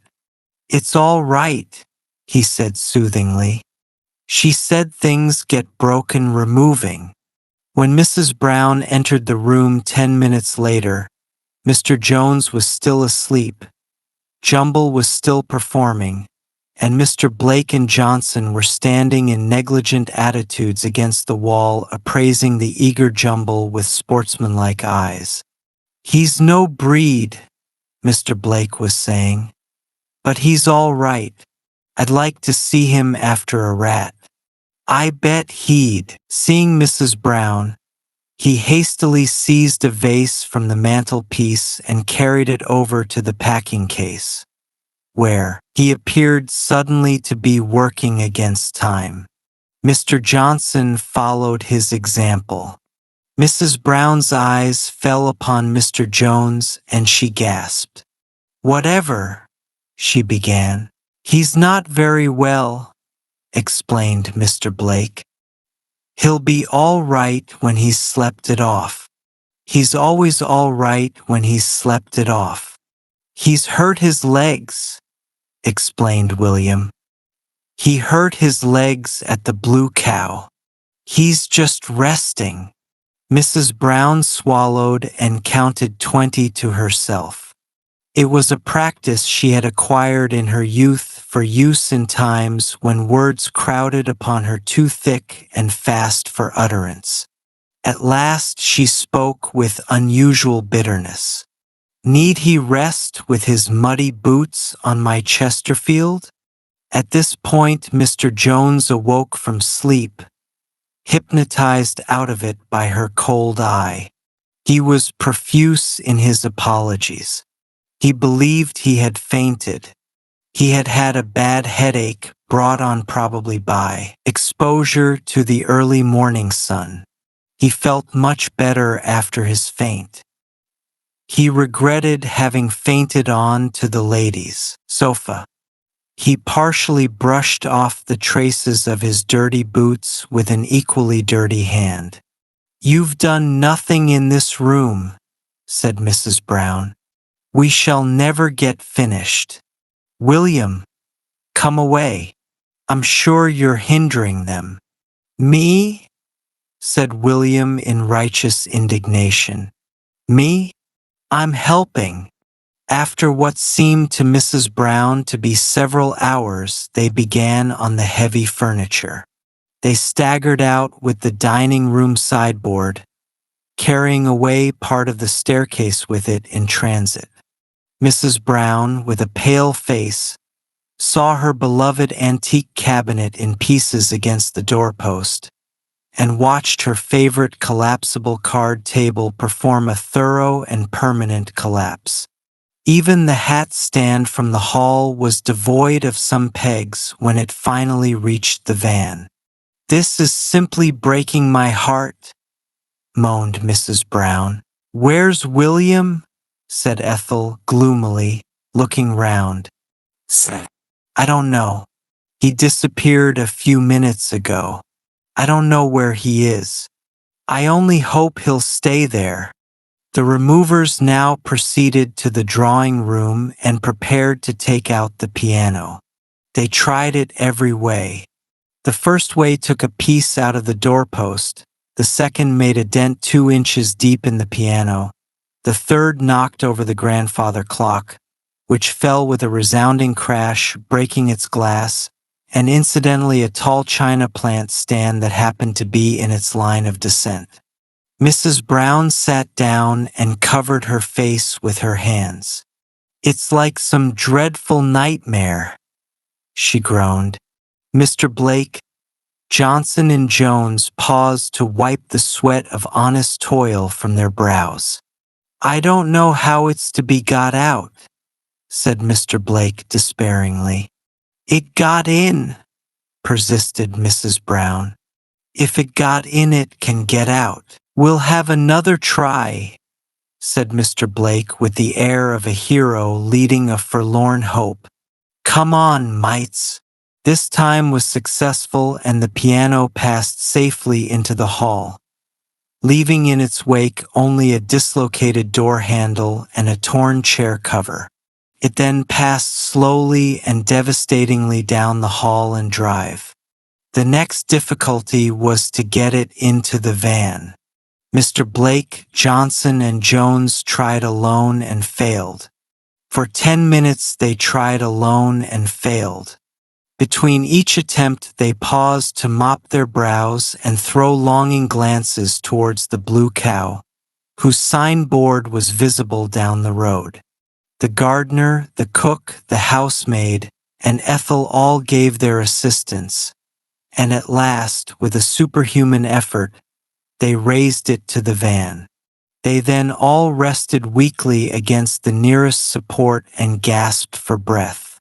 "Well," said Mr. Jones, looking reproachfully at the mistress of the house, "I've never handled a piano." At this moment a well-known voice was heard in the recesses of the van, behind the piano and sideboard and hat stand. "Hey, let me out.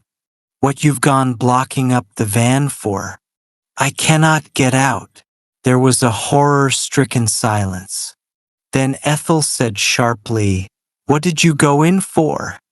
The mysterious voice came again with a note of irritability. "Well, I was resting. I must have some rest, mustn't I? I've been helping all morning." "Well, couldn't you see we were putting things in?" The unseen presence spoke again. "No, I cannot. I wasn't looking."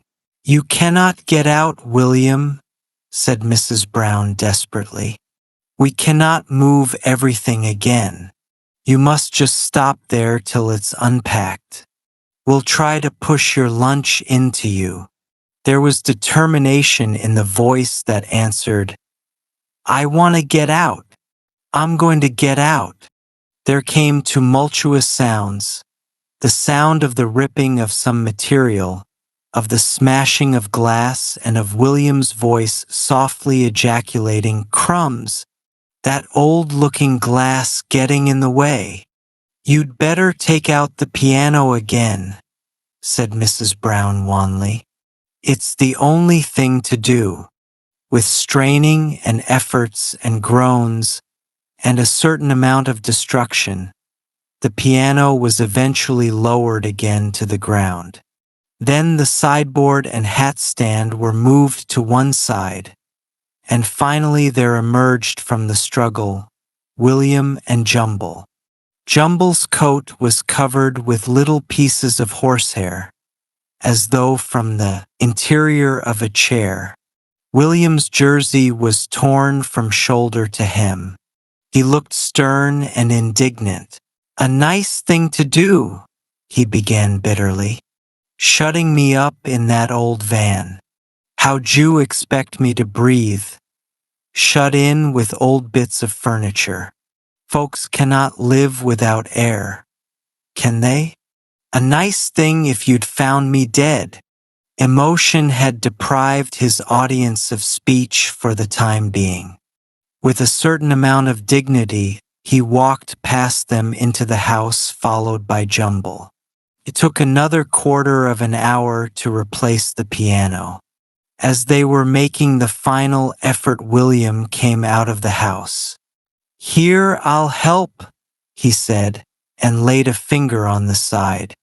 His presence rather hindered their efforts, but they succeeded in spite of it. William, however, was under the impression that his strength alone had wrought the miracle. He put on an outrageous swagger. "I'm jolly strong," he confided to Mr. Blake. "I'm stronger than most folk." Here the removers decided that it was time for their midday meal and retired to consume it in the shady back garden. All except Mr. Jones, who said he would go down the road for a drink of lemonade. William said that there was lemonade in the larder and offered to fetch it, but Mr. Jones said hastily that he wanted a special sort. He had to be very particular what sort of lemonade he drank. Mrs. Brown and Ethel sat down to a scratch meal in the library. William followed his two new friends wistfully into the garden. "William, come to lunch," called Mrs. Brown. "Oh, leave him alone, Mother," pleaded Ethel. "Let us have a little peace." But William did not absent himself for long. "I want a red handkerchief," he demanded loudly from the hall. There was no response. He appeared in the doorway. "I say, I want a red handkerchief. Have you got a red handkerchief, Mother?" "No, dear.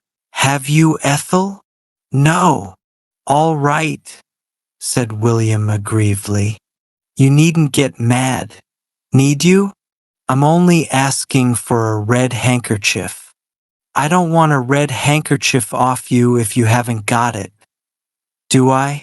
William, go away and shut the door." William obeyed.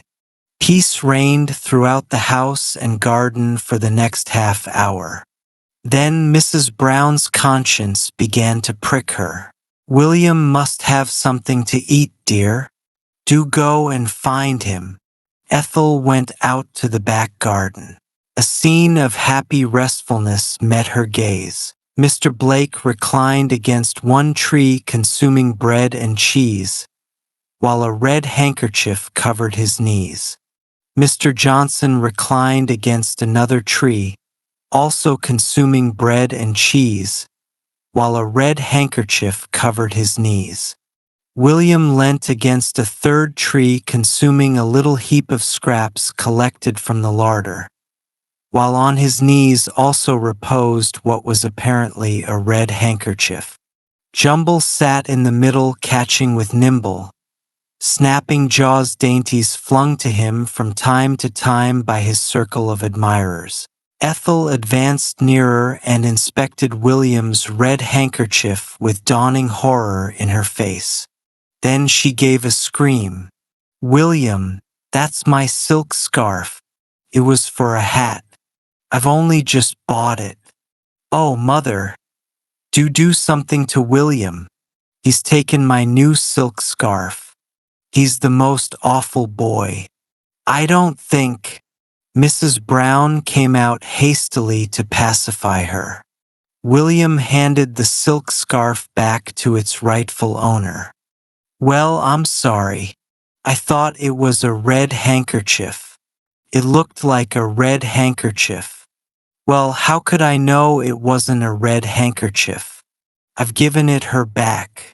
It's all right, Jumbles only bit one end of it. And that's only jam what dropped on it. Well, it'll wash, won't it? Well, I've said I'm sorry. I don't get much thanks, William continued bitterly. Me giving up my half-holiday to helping you removing, and I don't get much thanks. Well, William, said Mrs. Brown, you can go to the new house with the first van. He'll be less in the way there, she confided distractedly to the world in general. William was delighted with this proposal. At the new house there was a fresh set of men to unload the van, and there was the thrill of making their acquaintance. Then the front gate was only just painted and bore a notice, wet paint. It was, of course, incumbent upon William to test personally the wetness of the paint. His trousers bore testimony to the testing to their last day, in spite of many attempts at cleaning them. Jumble also tested it, and had in fact to be disconnected with the front gate by means of a pair of scissors. For many weeks, the first thing that visitors to the Brown household saw was a little tuft of Jumble's hair adorning the front gate. William then proceeded to help to the utmost of his power. He stumbled up from the van to the house, staggering under the weight of a medicine cupboard, and leaving a trail of broken bottles and little pools of medicine behind. Jumble sampled many of the latter and became somewhat thoughtful. It was found that the door of a small bedroom at the top of the stairs was locked, and this fact, added to Mr. Jones' failure to return from his lemonade, rather impeded the progress of the unpackers. "Break it open," suggested one. "Better not. Perhaps the key's inside," suggested another brightly. William had one of his brilliant ideas. "Tell you what I'll do," he said eagerly and importantly. "I'll climb up to the roof and get down the chimney and open it from the inside." They greeted the proposal with laughter. They did not know William. It was growing dusk when Mrs. Brown and Ethel and the second van load appeared. "What is that on the gate?" said Ethel, stooping to examine the part of Jumble's coat that brightened up the dullness of the black paint. "It's that dog," she said. Then came a ghost-like cry, apparently from the heavens. "Mother!" Mrs. Brown raised a startled face to the skies. There seemed to be nothing in the skies that could have addressed her. Then she suddenly saw a small face peering down over the coping of the roof. It was a face that was very frightened under a superficial covering of soot. It was William's face. "I cannot get down," it said hoarsely. Mrs. Brown's heart stood still. "Stay where you are, William," she said faintly. "Don't move." The entire staff of removers was summoned. A ladder was borrowed from a neighboring garden and found to be too short. Another was fetched and fastened to it. William, at his dizzy height, was growing irritable. "I cannot stay up here forever," he said severely. At last he was rescued by his friend Mr. Blake and brought down to safety. His account was confused. "I wanted to help. I wanted to open that door for them, so I climbed up by the kitchen roof and the ivy and the drain pipe, and I tried to get down the chimney. I didn't know which one it was, but I tried them all and they were all too little, and I tried to get down by the ivy again, but I couldn't, so I waited till you came and hollered out. I wasn't scared, he said, fixing them with a stern eye. I wasn't scared a bit. I just wanted to get down. And this old black chimney stuff tastes beastly. No, I'm all right, he ended in answer to tender inquiries. I'll go on helping. He was with difficulty persuaded to retire to bed at a slightly earlier hour than usual. Well, he confessed, I'm a bit tired with helping all day.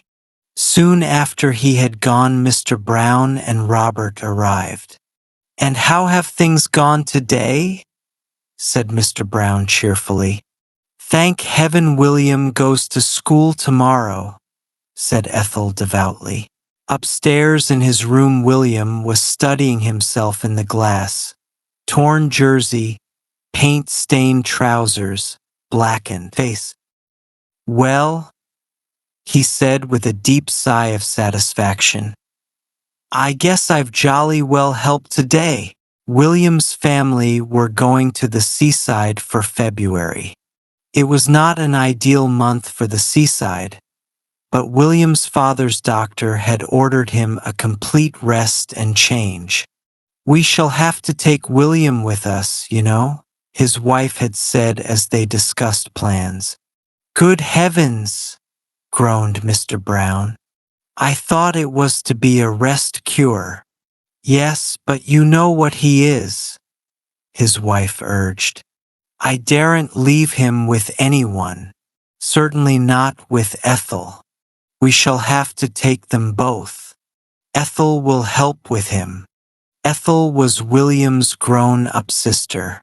All right, agreed her husband finally. You can take all responsibility. I formally disown him from now till we get back. I don't care what trouble he lands you in. You know what he is, and you deliberately take him away with me on a rest cure. It cannot be helped, dear, said his wife mildly. William was thrilled by the news. It was several years since he had been at the seaside. Will I be able to go swimming? It won't be too cold. Well, if I wrap up warm, will I be able to go swimming? Can I catch fishes? Are there lots of smugglers smuggling there? Well, I'm only asking, you needn't get mad. One afternoon, Mrs. Brown missed her best silver tray and searched the house high and low for it wildly, while dark suspicions of each servant in turn arose in her usually unsuspicious breast. It was finally discovered in the garden. William had dug a large hole in one of the garden beds. Into the bottom of this he had fitted the tray and had lined the sides with bricks. He had then filled it with water, and taking off his shoes and stockings, stepped up and down his narrow pool. He was distinctly aggrieved by Mrs. Brown's reproaches. Well, I was practicing paddling, ready for going to the seaside. I didn't mean to ruin your tray. You talk as if I meant to ruin your tray. I was only practicing paddling. At last the day of departure arrived. William was instructed to put his things ready on his bed, and his mother would then come and pack for him. He summoned her proudly down the stairs after about 20 minutes.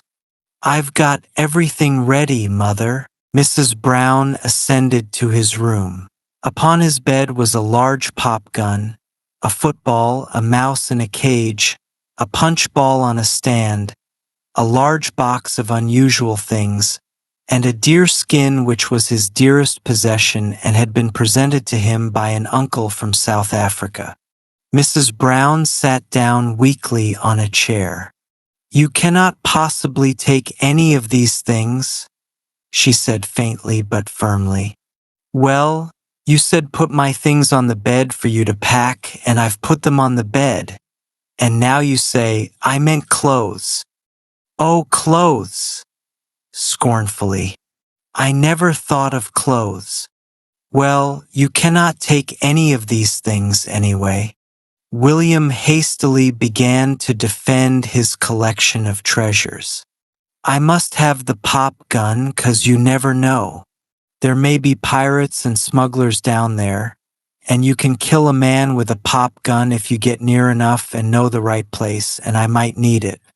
And I must have the football to play on the sands with and the punch ball to practice boxing on, and I must have the mouse, 'cause to feed him, and I must have this box of things and this skin to show to folks I meet down at the seaside, 'cause they're interesting. But Mrs. Brown was firm, and William reluctantly yielded. In a moment of weakness, finding that his trunk was only 3/4 filled by his things, she slipped in his beloved deerskin, while William himself put the pop gun inside when no one was looking. They had been unable to obtain a furnished house, so had to be content with a boarding house. Mr. Brown was eloquent on the subject. If you're deliberately turning that child loose into a boarding house full, presumably, of quiet, inoffensive people, you deserve all you get. It's nothing to do with me. I'm going to have a rest cure. I've disowned him. He can do as he likes. It cannot be helped, dear, said Mrs. Brown mildly. Mr. Brown had engaged one of the huts on the beach chiefly for William's use, and William proudly furnished its floor with the deerskin. It was killed by my uncle, he announced to the small crowd of children at the door who had watched with interest his painstaking measuring of the floor in order to place his treasure in the exact center. He killed it dead, just like this. William had never heard the story of the death of the buck, and therefore had invented one in which he had gradually come to confuse himself with his uncle in the role of hero. It was walking about and he met it. I hadn't got no gun, and it sprung at me and I caught hold of its neck with one hand and I broke off its horns with the other, and I knocked it over. And it got up and ran at me, him again, and I just tripped it up with my foot and it fell over again, and then I just give it one big hit with my fist right on its head, and it killed it and it died. There was an incredulous gasp. Then there came a clear, high voice from behind the crowd. Little boy, you are not telling the truth. William looked up into a thin, spectacled face. I wasn't telling it to you, he remarked, wholly unconcerned. A little girl with dark curls spoke quite needlessly in William's defense. He's a very brave boy to do all that, she said indignantly. So don't you go saying things to him. Well, said William, flattered but modest, I didn't say I did it, did I? I said my uncle, well, partly my uncle. Mr. Percival Jones looked down at him in righteous wrath. You're a very wicked little boy. I'll tell your father, I'll tell your sister. For Ethel was approaching in the distance, and Mr. Percival Jones was in no way unwilling to converse with her. Mr. Percival Jones was a thin, pale, aesthetic would-be poet who lived and thrived on the admiration of the elderly ladies of his boarding house, and had done so for the past 10 years. Once he had published a volume of poems at his own expense. He lived at the same boarding house as the Browns, and had seen Ethel in the distance to meals. He had admired the red lights in her dark hair and the blue of her eyes, and had even gone so far as to wonder whether she possessed the solid and enduring qualities which he would require of one whom in his mind he referred to as his future spouse. He began to walk down the beach with her. "I should like to speak to you, about your brother, Miss Brown," he began. "If you can spare me the time, of course. I trust one do not, intrude or presume. He is a charming little man, but, I fear, not truthful. May I accompany you a little on your way? I am, much attracted to your, family. I, should like to know you all better. I am, deeply attached to your, little brother, but grieved to find that he does not, adhere to the truth in his statements. I, Miss Brown's blue eyes were dancing with merriment. "Oh, don't you worry about William," she said. "He's awful. It's much best just to leave him alone. Isn't the sea gorgeous today?" They walked along the sands. Meanwhile, William had invited his small defender into his hut.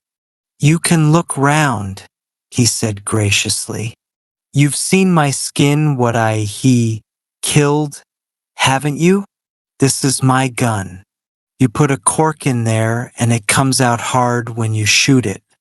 It would kill anyone impressively if you did it near enough to them and at the right place. And I've got a mouse and a punch ball and a box of things and a football, but they wouldn't let me bring them," bitterly. "It's a lovely skin," said the little girl. "What's your name?" "William." "What's yours?" "Peggy."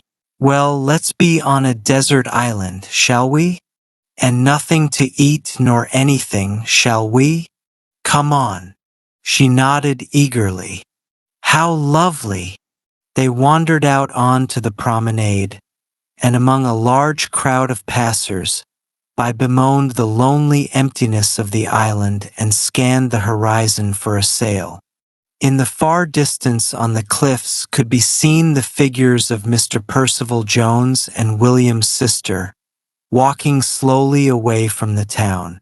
At last they turned towards the hut. "We must find something to eat," said William firmly. "We cannot let ourselves starve to death."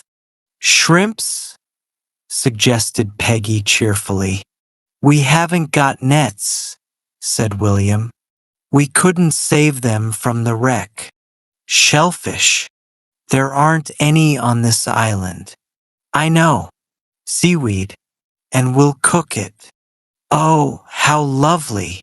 He gathered up a handful of seaweed and they entered the hut, leaving a white handkerchief tied onto the door to attract the attention of any passing ship. The hut was provided with a gas ring, and William, disregarding his family's express injunction, lit this and put on a saucepan filled with water and seaweed. "We'll pretend it's a wood fire," he said. "We couldn't make a real wood fire out on the prom. They'd stop us. So we'll pretend this is. And we'll pretend we saved a saucepan from the wreck." After a few minutes, he took off the pan and drew out a long green strand. "You eat it first," he said politely. The smell of it was not pleasant. Peggy drew back. "Oh, no, you first." "No, you," said William nobly. "You look hungrier than me." She bit off a piece, chewed it, shut her eyes and swallowed. "Now you," she said with a shade of vindictiveness in her voice. "You're not going to not have any." William took a mouthful and shivered. "I think it's gone bad," he said critically. Peggy's rosy face had paled. "I'm going home," she said suddenly. "You cannot go home on a desert island," said William severely. "Well, I'm going to be rescued then," she said. I think I am too, said William. It was lunchtime when William arrived at the boarding house. Mr. Percival Jones had moved his place so as to be nearer Ethel. He was now convinced that she was possessed of every virtue his future spouse could need. He conversed brightly and incessantly during the meal. Mr. Brown grew restless. "The man will drive me mad," he said afterwards. "Chattering away. What's he chattering about anyway? Cannot you stop him chattering? Ethel, you seem to have influence. Chatter, chatter, chatter. Good Lord! And me here for a rest cure." At this point, he was summoned to the telephone and returned distraught. "It's an unknown female," he said. "She says that a boy of the name of William from this boarding house has made her little girl sick by forcing her to eat seaweed. She says it's brutal. Does anyone know I'm here for a rest cure? Where is the boy? Good heavens! Where is the boy?" But William, like Peggy, had retired from the world for a space. He returned later on in the afternoon, looking pale and subdued. He bore the reproaches of his family in stately silence. Mr. Percival Jones was in great evidence in the drawing room. "And soon the spring will be with us once more," he was saying in his high-pitched voice as he leant back in his chair and joined the tips of his fingers together. "The spring, the spring. I have a little effort composed on the coming of spring. I will read to you sometime if you will be kind enough to criticize impartially." "Criticize," they chorused. "It will be above criticism." "Oh, do read it to us, Mr. Jones." "I will this evening." His eyes wandered to the door, hoping and longing for his beloved's entrance. But Ethel was with her father at a performance at the Winter Gardens, and he looked and longed in vain. In spite of this, however, the springs of his eloquence did not run dry, and he held forth ceaselessly to his little circle of admirers. The simple pleasures of nature. How few of us, alas, have the gift of appreciating them rightly. This little seaside hamlet with its sea, its promenade, its winter gardens. How beautiful it is. How few appreciate it rightly. Here William entered and Mr. Percival Jones broke off abruptly. He disliked William. "Ah, here comes our little friend. He looks pale. Remorse, my young friend? Beware of untruthfulness. Beware of the beginnings of a life of lies and deception." He laid a hand on William's head and cold shivers ran down William's spine. "Be good, sweet child, and let who will be clever, as the poet says." There was murder in William's heart. At that minute Ethel entered. "No," she snapped. "I sat next a man who smelt of bad tobacco. I hate men who smoke bad tobacco." Mr. Jones assumed an expression of intense piety. "I may boast," he said, "that I have never thus soiled my lips with drink or smoke." There was an approving murmur from the occupants of the drawing room. William had met his father in the passage outside the drawing room. Mr. Brown was wearing a hunted expression. "Can I go into the drawing room?" he said bitterly. Or is he chattering away in there? They listened. From the drawing room came the sound of a high-pitched voice. Mr. Brown groaned. "Good Lord," he moaned. "And I'm here for a rest cure and he comes chattering into every room in the house. Is the smoking room safe? Does he smoke?" Mr. Percival Jones was feeling slightly troubled in his usually peaceful conscience. He could honestly say that he had never smoked. He could honestly say that he had never drank. But in his bedroom reposed 2 bottles of brandy, purchased at the advice of an aunt in case of emergencies. In his bedroom also was a box of cigars that he had bought for a cousin's birthday gift, but which his conscience had finally forbidden to present. He decided to consign these 2 emblems of vice to the waves that very evening. Meanwhile, William had returned to the hut and was composing a tale of smugglers by the light of a candle. He was much intrigued by his subject. He wrote fast in an illegible hand in great sloping lines, his brows frowning, his tongue protruding from his mouth as it always did in moments of mental strain. His sympathies wavered between the smugglers and the representatives of law and order. His spelling was the despair of his teachers. "Ho," says Dick Savage, he wrote. "Roll the bottles of beer up the beach. Fill your pockets with the tobacco from the boat. Quick, now. We are observed." He looked round in the darkness. In less time than what it takes to write this, he was surrounded by policemen and stood, proud and defiant, in the light of their electric torches. "Surrender!" cried one, holding a gun at his brain and a drawn sword at his heart. "Surrender or die." "Never," said Dick Savage, throwing back his head, proud and defiant. "Never. Do to me what you will, you dirty dogs. I will never surrender. Sooner will I die." One cruel brute hit him a blow on the lips and he sprang back, snarling with rage. In less time than what it takes to write this, he had sprung at his torturer's throat and his teeth met in one mighty bite. His torturer dropped dead and lifeless at his feet.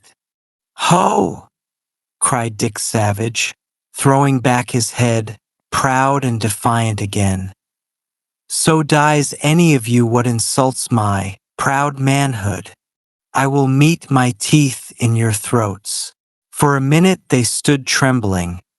Then one, bolder than the rest, leapt forward and tied Dick Savage's hands with rope behind his back. Another took from his pockets bottles of beer and tobacco in large quantities. "Ho!" they shouted. "Ho!"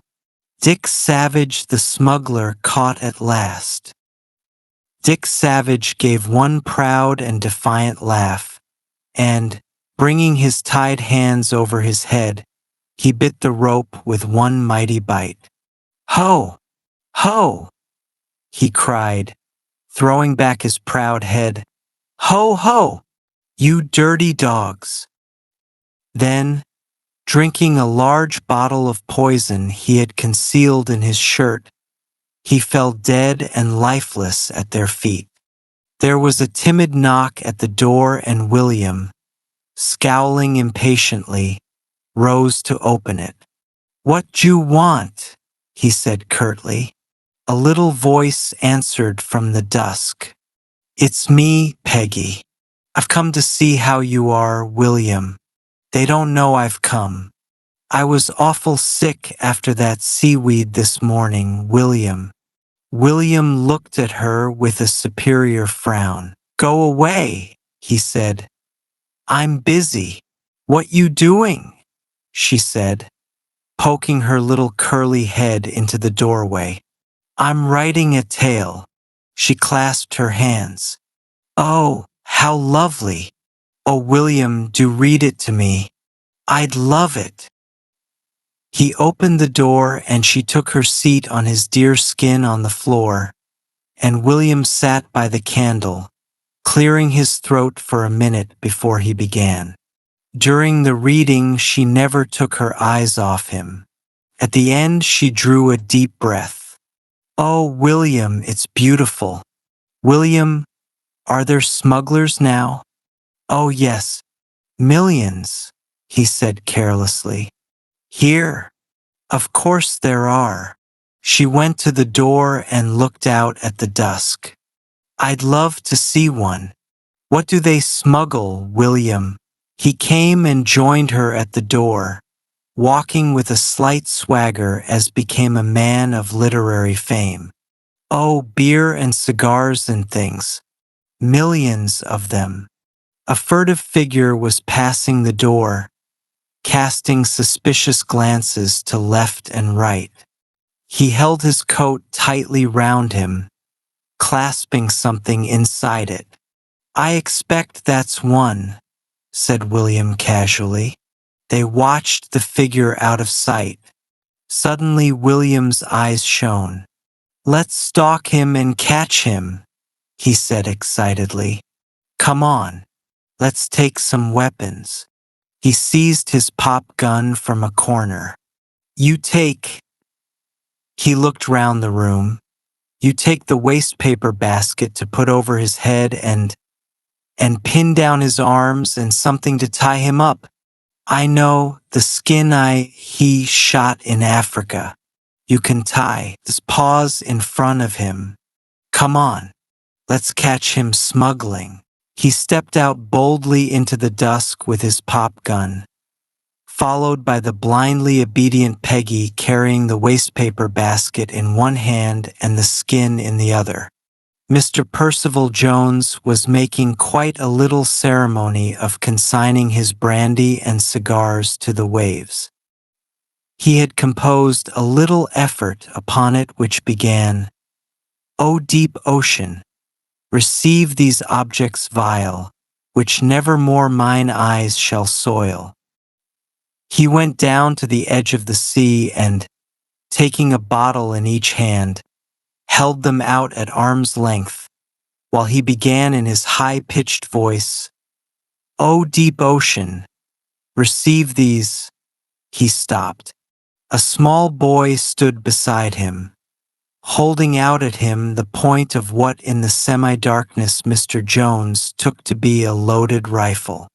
William mistook his action in holding out the bottles.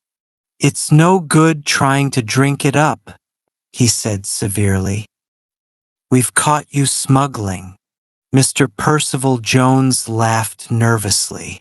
"My little man," he said, "that's a very dangerous thing for you to have. Suppose you hand it over to me. Now, like a good little chap." William recognized his voice. "Fancy you being a smuggler all the time," he said with righteous indignation in his voice. "Take away that nasty gun, little boy," pleaded his captive plaintively. "You don't understand it. It might go off." William was not a boy to indulge in half measures.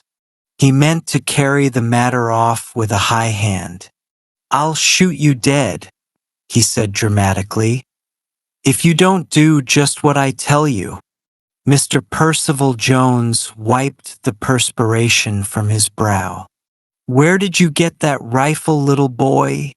he asked in a voice he strove to make playful. Is it loaded?" "It's unwise, little boy. Most unwise. Give it to me to take care of. It might go off, you know." William moved the muzzle of his weapon, and Mr. Percival Jones shuddered from head to foot. William was a brave boy, but he had experienced a moment of cold terror when first he had approached his captive. The first note of the trembling, high-pitched voice had, however, reassured him. He instantly knew himself to be the better man. His captive's obvious terror of his pop gun almost persuaded him that he held in his hand some formidable death-dealing instrument. As a matter of fact, Mr. Percival Jones was temperamentally an abject coward. "You walk up to the seats," commanded William. "I've took you prisoner for smuggling and just walk up to the seats." Mr. Percival Jones obeyed immediately. "Don't, press anything, little boy," he pleaded as he went. "It, might go off by accident. You might do, untold damage." Peggy, armed with the wastepaper basket and the skin, followed open-mouthed. At the seat, William paused. "Peggy, you put the basket over his head and pin his arms down, case he struggles, and tie the skin what I shot round him, case he struggles." Peggy stood upon the seat and obeyed. Their victim made no protest. He seemed to himself to be in some horrible dream. The only thing of which he was conscious was the dimly seen weapon that William held out at him in the darkness. He was hardly aware of the wastepaper basket thrust over his head. He watched William anxiously through the basket work. "Be careful," he murmured. "Be careful, boy." He hardly felt the skin which was fastened tightly round his unresisting form by Peggy, the tail tied to one front paw. Unconsciously, he still clasped a bottle of brandy in each arm. Then came the irate summons of Peggy's nurse through the dusk. "Oh, William," she said, panting with excitement. "I don't want to leave you. Oh, William, he might kill you. You go on." "I'm all right," he said with conscious valor. "He cannot do nothing, 'cause I've got a gun and I can shoot him dead." Mr. Percival Jones shuddered again. "And he's all tied up and I've took him prisoner and I'm going to take him home." "Oh, William, you are brave," she whispered in the darkness as she flitted away to her nurse. William blushed with pride and embarrassment. Mr. Percival Jones was convinced that he had to deal with a youthful lunatic, armed with a dangerous weapon, and was anxious only to humor him till the time of danger was over and he could be placed under proper restraint. Unconscious of his peculiar appearance, he walked before his captor, casting calming glances behind him. "It's all right, little boy," he said soothingly. "Quite all right. I'm, your friend. Don't, get annoyed, little boy. Don't, get annoyed. Won't you put your gun down, little man? Won't you let me carry it for you?" William walked behind, still pointing his pop gun. "I've took you prisoner for smuggling," he repeated doggedly. "I'm taking you home. You're my prisoner. I've took you." They met no one on the road, though Mr. Percival Jones threw longing glances around, ready to appeal to any passer-by for rescue. He was afraid to raise his voice in case it should rouse his youthful captor to murder. He saw with joy the gate of his boarding house and hastened up the walk and up the stairs. The drawing-room door was open. There was help and assistance. There was protection against this strange persecution. He entered, followed closely by William. It was about the time he had promised to read his little effort on the coming of spring to his circle of admirers. A group of elderly ladies sat round the fire awaiting him. Ethel was writing.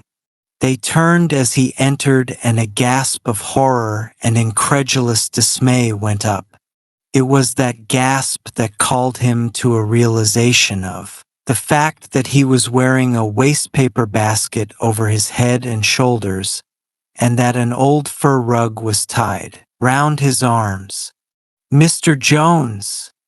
they gasped. He gave a wrench to his shoulders and the rug fell to the floor, revealing a bottle of brandy clasped in either arm. "Mr. Jones!" they repeated. "I caught him smuggling," said William proudly. "I caught him smuggling beer by the sea, and he was drinking those 2 bottles he'd smuggled, and he had thousands and thousands of cigars all over him. And I caught him, and he's a smuggler, and I brought him up here with my gun. He's a smuggler, and I took him prisoner." Mr. Jones, red and angry, his hair awry, glared through the wickerwork of his basket. He moistened his lips. "This is an outrage," he said. Horrified elderly eyes stared at the incriminating bottles. "He was drinking them by the sea," said William. "Mr. Jones!" they chorused again. He flung off his wastepaper basket and turned upon the proprietress of the establishment who stood by the door. "I will not brook such treatment," he stammered in fury. "I leave your roof tonight. I am outraged, humiliated. I disdain to explain. I leave your roof tonight." "Mr. Jones!" they said once more. Mr. Jones, still clasping his bottles, withdrew, pausing to glare at William on his way. "You wicked boy! You wicked little untruthful boy!" he said. William looked after him. "He's my prisoner and they've let him go," he said aggrievedly. 10 minutes later, he wandered into the smoking room. Mr. Brown sat miserably in a chair by a dying fire beneath a poor light. "Is he still chattering there?" he said. "Is this still the only corner where I can be sure of keeping my sanity? Is he reading his beastly poetry upstairs? Is he—" "He's going," said William moodily. "He's going before dinner. They've sent for his cab. He's mad 'cause I said he was a smuggler. He was a smuggler 'cause I saw him doing it and I took him prisoner and he got mad and he's going. And they're mad at me 'cause I took him prisoner. You'd think they'd be glad at me catching smugglers, but they're not." Bitterly. "And mother says she'll tell you and you'll be mad too," and Mr. Brown raised his hand. "1 minute, my son," he said. "Your story is confused. Do I understand that Mr. Jones is going and that you are the cause of his departure?" "Yes, 'cause he got mad, 'cause I said he was a smuggler and he was a smuggler and they're mad at me now," and Mr. Brown laid a hand on his son's shoulder. "There are moments, William," he said, "when I feel almost affectionate towards you." To William, the idea of reform was new and startling, and not wholly unattractive. It originated with the housemaid whose brother was a reformed burglar now employed in a grocer's shop. "He's got conversion," she said to William. "He got it quite sudden like, and he give up all his bad ways straight off. He's been like a heavenly saint ever since." William was deeply interested. The point was all innocently driven in later by the Sunday school mistress. William's family had no real faith in the Sunday school as a corrective to William's inherent wickedness, but they knew that no Sabbath peace or calm was humanly possible while William was in the house. So they brushed and cleaned and tidied him at 2.45 and sent him, pained and protesting, down the road every Sunday afternoon. Their only regret was that Sunday school did not begin earlier and end later. Fortunately for William, most of his friends' parents were inspired by the same zeal, so that he met his old cronies of the weekdays, Henry, Ginger, Douglas, and all the rest, and together they beguiled the monotony of the Sabbath. But this Sunday the tall, pale lady who, for her sins, tried to lead William and his friends along the straight and narrow path of virtue was almost inspired. She was like some prophetess of old. She was so emphatic that the red cherries that hung over the edge of her hat rattled against it as though in applause. "We must all start again," she said. "We must all be turned. That's what conversion means." William's fascinated, I wandered from the cherries to the distant view out of the window. He thought suddenly of the noble burglar who had turned his back upon the mysterious, wicked tools of his trade, and now dispensed margarine to his former victims. Opposite him sat a small girl in a pink and white checked frock. He often passed away the dullest hours of Sunday school by putting out his tongue at her or throwing paper pellets at her, manufactured previously for the purpose. But today, meeting her serious eye, he looked away hastily. "And we must all help someone," went on the urgent voice. "If we have turned ourselves, we must help someone else to turn."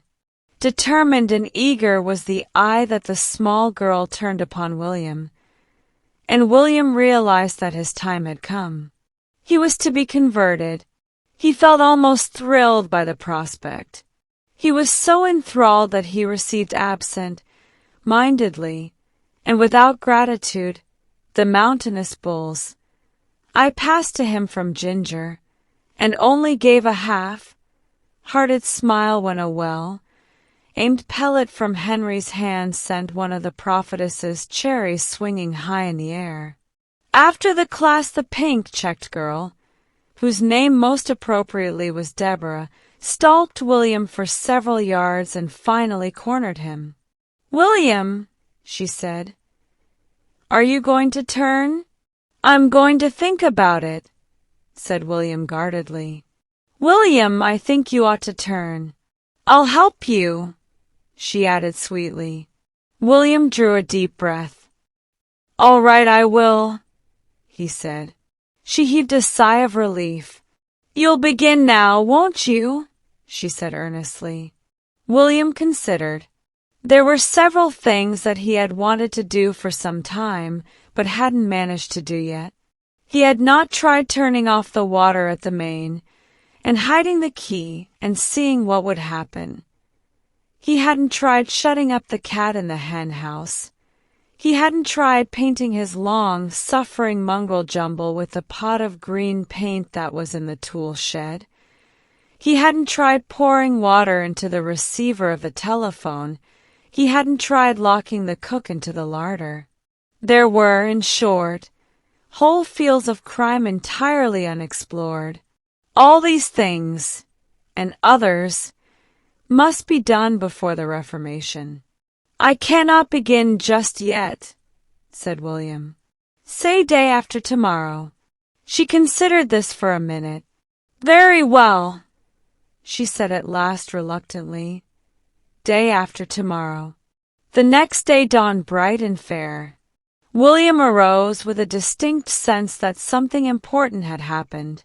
Then he thought of the Reformation. He saw himself leading a quiet and blameless life, walking sedately to school, working at high pressure in school, doing his homework conscientiously in the evening, being exquisitely polite to his family, his instructors, and the various foolish people who visited his home for the sole purpose, apparently, of making silly remarks to him. He saw all this, and the picture was far from unattractive in the distance. In the immediate future, however, there were various quite important things to be done. There was a whole normal lifetime of crime to be crowded into one day. Looking out of his window, he seen the gardener bending over one of the beds. The gardener had a perfectly bald head. William had sometimes idly imagined the impact of a pea sent violently from a pea shooter with the gardener's bald head.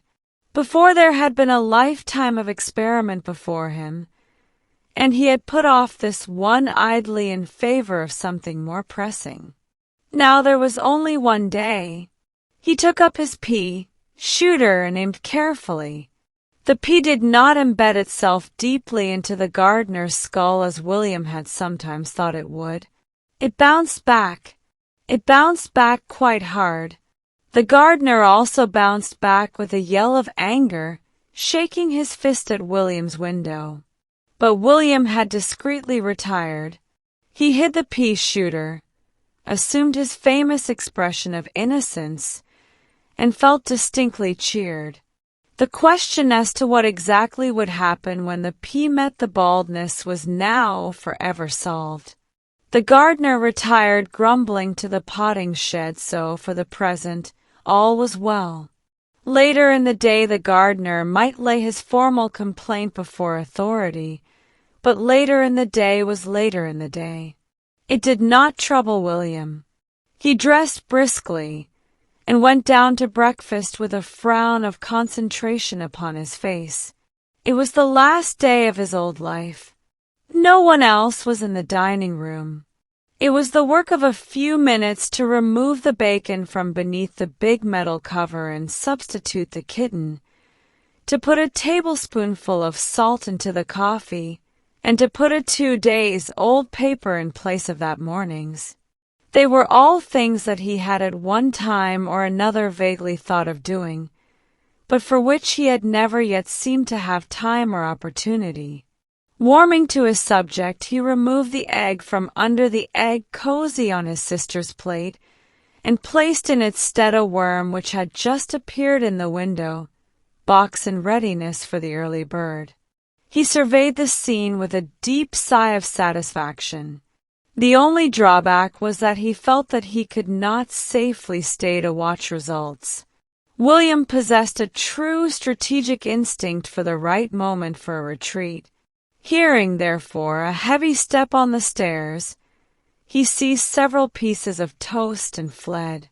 As he fled, he heard through the open window violent sounds proceeding from the enraged kitten beneath the cover, and then the still more violent sounds proceeding from the unknown person who removed the cover.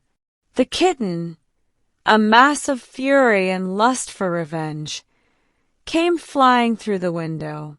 William hid behind a laurel bush till it had passed, then set off down the road. School, of course, was impossible. The precious hours of such a day as this could not be wasted in school. He went down the road, full of his noble purpose. The wickedness of a lifetime was somehow or other to be crowded into this day. Tomorrow it would all be impossible. Tomorrow began the blameless life. It must all be worked off today. He skirted the school by a field path in case any of those narrow souls paid to employ so aimlessly the precious hours of his youth might be there. They would certainly be tactless enough to question him as he passed the door. Then he joined the main road. The main road was empty except for a caravan gaily painted in red and yellow. It had little lace curtains at the window. It was altogether a most fascinating caravan. No one seemed to be near it. William looked through the windows. There was a kind of dresser with crockery hanging from it, a small table and a little oil stove. The further part was curtained off, but no sound came from it, so that it was presumably empty too. William wandered round to inspect the horse in front. It appeared to be a mule with a jaundiced view of life. It rolled a sad eye towards William, then with a deep sigh returned to its contemplation of the landscape. William gazed upon caravan and horse fascinated. Never, In his future life of noble merit, would he be able to annex a caravan? It was his last chance. No one was about. He could pretend that he had mistaken it for his own caravan, or had got onto it by mistake, or anything. Conscience stirred faintly in his breast, but he silenced it sternly. Conscience was to rule him for the rest of his life, and it could jolly well let him alone this day. With some difficulty, he climbed onto the driver's seat, took the reins, said "Gee up" to the melancholy mule, and the caravan with a jolt and faint rattle set out along the road. William did not know how to drive, but it did not seem to matter. The mule ambled along, and William, high up on the driver's seat, the reins held with ostentatious carelessness in one hand, the whip poised lightly in the other, was in the seventh heaven of bliss. He was driving a caravan. He was driving a caravan. He was driving a caravan. The very telegraph posts seemed to gape with envy and admiration as he passed. What ultimately he was going to do with his caravan he neither knew nor cared. All that mattered was, it was a bright sunny morning, and all the others were in school, and he was driving a red and yellow caravan along the high road. The birds seemed to be singing a song of praise to him. He was intoxicated with pride. It was his caravan, his road, his world. Carelessly he flicked the mule with the whip. There are several explanations of what happened then. The mule may not have been used to the whip. A wasp may have just stung him at that particular minute. A wandering demon may have entered into him. Mules are notoriously accessible to wandering demons. Whatever the explanation, the mule suddenly started forward and galloped at full speed down the hill. The reins dropped from William's hands. He clung for dear life onto his seat as the caravan, swaying and jolting along the uneven road, seemed to be doing its utmost to fling him off. There came a rattle of crockery from within. Then suddenly there came another sound from within, a loud, agonized scream. It was a female scream. Someone who had been asleep behind the curtain had just awakened. William's hair stood on end. He almost forgot to cling to the seat, for not one scream came but many. They rent the still summer air, mingled with the sound of breaking glass and crockery. The mule continued his mad career down the hill, his reins trailing in the dust. In the distance was a little gypsy's donkey cart full of pots and pans. William found his voice suddenly and began to warn the mule. "Look out, you old softy," he yelled. "Look out for the donkey, you old ass." But the mule refused to be warned. He neatly escaped the donkey cart himself, but he crashed the caravan into it with such force that the caravan broke a shaft and overturned completely onto the donkey cart, scattering pots and pans far and wide. From within the caravan came inhuman female yells of fear and anger. William had fallen onto a soft bank of grass. He was discovering, to his amazement, that he was still alive and practically unhurt. The mule was standing meekly by and smiling to himself. Then out of the window of the caravan climbed a woman, a fat, angry woman, shaking her fist at the world in general. Her hair and face were covered with sugar, and a fork was embedded in the front of her dress. Otherwise she, too, had escaped undamaged. The owner of the donkey cart arose from the piles of pots and pans and turned upon her fiercely. She screamed at him furiously in reply. Then along the road could be seen the figure of a fat man carrying a fishing rod. He began to run wildly towards the caravan. "My goodness!" he cried as he ran. "My beautiful caravan! Who has this to have done?" He joined the frenzied argument that was going on between the donkey man and the fat woman. The air was rent by their angry shouts.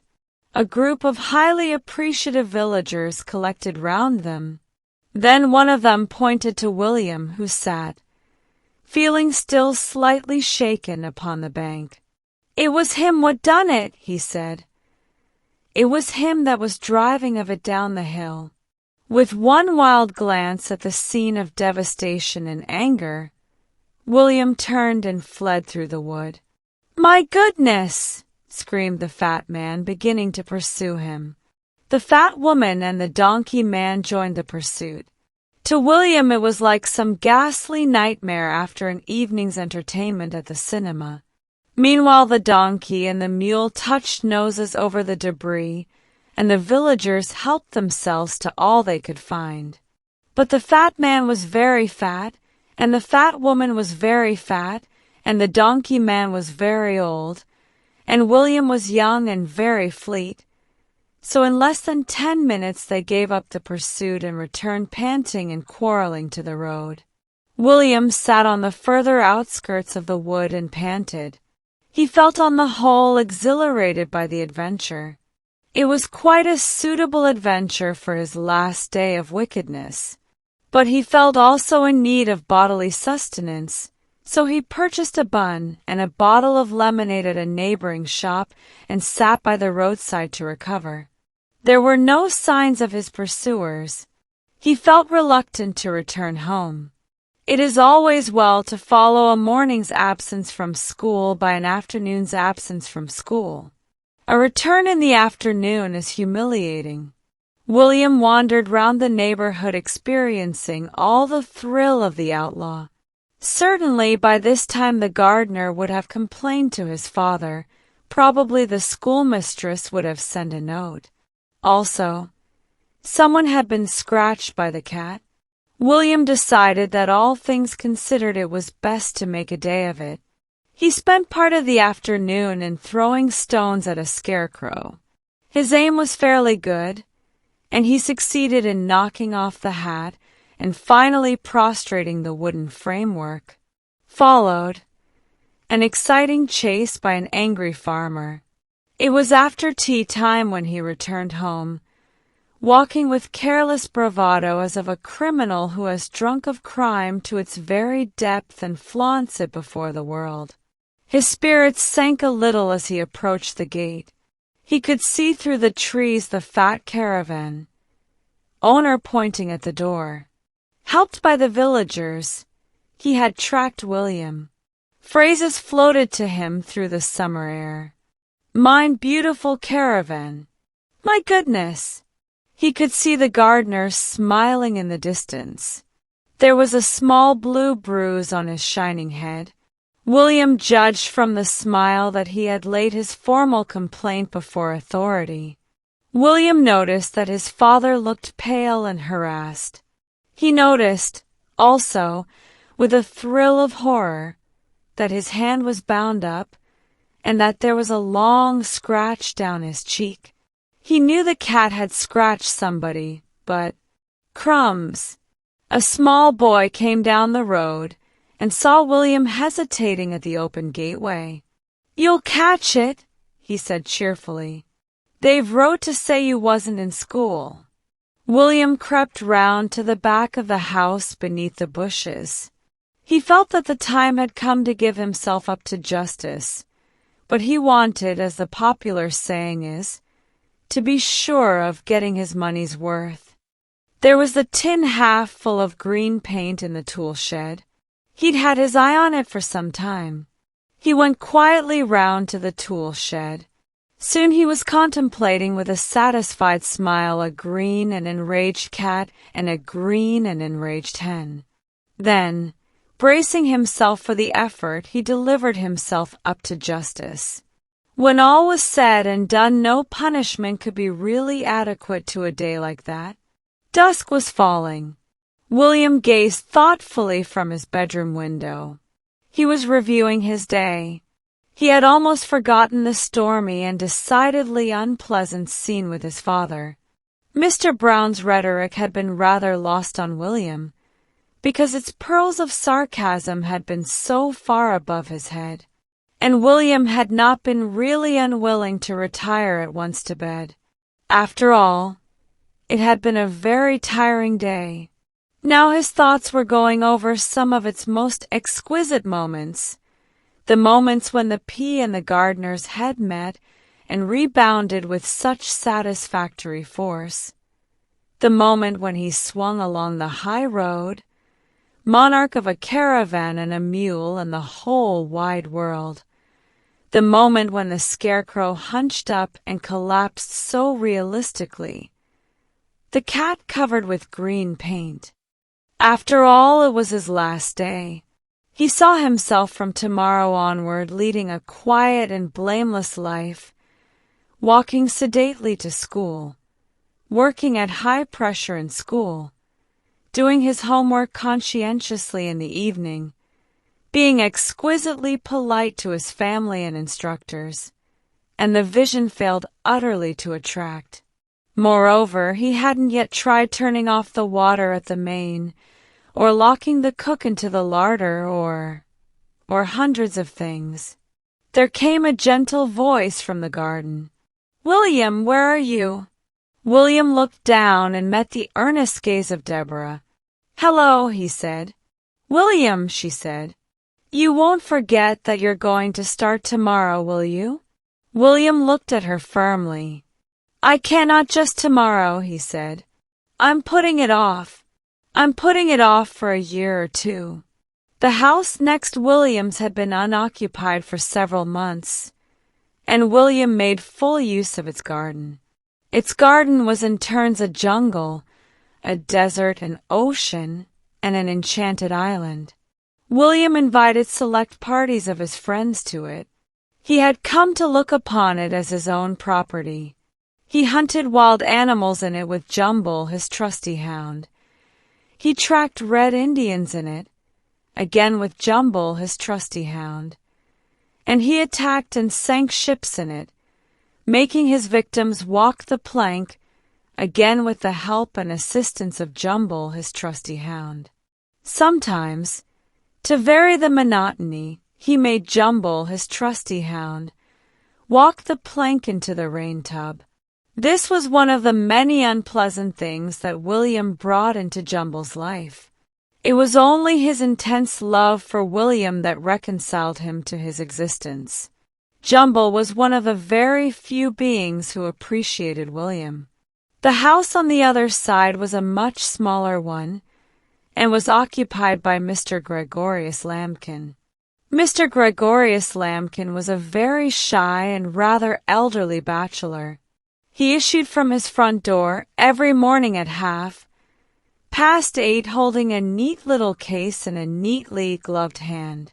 He spent the day in an insurance office and returned, still unruffled and immaculate, at about 6:30. Most people considered him quite dull and negligible, but he possessed the supreme virtue in William's eyes of not objecting to William. William had suffered much from unsympathetic neighbors who had taken upon themselves to object to such innocent and artistic objects as catapults and pea shooters and cricket balls. William had a very soft spot in his heart for Mr. Gregorius Lambkin. William spent a good deal of his time in Mr. Lambkin's garden during his absence, and Mr. Lambkin seemed to have no objection. Other people's gardens always seemed to William to be more attractive than his own, especially when he had no right of entry into them.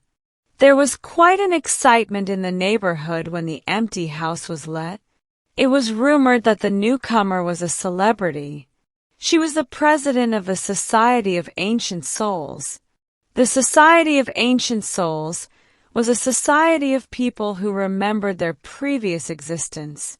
The memory usually came in a flash. For instance, you might remember in a flash when you were looking at a box of matches that you had been Guy Fawkes. Or you might look at a cow and remember in a flash that you had been Nebuchadnezzar. Then you joined the Society of Ancient Souls and paid a large subscription, and attended meetings at the house of its president in costume. And the president was coming to live next door to William. By a curious coincidence, her name was Gregoria, Miss Gregoria Mush. William awaited her coming with anxiety. He had discovered that one's next-door neighbors make a great difference to one's life. They may be agreeable and not object to mouth organs and whistling and occasional stone throwing, or they may not. They sometimes, the worst kind, go to the length of writing notes to one's father about one, and then, of course, the only course left to one is one of revenge. But William hoped great things from Miss Gregoria Mush. There was a friendly sound about the name. On the evening of her arrival, he climbed up on the roller and gazed wistfully over the fence at the territory that had once been his, but from which he was now forbidden. He felt like Moses surveying the promised land. Miss Gregoria Mush was walking in the garden. William watched her holding his breath. She was very long, and very thin, and very angular, and she was reading poetry out loud to herself as she trailed about in her long draperies. "O moon of my delight," she said. Then her eye met William's. The eyes beneath her pants, Nez, were like little swords. "How dare you stare at me, you rude boy," she said. William gasped. "I shall write to your father," she said fiercely, and then proceeded still ferociously. "That knows no wane." "Crumbs," murmured William, descending slowly from his perch. She did write to his father, and that note was the first of many. She objected to his singing, she objected to his shouting, she objected to his watching her over the wall, and she objected to his throwing sticks at her cat. She objected both verbally and in writing. This persecution was only partly compensated for by occasional glimpses of meetings of the ancient souls, for the ancient souls met in costume, and sometimes William could squeeze through the hole in the fence and watch the ancient souls meeting in the dining room. Miss Gregoria Mush, arrayed as Mary, Queen of Scots, one of her many previous existences, was worth watching. And always there was the garden on the other side. Mr. Gregorius Lambkin made no objections and wrote no notes. But clouds of fate were gathering round Mr. Gregorius Lambkin. William first heard of it one day at lunch. "I saw the old crazy person talking to poor little Lambkin today," said Robert, William's elder brother. In these terms did Robert refer to the august president of the Society of Ancient Souls. And the next news Robert brought home was that poor little Lambkin had joined the Society of Ancient Souls, but didn't seem to want to talk about it. He seemed very vague as to his previous existence, but he said that Miss Gregoria Mush was sure that he had been Julius Caesar. The knowledge had come to her in a flash when he raised his hat and she saw his bald head. There was a meeting of the ancient souls that evening, and William crept through the hold and up to the dining room window to watch. A gorgeous scene met his eye. Noah conversed agreeably with Cleopatra in the window seat, and by the piano Napoleon discussed the Irish question with Caligula. As William watched, his small nose flattened against a corner of the window, Nero and Dante arrived, having shared a taxi from the station. Miss Gregoria Mush, tall and gaunt and angular, presided in the robes of Mary, Queen of Scots, which was her favorite previous existence. Then Mr. Gregorius Lambkin arrived. He looked as unhappy as it is possible for man to look. He was dressed in a toga and a laurel wreath. Heat and nervousness had caused his small waxed mustache to droop. His toga was too long and his laurel wreath was crooked. Miss Gregoria Mush received him warmly. She carried him off to a corner seat near the window, and there they conversed, or, to be more accurate, she talked and he listened. The window was open, and William could hear some of the things she said. "Now you are a member, you must come here often. You and I, the only ancient souls in this vicinity, we will work together and live only in the past. Have you remembered any other previous existence?" No. Try. It will come in a flash any time. I must come and see your garden. I feel that we have much in common. You and I. We have much to talk about. I have all my past life to tell you of. What train do you come home by? We must be friends. Real friends. I'm sure I can help you much in your life as an ancient soul. Our names are almost the same. Fate in some way unites us. And Mr. Lambkin sat, miserable and dejected, and yet with a certain pathetic resignation. For what can one do against fate? Then the president caught sight of William and approached the window. "Go away, boy," she called. "You wicked, rude, prying boy, go away." Mr. Lambkin shot a wretched and apologetic glance at William, but William pressed his mouth to the open slit of the window. "All right, Mrs. Jarley's," he called, then turned and fled. William met Mr. Lambkin on his way to the station the next morning. Mr. Lambkin looked thinner, and there were lines of worry on his face. "I'm sorry she sent you away, William," he said. "It must have been interesting to watch. Most interesting to watch. I'd much rather have watched then. But there, it's very kind of her to take such an interest in me. Most kind. But however, she's very kind, very kind. She very kindly presented me with the costume. Hardly suitable, perhaps, but very kind of her. And, of course, there may be something in it. One never knows. I may have been Julius Caesar, but I hardly think. However, one must keep an open mind. Do you know any Latin, William?" "Just a bit," said William guardedly. "I've learned a lot, but I don't know much. Say some to me. It might convey something to me. One never knows." She seemed so sure. "Talk Latin to me, William."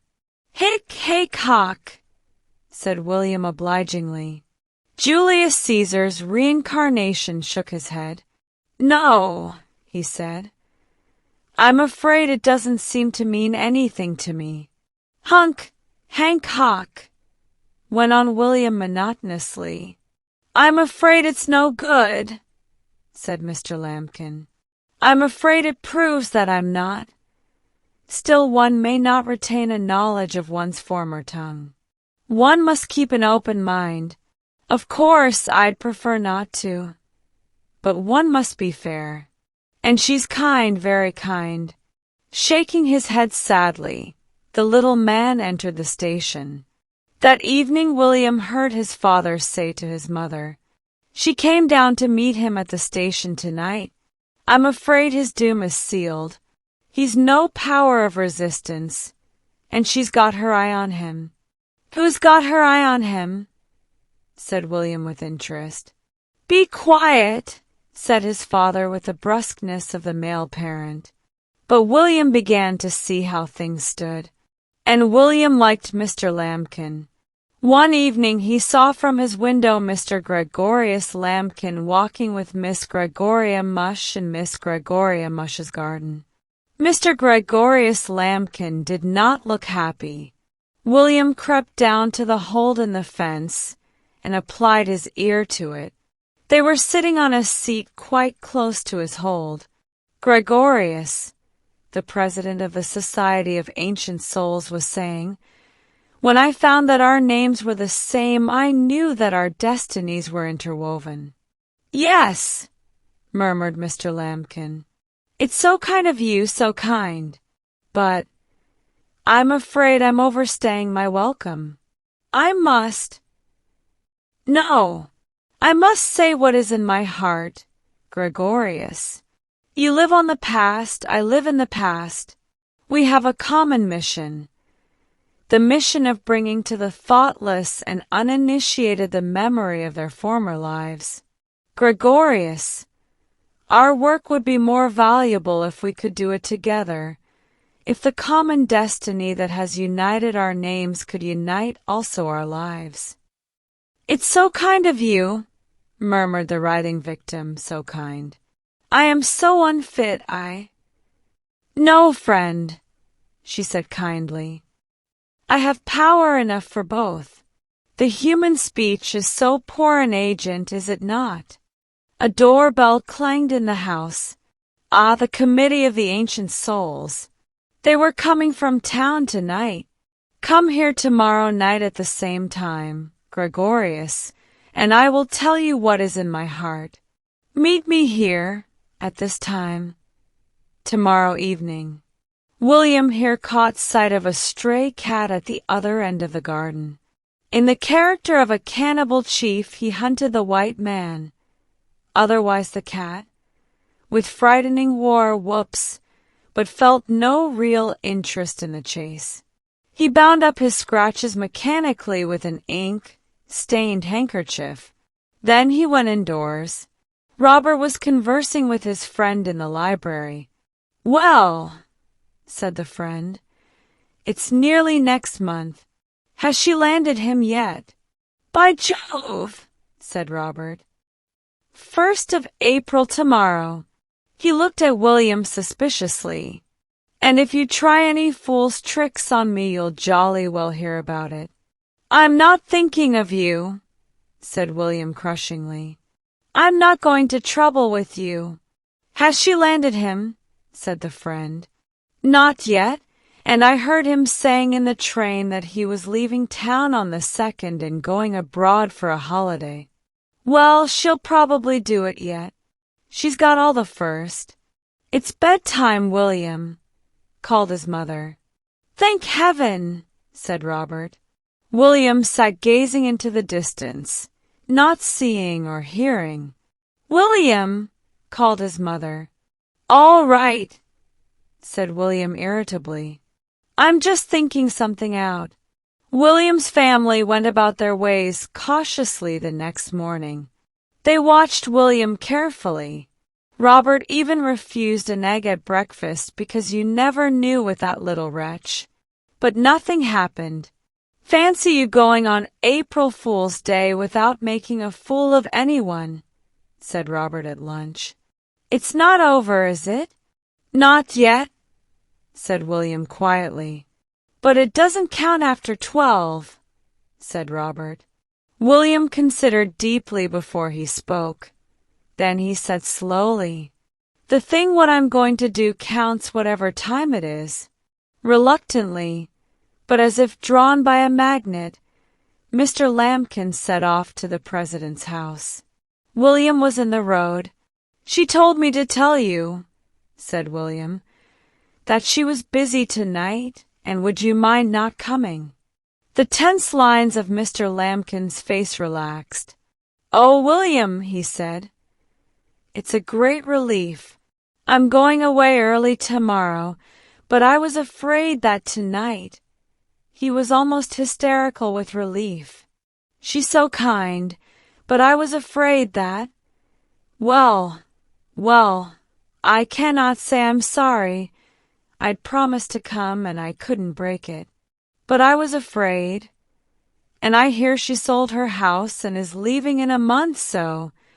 But she's kind. Very kind. He turned back immediately. Thanks for letting me have the clothes, said William. Oh, quite welcome, William. They're nice things for a boy to dress up in, no doubt. I cannot say I, but she's very kind. Don't let her see you playing with them, William. William grunted and returned to his back garden. For some time silence reigned over the 3 back gardens. Then Miss Gregoria Mush emerged and came towards the seat by the fence. A figure was already seated there in the half-dusk, a figure swathed in a toga with the toga drawn also over its drooping head. "Gregorius," said the president, "how dear of you to come in costume." The figure made no movement. "You know what I have in my heart, Gregorius." Still no answer. "Your heart is too full for words," she said kindly. "The thought of having your destiny linked with mine takes speech from you. But have courage, dear Gregorius. You shall work for me. We will do great things together. We will be married at the little church." Still no answer. "Gregorius," she murmured tenderly.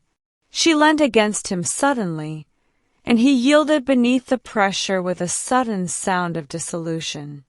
2 cushions slid to the ground.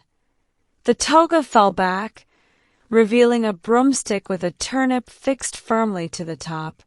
It bore the legend, and from the other side of the fence came a deep sigh of satisfaction from the artist behind the scenes.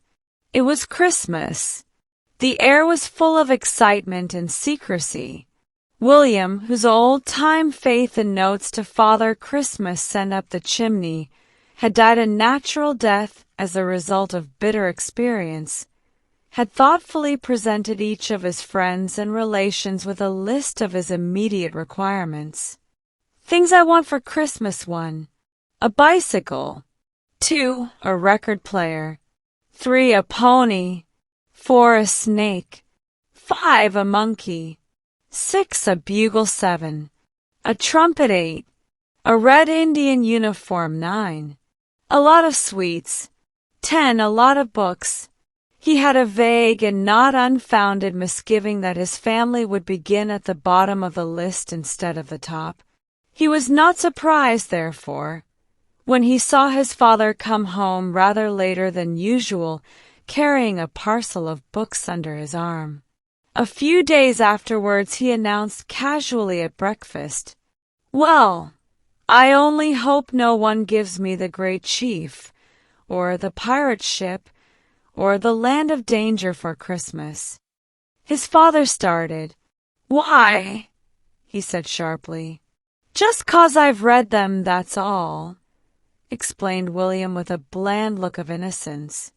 The glance that Mr. Brown threw at his offspring was not altogether devoid of suspicion, but he said nothing. He set off after breakfast with the same parcel of books under his arm and returned with another. This time, however, he did not put them in the library cupboard, and William searched in vain. The question of Christmas festivities loomed large upon the social horizon. "Robert and Ethel can have their party on the day before Christmas Eve," decided Mrs. Brown, "and then William can have his on Christmas Eve."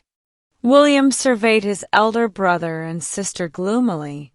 "Yes, and us eat up just what they've left," he said with bitterness. "I know." Mrs. Brown changed the subject hastily. "Now let's see whom we'll have for your party, William," she said, taking out pencil and paper. "You say whom you'd like, and I'll make a list." "Ginger and Douglas and Henry and Joan," said William promptly. "Yes. Who else?" "I'd like the milkman." "You cannot have the milkman, William." "Don't be so foolish." "Well, I'd like to have Billy Green. He can whistle with his fingers in his mouth." "He's a butcher's boy, William." "You cannot have him." "Well, who can I have?" "Johnny Brent." "I don't like him." "But you must invite him. He asked you to his."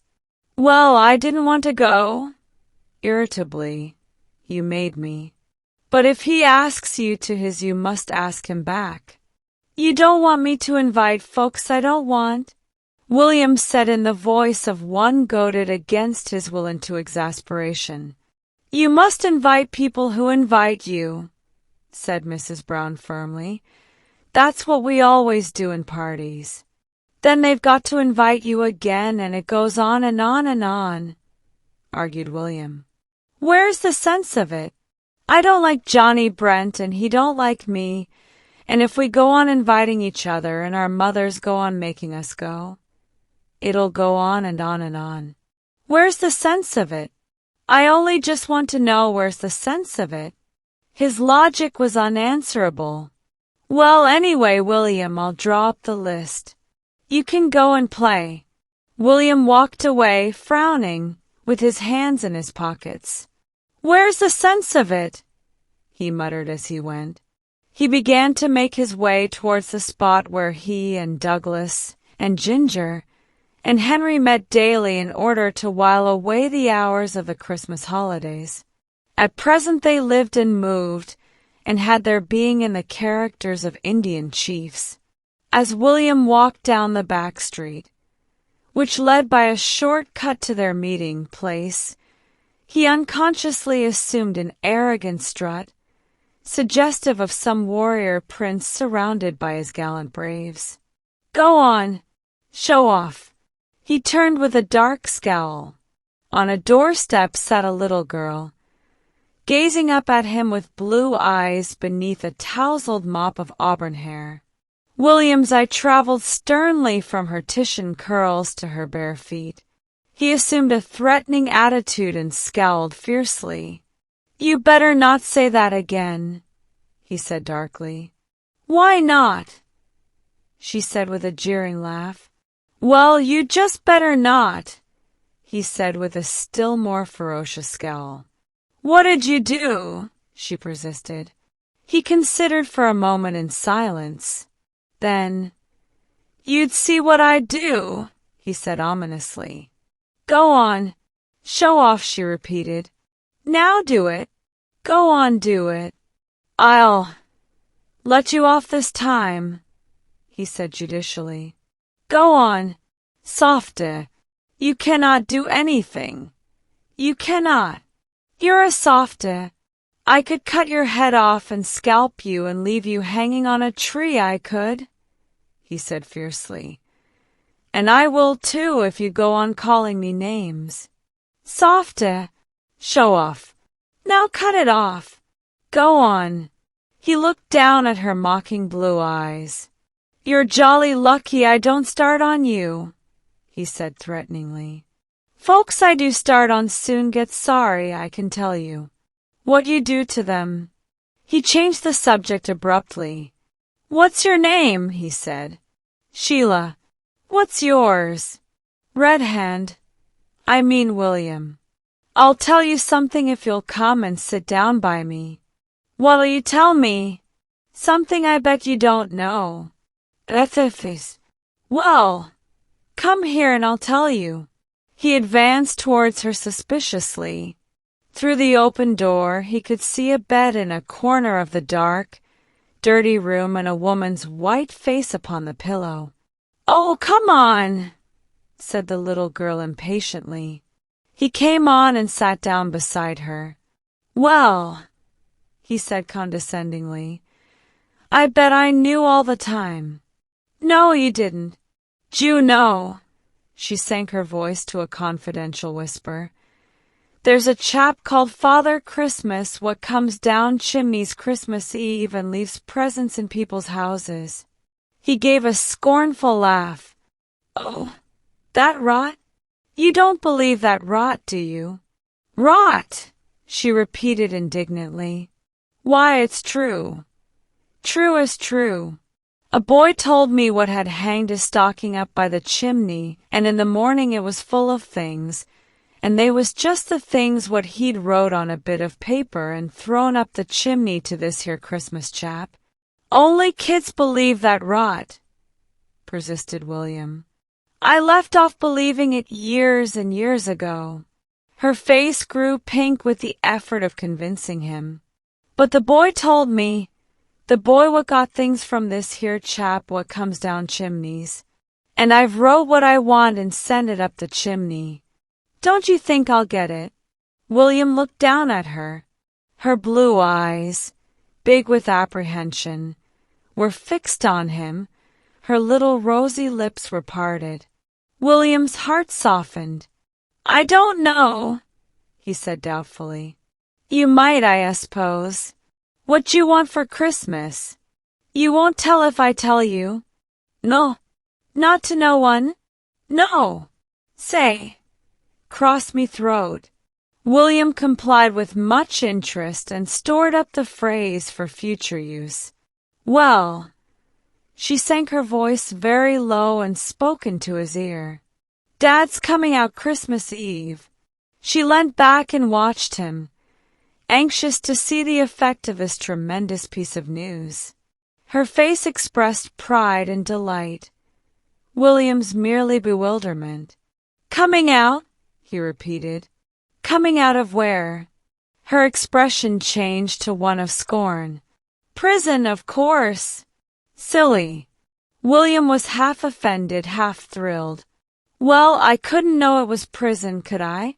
How could I know it was prison without being told? It might have been out of anything. What? In hushed curiosity and awe. What was he in prison for? Stealing. Her pride was unmistakable. William looked at her in disapproval. Stealing is wicked, he said virtuously. Ha, she jeered. You cannot steal. You're too soft. Softe. You cannot steal without being caught first go, you cannot. I could, he said indignantly. And anyway, he got caught, didn't he? Or he'd not have been in prison, so there. He didn't get caught first go. It was just a sort of mistake, he said. He said it wouldn't happen again. He's a jolly good stealer. The cops said he was, and they ought to know. Well, said William, changing the conversation, what you want for Christmas? I wrote it on a bit of paper and sent it up the chimney, she said confidingly. I said I didn't want no toys, nor sweeties, nor nothing. I said I only wanted a nice supper for Dad when he comes out Christmas Eve.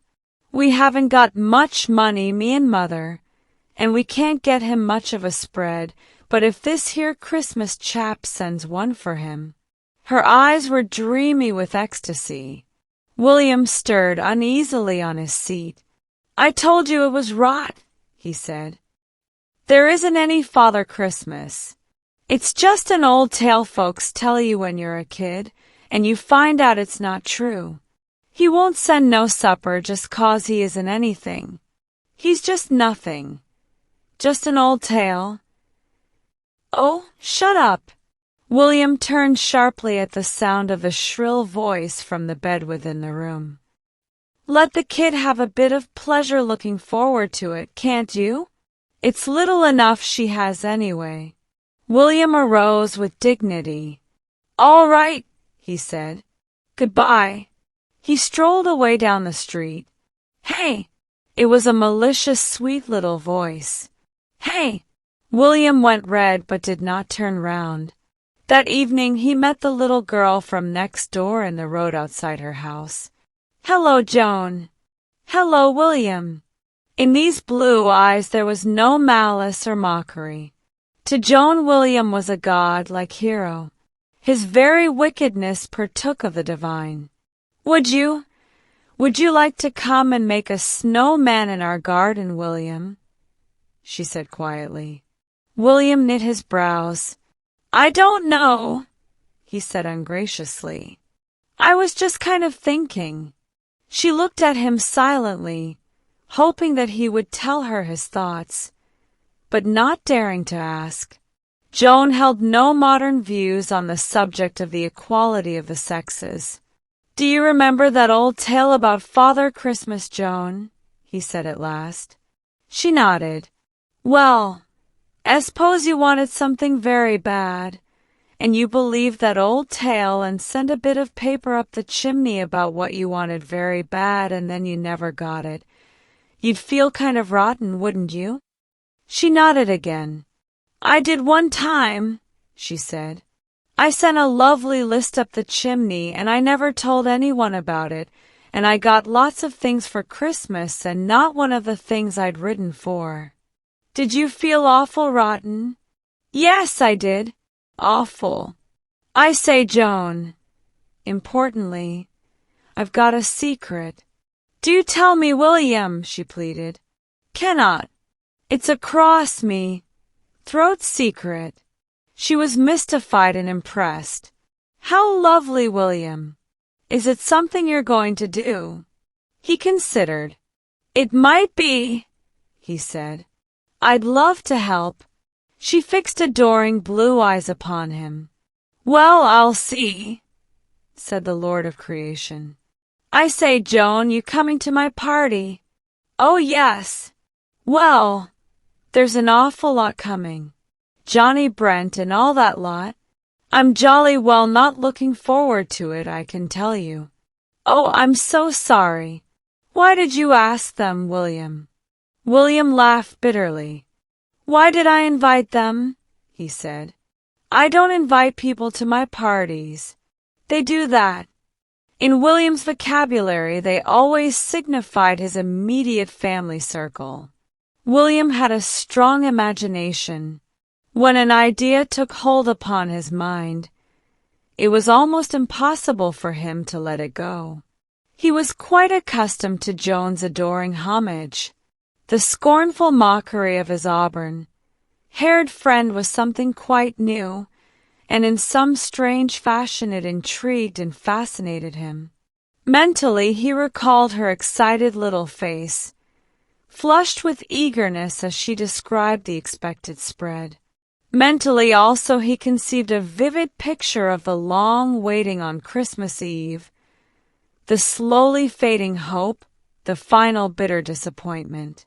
While engaging in furious snowball fights with Ginger, Douglas, and Henry, while annoying peaceful passers-by with well-aimed snow missiles, while bruising himself and most of his family black and blue on long and glassy slides along the garden paths, while taking his family's clothes to adorn various unshapely snowmen, while walking across all the ice, preferably cracked, in the neighborhood and being several times narrowly rescued from a watery grave, while following all these light, holiday pursuits, the picture of the little auburn-haired girl's disappointment was ever vividly present in his mind. The day of his party drew near. My party, he would echo bitterly when any one of his family mentioned it. I don't want it. I don't want old Johnny Brent and all that lot. I'd just like to uninvite them all. But you want Ginger and Douglas and Henry, coaxed his mother. I can have them any time, and I don't like them at parties. They're not the same. I don't like anyone at parties. I don't want a party. But you must have a party, William, to ask back people who ask you. William took up his previous attitude. Well, where's the sense of it? He groaned. As usual, he had the last word, but left his audience unconvinced. They began on him a full hour before his guests were due. He was brushed and scrubbed and scoured and cleaned. He was compressed into an Eton suit and patent leather pumps and finally deposited in the drawing-room. Beaten and despondent, his noble spirit all but broken. The guests began to arrive. William shook hands politely with 3 strangers shining with soap, brushed to excess, and clothed in ceremonial Eton suits, who in ordinary life were Ginger, Douglas, and Henry. They then sat down and gazed at each other in strained and unnatural silence. They could find nothing to say to each other. Ordinary topics seemed to be precluded by their festive appearance and the formal nature of the occasion. Their informal meetings were usually celebrated by impromptu wrestling matches. This being forbidden, a stiff, unnatural atmosphere descended upon them. William was a host. They were guests. They had all listened to final maternal admonitions in which the word manners and politeness recurred at frequent intervals. They were, in fact, for the time being, complete strangers. Then Joan arrived and broke the constrained silence. "Hello, William. Oh, William, you do look nice. William smiled with distant politeness, but his heart warmed to her. It is always some comfort to learn that one has not suffered in vain. "How'd you do?" he said with a stiff bow. Then Johnny Brent came, and after him a host of small boys and girls. William greeted friends and foes alike with the same icy courtesy. Then the conjurer arrived. Mrs. Brown had planned the arrangement most carefully. The supper was laid on the big dining room table. There was to be conjuring for an hour before supper to break the ice. In the meantime, while the conjuring was going on, the grown-ups who were officiating at the party were to have their meal in peace in the library. William had met the conjurer at various parties and despised him utterly. He despised his futile jokes and high-pitched laugh, and he knew his tricks by heart. They sat in rows in front of him, shining-faced, well-brushed little boys in dark Eton suits and gleaming collars, and dainty white-dressed little girls with gay hair ribbons. William sat in the back row near the window, and next him sat Joan. She gazed at his set, expressionless face in mute sympathy. He listened to the monotonous voice of the conjurer. "Now, ladies and gentlemen, I will proceed to swallow these 3 needles and these 3 strands of cotton, and shortly to bring out each needle threaded with a strand of cotton. Will any lady step forward and examine the needles? Ladies ought to know all about needles, oughtn't they? You young gentlemen don't learn to sew at school, do you? Ha! Ha! Perhaps some of you young gentlemen don't know what a needle is? Ha! Ah!" William scowled, and his thoughts flew off to the little house in the dirty back street. It was Christmas Eve. Her father was coming out. She would be waiting, watching with bright, expectant eyes for the spread she had demanded from Father Christmas to welcome her returning parent. It was a beastly shame. She was a silly little ass anyway not to believe him. He told her there wasn't any Father Christmas. "Now, ladies and gentlemen, I will bring out the 3 needles threaded with the 3 strands of cotton. Watch carefully, ladies and gentlemen. There. 1, 2, 3. Now, I don't advise you young ladies and gentlemen to try this trick. Needles are very indigestible to some people. Ha! Ha! Not to me, of course. I can digest anything. Needles or marbles or matches or glass bowls, as you will soon see. Ha! Ha! Now to proceed, ladies and gentlemen." William looked at the clock and sighed. Anyway, there'd be supper soon, and that was a jolly good one, 'cause he'd had a look at it. Suddenly the inscrutable look left his face. He gave a sudden gasp and his whole face lit up. Joan turned to him. "Come on," he whispered, rising stealthily from his seat. The room was in half darkness, and the conjurer was just producing a white rabbit from his left toe, so that few noticed William's quiet exit by the window, followed by that of the blindly obedient Joan. "You wait," he whispered in the darkness of the garden. She waited, shivering in her little white dress, till he returned from the stable wheeling a handcart, consisting of a large packing case on wheels and finished with a handle. He wheeled it round to the open French window that led into the dining room. "Come on," he whispered again. Following his example, she began to carry the plates of sandwiches, sausage rolls, meat pies, bread and butter, cakes and biscuits of every variety from the table to the handcart. On the top they balanced carefully the plates of jelly and milk pudding and dishes of trifle, and round the sides they packed armfuls of crackers. At the end she whispered softly, "What's it for, William?" "It's the secret," he said. "The cross me, throat secret I told you. Am I going to help? She said in delight. He nodded. Just wait a minute, he added, and crept from the dining room to the hall and upstairs. He returned with a bundle of clothing which he proceeded to arrange in the garden. He first donned his own red dressing gown, and then wound a white scarf round his head, tying it under his chin so that the ends hung down. I'm making believe I'm Father Christmas, he explained, and I'm making believe this white stuff is hair and beard, and this is for you to wear so's you won't get cold. He held out a little white satin cloak edged with feathers. Oh, how lovely, William! But it's not my cloak. It's Sadie Murford's. Never mind. You can wear it, said William generously.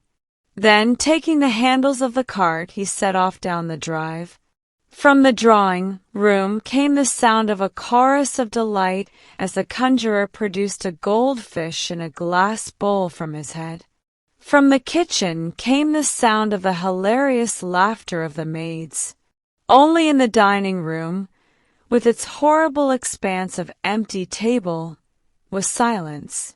They walked down the road without speaking till Joan gave a little excited laugh. This is fun, William. I do wonder what we're going to do. You'll see, said William. I'd better not tell you yet. I promised to cross me. Throat promise I wouldn't tell anyone. All right, William, she said sweetly. I don't mind a bit. The evening was dark and rather foggy, so that the strange couple attracted little attention, except when passing beneath the street lamps. Then certainly people stood still and looked at William and his cart in open-mouthed amazement. At last they turned down a back street towards a door that stood open to the dark, foggy night. Inside the room was a bare table at which sat a little girl, her blue, anxious eyes fixed on the open door. I hope he gets here before Dad, she said. I wouldn't like Dad to come and find it not ready. The woman on the bed closed her eyes wearily. I don't think he'll come now, dearie. We must just get on without it. The little girl sprang up. Her pale cheeks suddenly flushed. Oh, listen, she cried. Something's coming. They listened in breathless silence, while the sound of wheels came down the street towards the empty door. Then an old hand cart appeared in the doorway, and behind it William in his strange attire, and Joan in her fairy-like white cloak, white dress, white socks and shoes, her bright curls clustered with gleaming fog jewels. The little girl clasped her hands. Her face broke into a rapt smile. Her blue eyes were like stars. Oh, oh, she cried. It's Father Christmas and a fairy. Without a word, William pushed the cart through the doorway into the room and began to remove its contents and place them on the table. First the jellies and trifles and milk puddings, then the meat pies, pastries, sausage rolls, sandwiches, biscuits and cakes, sugar-coated cream, interlayered full of plums and nuts and fruit. William's mother had had wide experience and knew well what food most appealed to small boys and girls. Moreover, she had provided plentifully for her 20 guests. The little girl was past speech. The woman looked at them in dumb wonder. Then, why, you're the boy she was talking to, she said at last. It's real kind of you. She was getting that upset. It would have broke her heart if nothing had come and I couldn't do nothing. It's real kind of you, sir. Her eyes were misty. Joan placed the last cake on the table, and William, who was rather warm after his exertions, removed his scarf. The child gave a little sobbing laugh. Oh, isn't it lovely? I'm so happy. You're the funny boy, aren't you, dressed up as Father Christmas? Or did Father Christmas send you? Or were you Father Christmas all the time? May I kiss the fairy? Would she mind? She's so beautiful." Joan came forward and kissed her shyly, and the woman on the bed smiled unsteadily. "It's real kind of you both," she murmured again. Then the door opened, and the lord and master of the house entered after his 6 months' absence. He came in no sheepish hang-dog fashion. He entered cheerily and boisterously as any parent might on returning from a hard-earned holiday. "Hello, missus. Hello, kid. Hello. What's all this here?" His eyes fell upon William. "Hello, young gent. Happy Christmas," William murmured politely. "Same to you and many of them. How are you, missus? Kid looked after you all right?" "That's right." "Oh, I see. Where's the grub come from? Fair makes me mouth water. I haven't seen nothing like this. Not for some time." There was a torrent of explanations, everyone talking at once. He gave a loud laugh at the end. "Well, we're much obliged to this young gent and this little lady, and now we'll have a good old supper. This is all right, this is. Now, missus, you have a good feed. Now, before we begin, I say 3 cheers for the young gent and little lady. Come on now, hip, hip, hip, hooray. Now, little lady, you come here. That's fine, that is. Now we'll have a meat pie. Who's for a meat pie? Come on, missus. That's right. We'll all have meat pies. This here's something like Christmas. Eh? We've not had a Christmas like this. Not for many a long year. Now hurry up, kid. Don't spend all your time laughing. Now, ladies and gents, who's for a sausage roll? All of us? Come on, then. I mustn't eat too heavy, or I won't be able to sing to you afterwards. Will I? I've got some fine songs, young gent. And Kid here, I'll dance for you. She's a fine little dancer, she is. Now, come on, ladies and gents. Sandwiches? More pies? Come on. They laughed and chattered merrily. The woman sat up in bed, her eyes bright and her cheeks flushed. To William and Joan it was like some strange and wonderful dream. And at that precise moment Mrs. Brown had sunk down upon the nearest dining-room chair on the verge of tears, and 20 pairs of hungry, horrified eyes and 20 clean, staring, open-mouthed little faces surveyed the bare expanse of the dining-room table. And the cry that went up all round was, "Where's William?" And then, "Where's Joan?" They searched the house and garden and stable for them in vain. They sent the 20 enraged guests home, supperless and aggrieved. "Has William eaten all our suppers?" they said. "Where is he? Is he dead?" "People will never forget," wailed Mrs. Brown. "It's simply dreadful. And where is William?" They rang up police stations for miles around. "If they've eaten all that food, the 2 of them," said Mrs. Brown almost distraught, "they'll die. They may be dying in some hospital now. And I do wish Mrs. Murford would stop ringing up about Sadie's cloak. I've told her it's not here." Meantime there was dancing and singing and games and cracker pulling in a small house in a back street not very far away. "I've never had such a lovely time in my life," gasped the kid breathlessly at the end of one of the many games into which William had initiated them. "I've never. We won't forget you in a hurry, young man," her father added, "nor the little lady neither. We'll have many talks about this here." Joan was sitting on the bed, laughing and panting, her curls all disordered. "I wish," said William wistfully, "I wish you'd let me come with you when you go stealing some day. I'm not going stealing no more, young gent, said his friend solemnly. I got a job, a real steady job, bricklaying, and I'm going to stick to it. All good things must come to an end, and soon William donned his red dressing gown again and Joan her borrowed cloak, and they helped to store the remnants of the feast in the larder.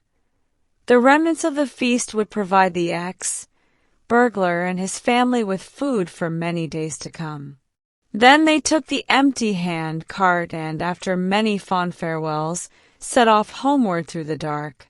Mr. Brown had come home and assumed charge of operations. Ethel was weeping on the sofa in the library. "Oh, dear little William," she sobbed. "I do wish I'd always been kind to him."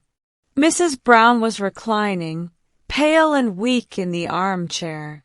"There's the canal, John," she was saying weakly. "And Joan's mother will always say it was our fault. Oh, poor little William." "It's a good 10 miles away," said her husband drily. "I don't think even William—" He rang up fiercely. "Confound these brainless police. Hallo! Any news? A boy and girl and supper for 20 cannot disappear off the face of the earth. No, there had been no trouble at home. There probably will be when he turns up, but there was none before. If he wanted to run away, why would he burden himself with a supper for 20? Why? 1 minute." The front door opened and Mrs. Brown ran into the hall. A well-known voice was heard speaking quickly and irritably. "I just went away, that's all. I just thought of something I wanted to do. That's all. Yes, I did take the supper. I just wanted it for something. It's a secret what I wanted it for, "William," said Mr. Brown. Through the scenes that followed, William preserved a dignified silence, even to the point of refusing any explanation. Such explanation as there was filtered through from Joan's mother by means of a telephone. "It was all William's idea," Joan's mother said plaintively.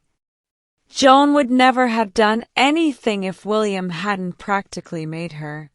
I expect she's caught her death of cold. She's in bed now.